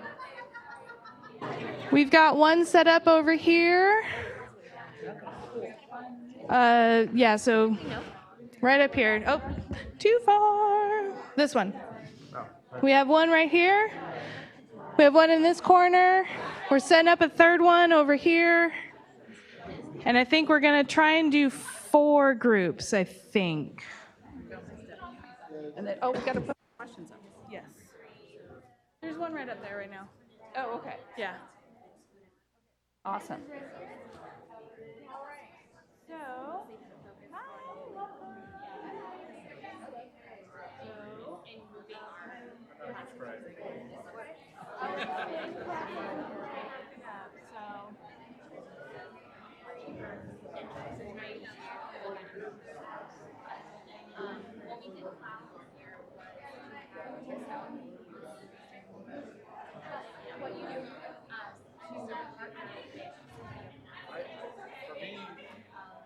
I was surprised how much landfill from the manufacturers. I thought they were casting on their own. That kind of stuff. We didn't get those sort of interactions.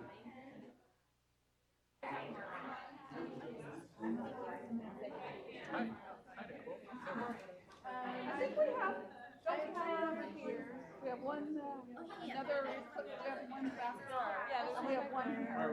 So that's 1, 2, 3, 4. Yeah, I've got 10 in this group. I've got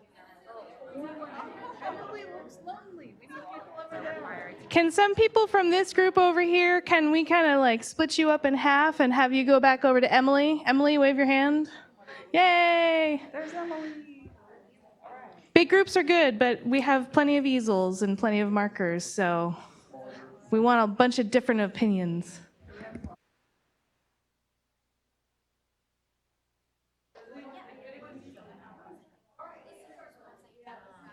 Okay, so for anyone who has never done a World Cafe event, what we're going to do is we're going to be asking a series of questions. The paper that you have here in front of you, use that for your brainstorming. Use buzzwords, pictures, phrases, ideas, anything that gets your mind thinking about the questions that we're asking. And so we're going to have a timed event, probably 3 to 4 minutes on this first question, and then we're going to go round robin around the room, and everyone's going to kind of talk about what they've come up with. And after that's done, so say the first group goes, the second group, instead of reiterating kind of what's already been said, let's just kind of keep the ball rolling and add new ideas, new concepts. And so we'll get around the room. That way we don't have too much of the repeat of information. So we want to keep the fresh ideas rolling. So let me get my phone and stopwatch.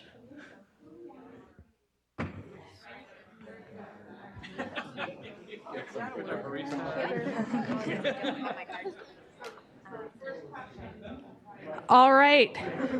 So the first question, what is the most surprising or shocking thing you learned today? I'm going to go ahead and give you guys, let's do 4 minutes and go.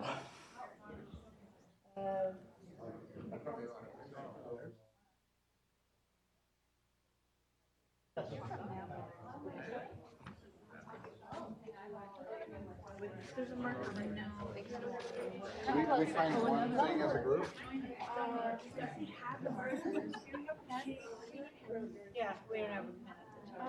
Either Emily or Tracy. There's an orange one that looks like a pen. I can be for me. I'm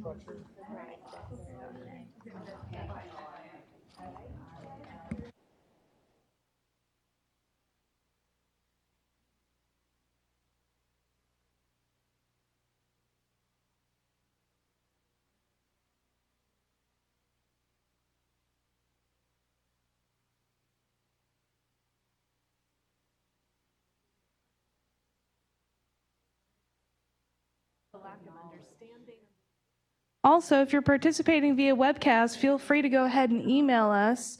And at the end of each question, we'll go ahead and check that inbox.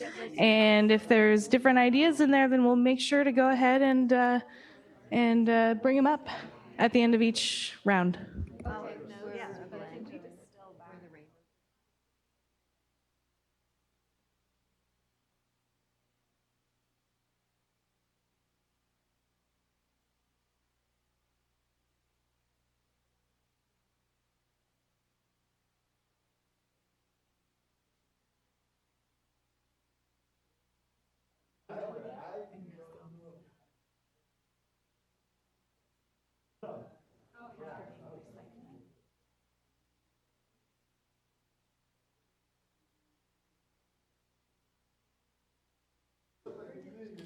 I share that. I would put it.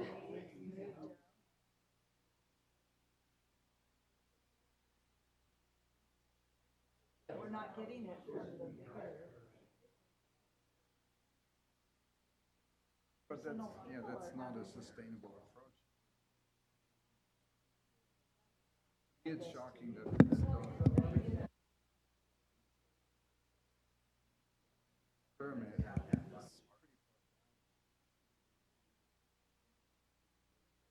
Purpose, cycle, and I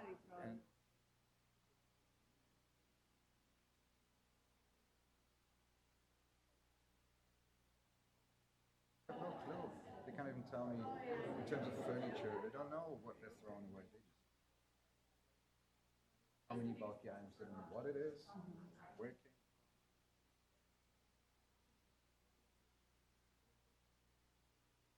Landfill, and that's it. Like, they don't have any All right, we've got 1 minute left, folks. What are the big components that we can keep?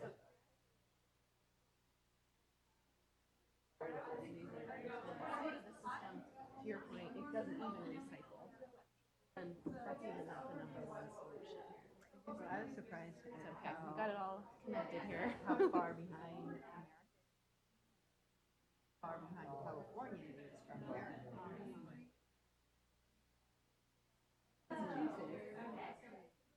I wouldn't say America in general, maybe isolated. Growing up in Germany, I mean, when I was a kid,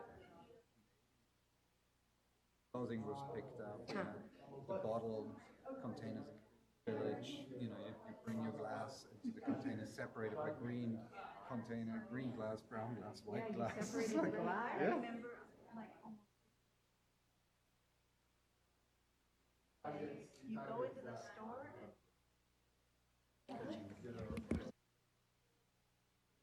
All right, folks, that's 4 minutes. Go ahead and finish up writing your idea down.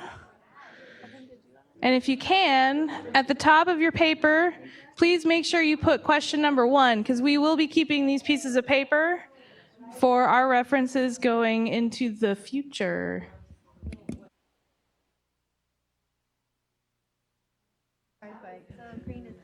Wow. Tell me when. And then going on to a next. Psst, psst. Yeah, it's working. All right, who would like to? Oh, I'm Margot. It's one of my 20 years, and then I went to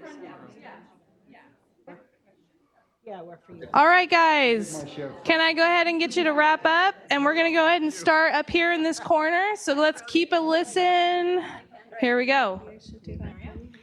What most surprised our group was the amount of post-industrial waste that's created by the textile manufacturing systems. There was an amazement about the general lack of understanding that we all have about existing textile reclamation systems, and then also the awareness that we probably have very few textile reclamation systems.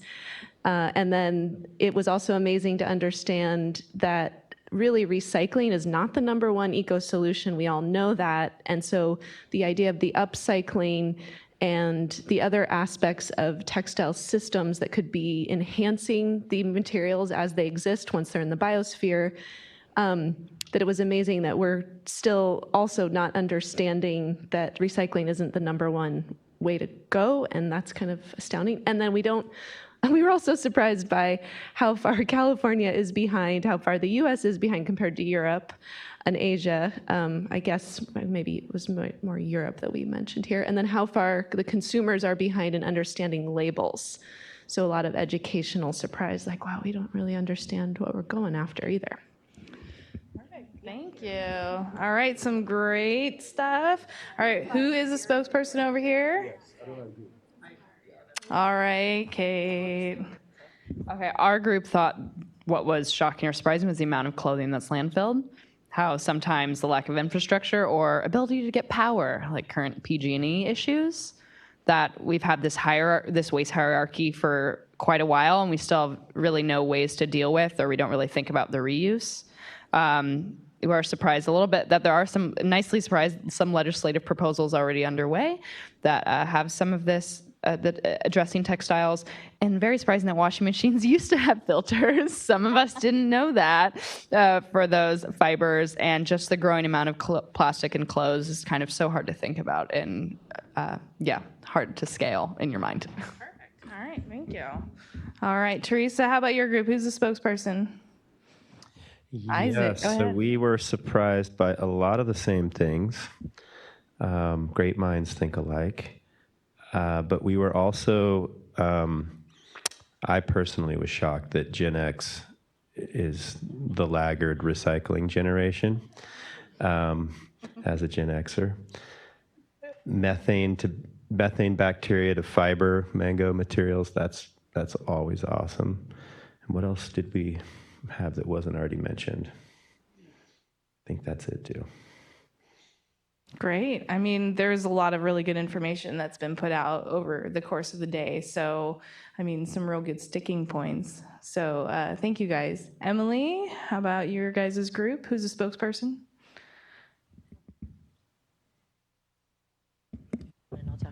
So that upcycling is not on anybody's list kind of in the presentations. I heard the word once, and I think that you guys mentioned it as well. That's certainly not a huge part of the solution, but it is part of the solutions. We were surprised that that didn't come up. Filtration systems did exist for washers, and they don't anymore. We were shocked at that. I think some of you mentioned that. How few companies are actually doing something. So a lot of conversation starting. It's like we're at the very beginning of something, but not very far down the path of actually executing for most companies, so it's more of a discussion. Need to focus on the quality of end product fibers. So we had somebody here who's looking at implementing things for his state, and they hadn't even considered that there was a difference in quality when you're recycling for the fibers. We talked about itchy wool sweaters versus long staple fibers. And then the high cost to recycle textiles, needing to separate the textiles into different groups and how much it costs to do that, that things are sent overseas because it's so expensive to do here. That was our list. Great. Thank you guys for sharing. All right. Last but not least, who is your spokesperson over here? You are Alexa. All right. I think we're repeating almost everybody, but I'll just go through the list real quick. We were surprised by the low cost of textiles as a raw material for export and in the supply chain. Aquafil's lack of access to power. Recycled bottles' inability to be circular. I guess they can go into textiles but not recycled again. That is what we heard. Fibers being the number one material item found in SF Bay. High levels of landfill textiles was surprising. The military's biggest buyer is the biggest buyer of rags. And home and hospitality textiles are mostly made up of cotton. That was a surprise to us. Thank you, guys. Victoria, did you have any emailed submissions? Not for that one? Okay.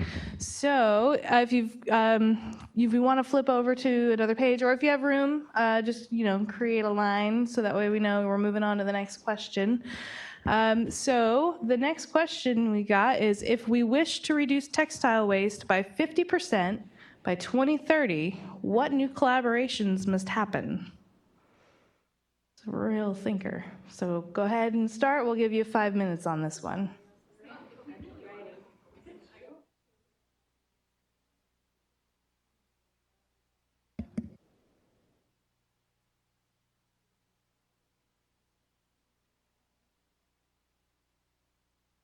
Yep.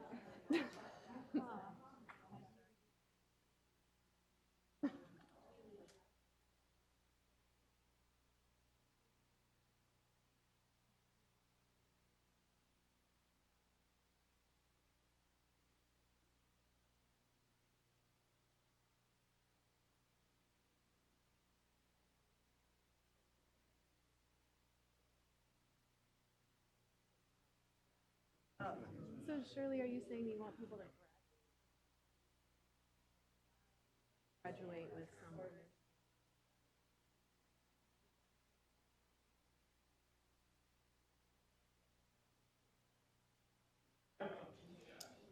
Seems like government needs to get involved. Middle schools, high schools. All schools. I mean, you have to take, a driving course to drive. A wearing course to wear. Go out to buy. Like, how do I?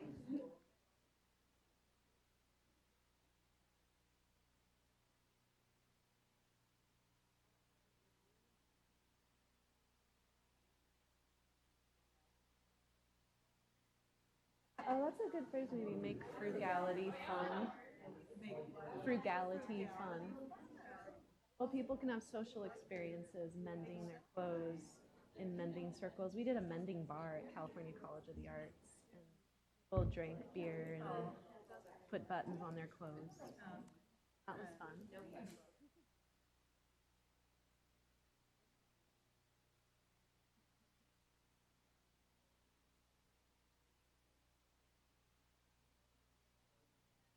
pricing or charging apparel at its true cost.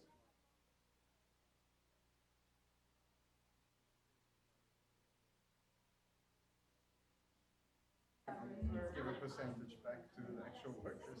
I don't know, some solution that makes fabrics create fair trade down that fashion cycle, something that makes people not come. Of course, and you.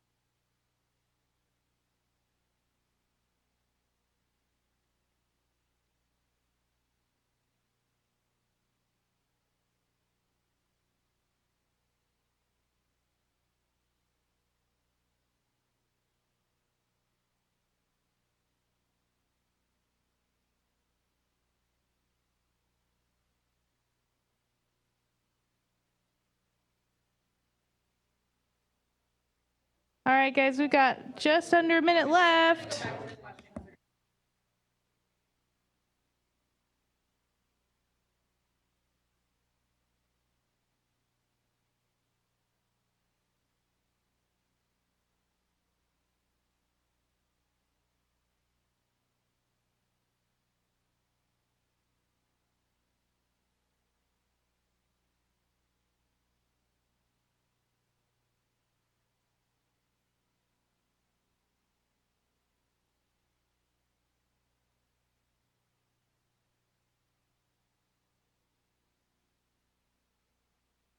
All right, let's go ahead and wrap up those last thoughts.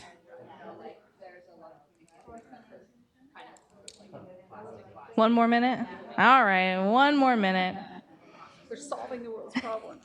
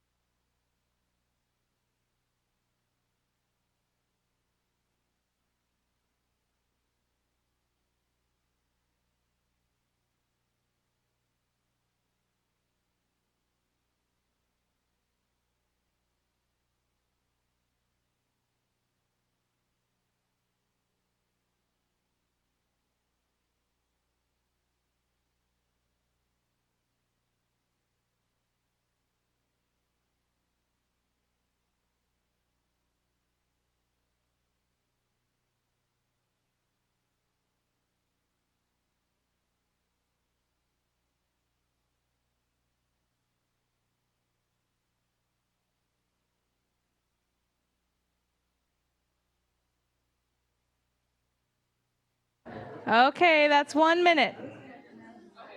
Finish up your thoughts. I'm going to move over to this group for the first time. We're going to go kind of round robin. So, if I could get everyone's attention as you finish up writing, give it over to Kate. That's great. We kind of got stuck on this concept of how important consumer education is. Early education components, but that would have to be at the same time you're trying to educate people, but you have to have the infrastructure in place already. So people building infrastructure with education, importance of marketing throughout which leads back to education.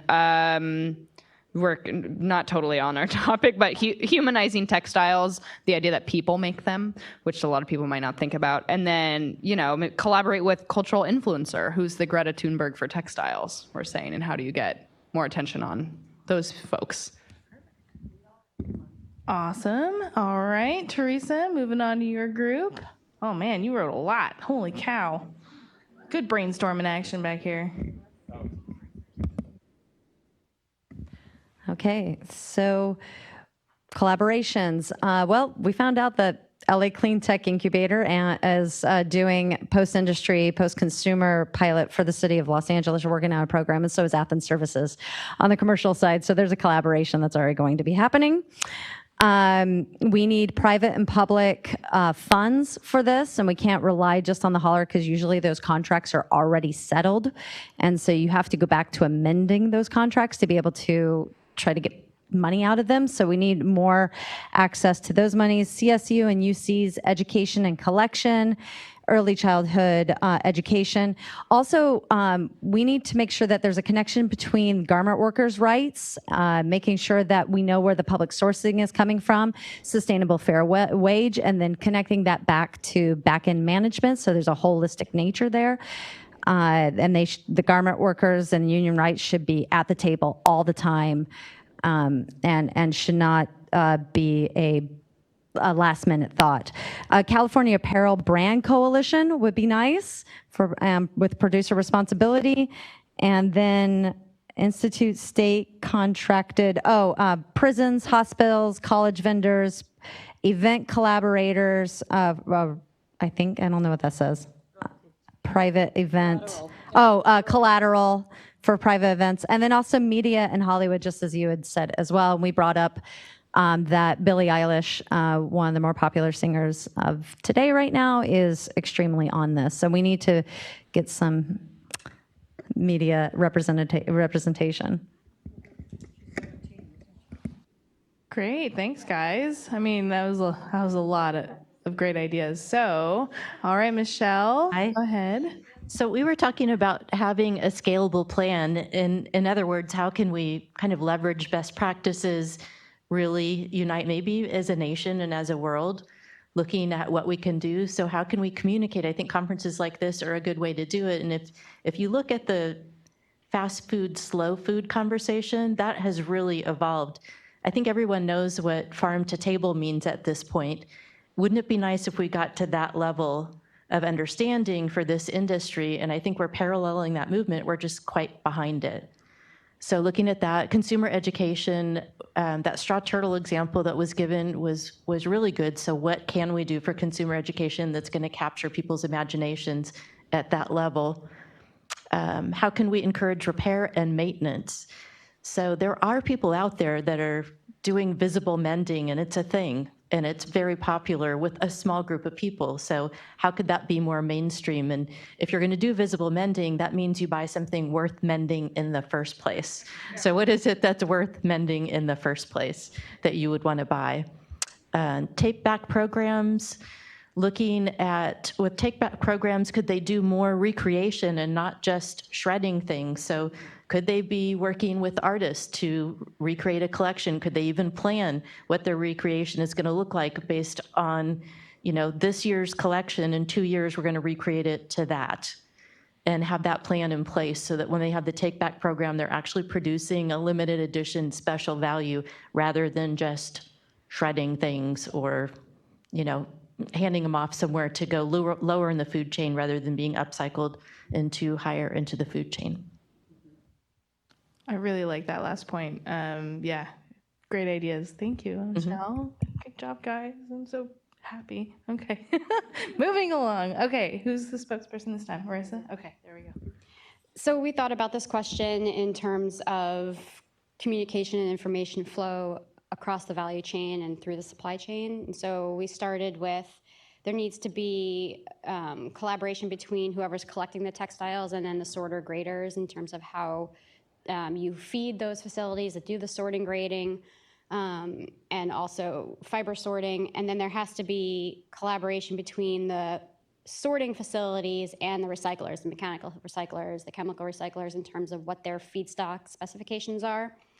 And then moving that further along the chain, there has to be the same kind of communication between the recyclers and whoever is purchasing the feedstock, or sorry, purchasing the outputs of the recycling facility and what their specifications are. So like the yarn manufacturers, for example.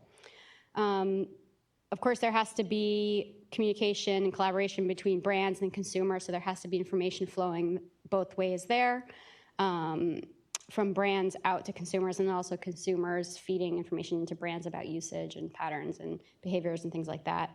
Government has a role also in terms of not only policy, but also in terms of incentivizing local infrastructure and local systems. And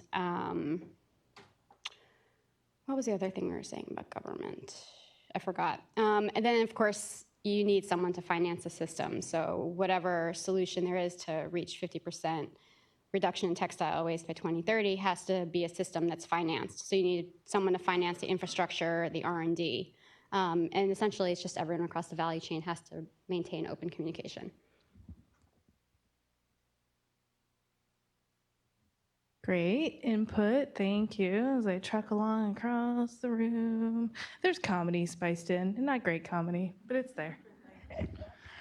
All right, so we started with collaborating with educators, starting from the young ones to the oldest, on just changing our mindset around consuming, the impact of how we spend our money, what we buy for clothing, making frugality fun, but also taxing cheap imports, putting a damper on the fast fashion movement by just making that fashion a little bit more expensive and hopefully discouraging a few people from buying plenty of items every few months.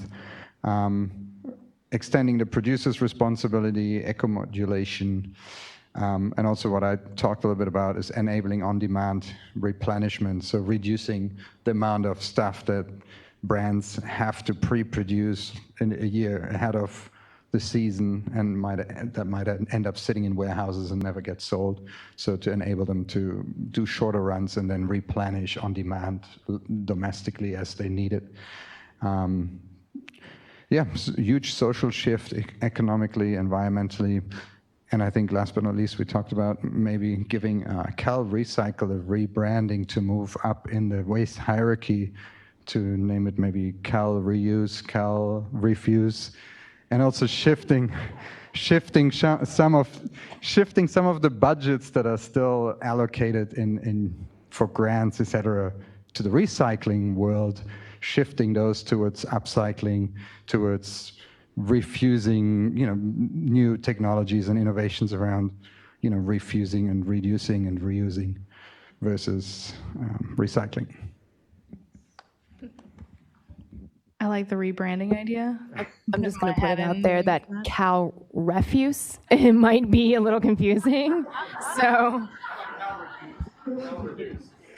Cal Reduce works. I like that one. We did have one input from the email, so go ahead, Victoria. Yeah, this is from Shauna McCracken, who emailed in a really thorough comment. A much stronger bridge needs to be built between the textile industry and the sustainability field. Experts from each do not have the history of talking to each other. Textile industry folks are often recreating the wheel already developed by sustainability experts. There's also a lack of understanding among textile professionals of the end-of-life process. For example, how a modern landfill works, how it's designed, and how biodegradability is largely a myth. The point was made in various ways that education and behavior change among consumers is key. Behavior change experts are already out there, and those with that type of background need to consult with them rather than guessing at what works. In all bold and italics, studies show that education and information is not effective at producing behavior change. In summary, we need to use our expertise to drive parts of the system that we understand and invite those with other types of expertise to contribute their knowledge. We have no time to waste. For sure. Oh, yeah. Kat's already Kat. I keep calling you Kat. I tell you, it's Kate. we're moving on to the next question. Holy cow. Oh my goodness. Sorry. I want to make sure we get this one. Okay, yes. So we're going to move into the next question, everybody, and I'm going to go ahead and give you 4 minutes on this one. What should the state government be doing? I mean, feel free. Just go, no holds barred. 4 minutes. Go ahead.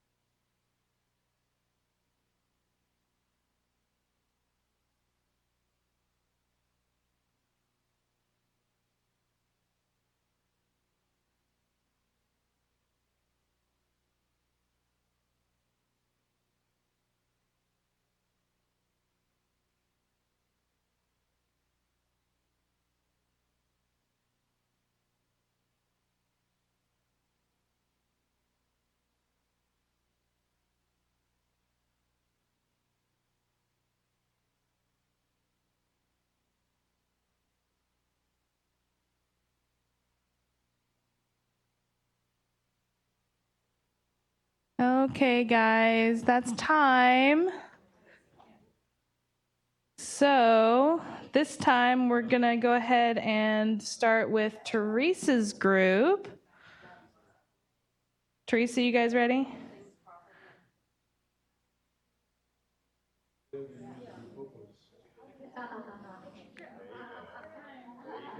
Okay, so let's go ahead and start with Teresa's group. Present your ideas for what should the state government be doing? Yes, sir.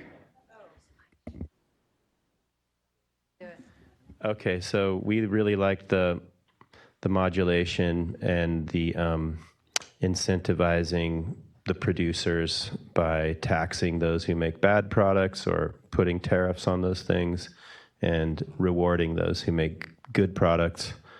That's a big one. Sounds like it's on the agenda already or being contemplated maybe. I don't know that information. Should happen. Tracy, the modulation. Oh, I was just saying we really liked the ideas that were brought up earlier about extended producer responsibility, generally speaking, and that bad products, the state should be mandating that bad producers, bad actors are punished and good actors are supported. It's just that simple. That'll help change things quickly. But aside from that, we talked a lot about the need for supporting the development of infrastructure for high-value recycling. There's bonds that could be shifted to be focusing on this. And the support of R&D for technology optimization and scaling, bringing things like optical sorting into the state and testing that and optimizing it with our municipalities. And then a ban on polyfluorocarbons, right? PFAS, bye-bye. Let's just ban it. All right, sounds like some good input there. Thank you very much. And Michelle, go ahead and give us some of your ideas. Okay, so we also had EPR. What does that stand for again? Extended producer responsibility. Definitely to not have it be a consumer fee, but have it be more of an industry fee. So we agreed on that. And then the state government could be funding, supporting, and facilitating collaboration for everything that was listed in number 2, which includes conferences like this one. And you said it's the first one you've done? Thank you, thank you, thank you for doing that. It makes a big difference to support those of us who are interested so we have things to share with other people. So I think that's in there. We talked about data tracking and having more information to make decisions. I thought that was really brilliant. We thought it was really brilliant that, who was it that talked about going after the 100% cotton from the hotels? Yeah, low-hanging fruit, but statistics would tell you that's a place to go if you had enough granularity. So you guys figured it out, but sometimes having data allows you to make educated decisions that you wouldn't be able to otherwise. And then in education and outreach, what if the state had goals and those were publicly announced and we tied in the metrics to say where we are? What if we had a declared goal as a state and we said, this is where we are and this is where we want to be and this is when we want to be there? And then we reported on how we were doing. Just wanted to add to that. CalRecycle has the 2018 waste characterization study coming out, and I believe we have a textiles category, but one of the suggestions was expanding that category and trying to categorize the different types of textiles within that. I love getting that suggestion.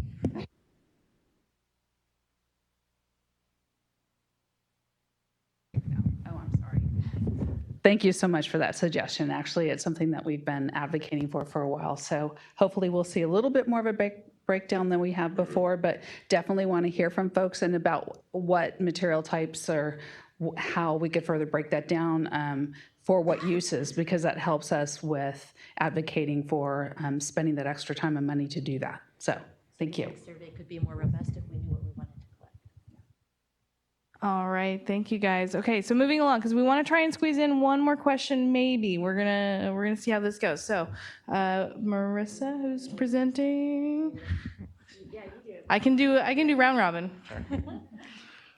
So echoing a lot of what was said, fostering those policy discussions, incentivizing local infrastructure and making sure it's easy to do all these things and that's put in place. Creating uniformity at the state level. So it seems like a good opportunity for the state where maybe a lot of municipalities are already doing this, just create one overall system to make it easy and clear and concise, such as bins and collection, creating economic incentives like taxing the right things, non-recycled fibers, that is. and also providing grant funding for both new technology in R&D and also consumer education. And then I think what was already said, like tools that can be useful. So lists of recyclers in the state or different metrics that are being looked at and worked towards. Thanks. Perfect, thank you. I'll figure out which end to grab the microphone from. I don't know, I'm still learning this thing. All right, here we go. They elected me here, I guess. A lot of overlap with some of the concepts already discussed, but we identified a clear problem. We need security clearance for the importation of single-use and styrofoam into the Cal EPA building, which was witnessed. Government subsidies for mom and pop thrift stores to collaborate with designers and maybe mobile mending or some innovations upstream. Change the grant funding model to put more emphasis and funding on the high end of the hierarchy, so prevention, reduction, reuse, repair, all the front end models, since that was brought out in Joanne's presentation, that's where the biggest bang for the buck lies. Why don't we put the most bucks there? Reduce barrier to entry. So I brought that one up back in the Department of Conservation days when they did grant programs. They used to do a two-step process. So they do a concept, that may be a 1 or 2 page concept, and then they would tell you whether it's worth you going for the full-blown and very expensive, very complicated, very tedious grant application process through the state. So maybe that would remove a barrier to entry for new ideas. What was this one? Where's Stefan? Oh, Shirley at it? Tell me more about that one. Oh, this one? Yeah. Yeah. Oh, this is your concepts. That was just Oh, the concepts. Oh, I couldn't read that word. Create press releases and solutions with facts about waste prevention at home and choosing to refuse or reuse. Great, thank you very much. Okay, really quickly, Kate. Okay, stronger legislation. Get Scott Wiener on board because he's been an advocate of waste stuff, I believe. There was some discussion about cotton production that I'm going to avoid right now. More grants, hundreds of millions of dollars. Waste diversion is the wrong metric. Let's look at source reduction and upstream. We need policies that internalize the costs for manufacturing, I believe, that then can be used for those grants. Eco-modulated fees, funding infrastructure, education, repair, and reuse. And then how about taking back home economics, doing school curriculum. Also, waste characterization 2018. We have the categories synthetic, non-synthetic, and shoes and belts. So a little bit more separation. Great, thank you. Okay, let's take a look at what the last question is, because I know there are some people that are probably wanting to leave, but we have time to do one more if we do it really quickly. So, oh, I have the clicker, okay. Okay, so, yes, so I'm gonna give you guys 3 minutes to go ahead and go over this one. Recycling will not solve everything. How do we minimize impacts of clothing production and increase the amount of textiles reused, repaired, and recycled? How do we drive things up the hierarchy? Go ahead, we got 3 minutes.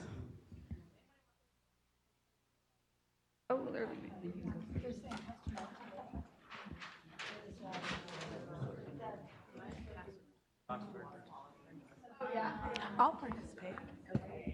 Okay. Minimize impacts of clothing production. we don't talk about this stuff every day. Like, if all of us talk to a couple people every day about this one fact, like, just start making it personal. Yeah. Okay, It's like, I don't know, I just think talking about all these binary facts. So bringing faced with, yeah. So talk we about gotta make a facts more. change. Okay. Talk more about what we learned here today. So I in the UK, I did my master's over there, and they have this whole program called Textiles, and I love it. And so they promote clothes swaps, they promote repair, they promote reuse. Recommerce. Yes. Okay. I don't know how big Recommerce is over there. Just resale of Like Stitch Fix. Yes, And, well, not Stitch or not Fix, Stitch but Fix. There's another one. Poshmark.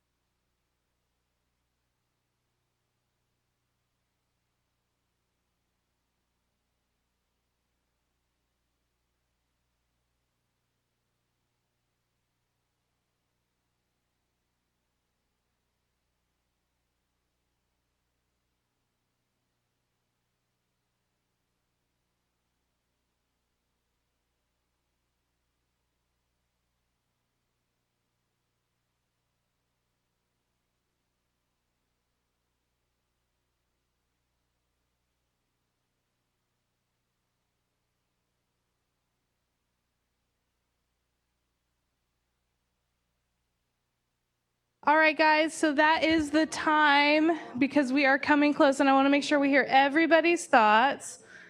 So, as you guys are finishing up your ideas, I'm going to come up over here. And Emily, Joanne, your group, do you guys have a spokesperson? Is it going to be Emily? Okay. Go ahead and go. So we took some of the ideas from our last group speaker, the early childhood education for repair and the home ec idea, and really emphasized that quality over quantity and maintain that. And then trying to inspire different target industries. So like how each industry, how would you hit each industry to have a better impact? It kind of goes back to that turtle and the straw example again. And then fostering technology and innovation development, focusing on research and development. And then making some of the systems we already have that are new kind of cool. So the examples were ThreadUp and Posh. Like, how do you get more people on board with that mentality? And one of the suggestions was through social media, but maybe there are others. Awesome. And sometimes all you need to do is just bring in an idea together. Like, for instance, America Recycles Day was last month, and CalRecycle, we hosted our own little upcycled / thrift store / secondhand fashion show that was put on in the lobby. And it was a lot of fun. We held our first clothing swap, which was highly successful. So, and a lot of people were like, I don't know what a clothing swap is. It's like, well, now you know, and you can see the benefit of it. So things like that to think of too. All right, and what do we got over here? All in fairness, all in fairness. My favorite. We talked about creating trends or competition to make it more desirable and this is why I don't do this. I lose my words. Okay. Recognition of business case. Legislation supporting retail take-back programs with manufacturers and localities. And incentivizing leasing programs and deposits and refunds. Great input, thank you. All right, come across over here. Nicole, since you were writing, do you want to speak? All right, thank you. Similar to what the group in the back talked about, just putting an emphasis on the importance of craft as far as like home ec and things like knitting and sewing, slow fashion. One of the ideas we came up with was to exempt reused or repaired items from things like sales tax or other forms of fees. And then we also talked about Recommerce and how that's a huge stream for reusing and reducing. And my personal goal of 2019 that I challenge everyone here to do would be to purchase only used items. So I decided I'm only going to do consignment this year. It's been very challenging, except for important things like underwear. I will admit it's not consignment. But Shirley mentioned a really important thing about talking about it, and you would be surprised the people I would not normally talk to about things like recycling and reusing and consignment. When I say, hey, I got this new purse, but it's not new. I actually got it for a really good deal, and it's a designer brand, and it was used. They love that. And then, oh, well, where'd you get it? The Real. Oh, well, you use Poshmark? What's that all about? So just like in a social setting, making it more of a normal discussion. And just FYI, my boots I got this weekend at the thrift store for $1. Quite proud of myself on that one. Yeah, now we do like, what are we wearing? Redesign of yarns, big one. On the microfibers in the water issue, it's more than just a filter issue. We have someone from the Ocean Protection Council. There's a huge amount of these fragments in stormwater, so that's kind of bigger than it may even seem.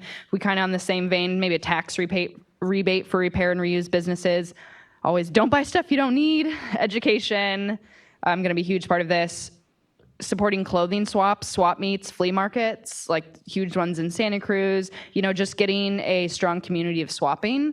And then there's the renting clothes too, which is interesting. Sure, go ahead. If you are from the Sacramento area, on December 15th, Sunday, there's the Upcycle Pop. I don't know if you know about that, holiday market.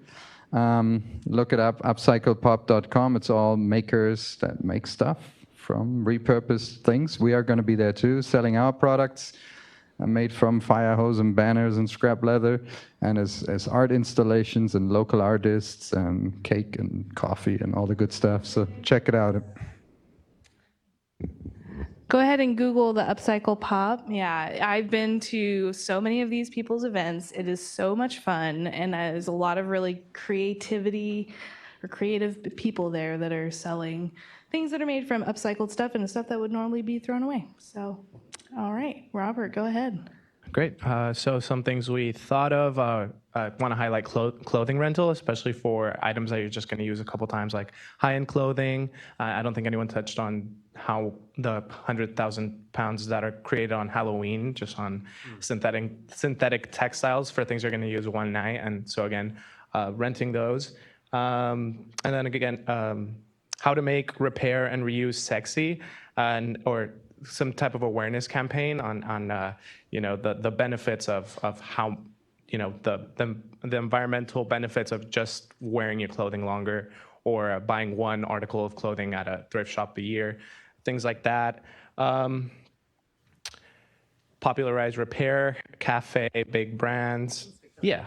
So a lot of these repair or reuse ideas are not sexy, and they're not popular, and it's those hippie people that go and do those things, right? All of us in this room. But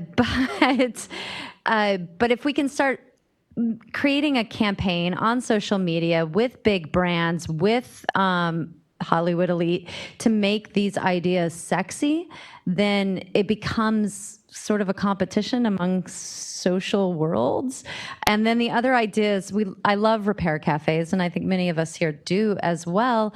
But, they're popular, but a lot of people don't know about them. So if we can, kind of integrate with big brands and do pop-up repair cafes at big brand locations like the H&Ms of the world to get people into that concept that would have never heard of it before, never attended, might be a good idea. And also, I'll just plug in and on this whole awareness campaign thing. I don't know how many of y'all have watched on Netflix, Hassan Minaj's show, The Patriot Act, just did an episode on fast fashion. And so he goes way down deep into the issue. And I guess for your everyday viewer, that's a good thing to go out and share with your circles. I just wanted to mention, I got here late, but 11 o'clock on NPR was a takeaway, was all about fast fashion and environmental, but I didn't hear it because I ran into the room here. But it probably is on KQED on the archive takeaway. Awesome. Great job, everybody. I really appreciate all of your thoughtful and insightful inputs and opinions and ideas. And so what we're going to do with this information is we are going to collect it all and use this to kind of help us going forward. So don't think that this was a futile thing where we just wanted to keep you trapped here just a little bit longer. No, we're really going to actually use this information going forward. So we really appreciate you sticking around. I know it's late, I know traffic and everything else, but there's a lot of great restaurants with happy hour. So, beat that traffic. So thank you again for staying. We really appreciate it. I think Tracy has some final words, so I'll go ahead and pass it off on to her. Well, thank you again, everyone, for coming to the workshop. This was our first effort, and I hope it's not our last. It sounds like from what I've heard from folks that they found it a really productive, useful time today.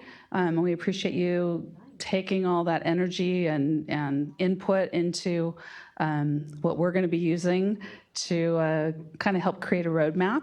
The other thing is if you go back to where you came from and you have any extra or additional thoughts about the day, how it went, or anything that we missed or whatever, please, I think this is a beginning of a long-term relationship. So please, I know my name was listed as a contact. Please go ahead and feel free to contact me at any time. Just give me an email, and I would be really welcoming any sort of input and on feedback, and especially what you want to see going forward. If you want to see doing something like this again, and just whatever your thoughts are when you got back, it would be really great to hear back. So thank you all. Safe travels.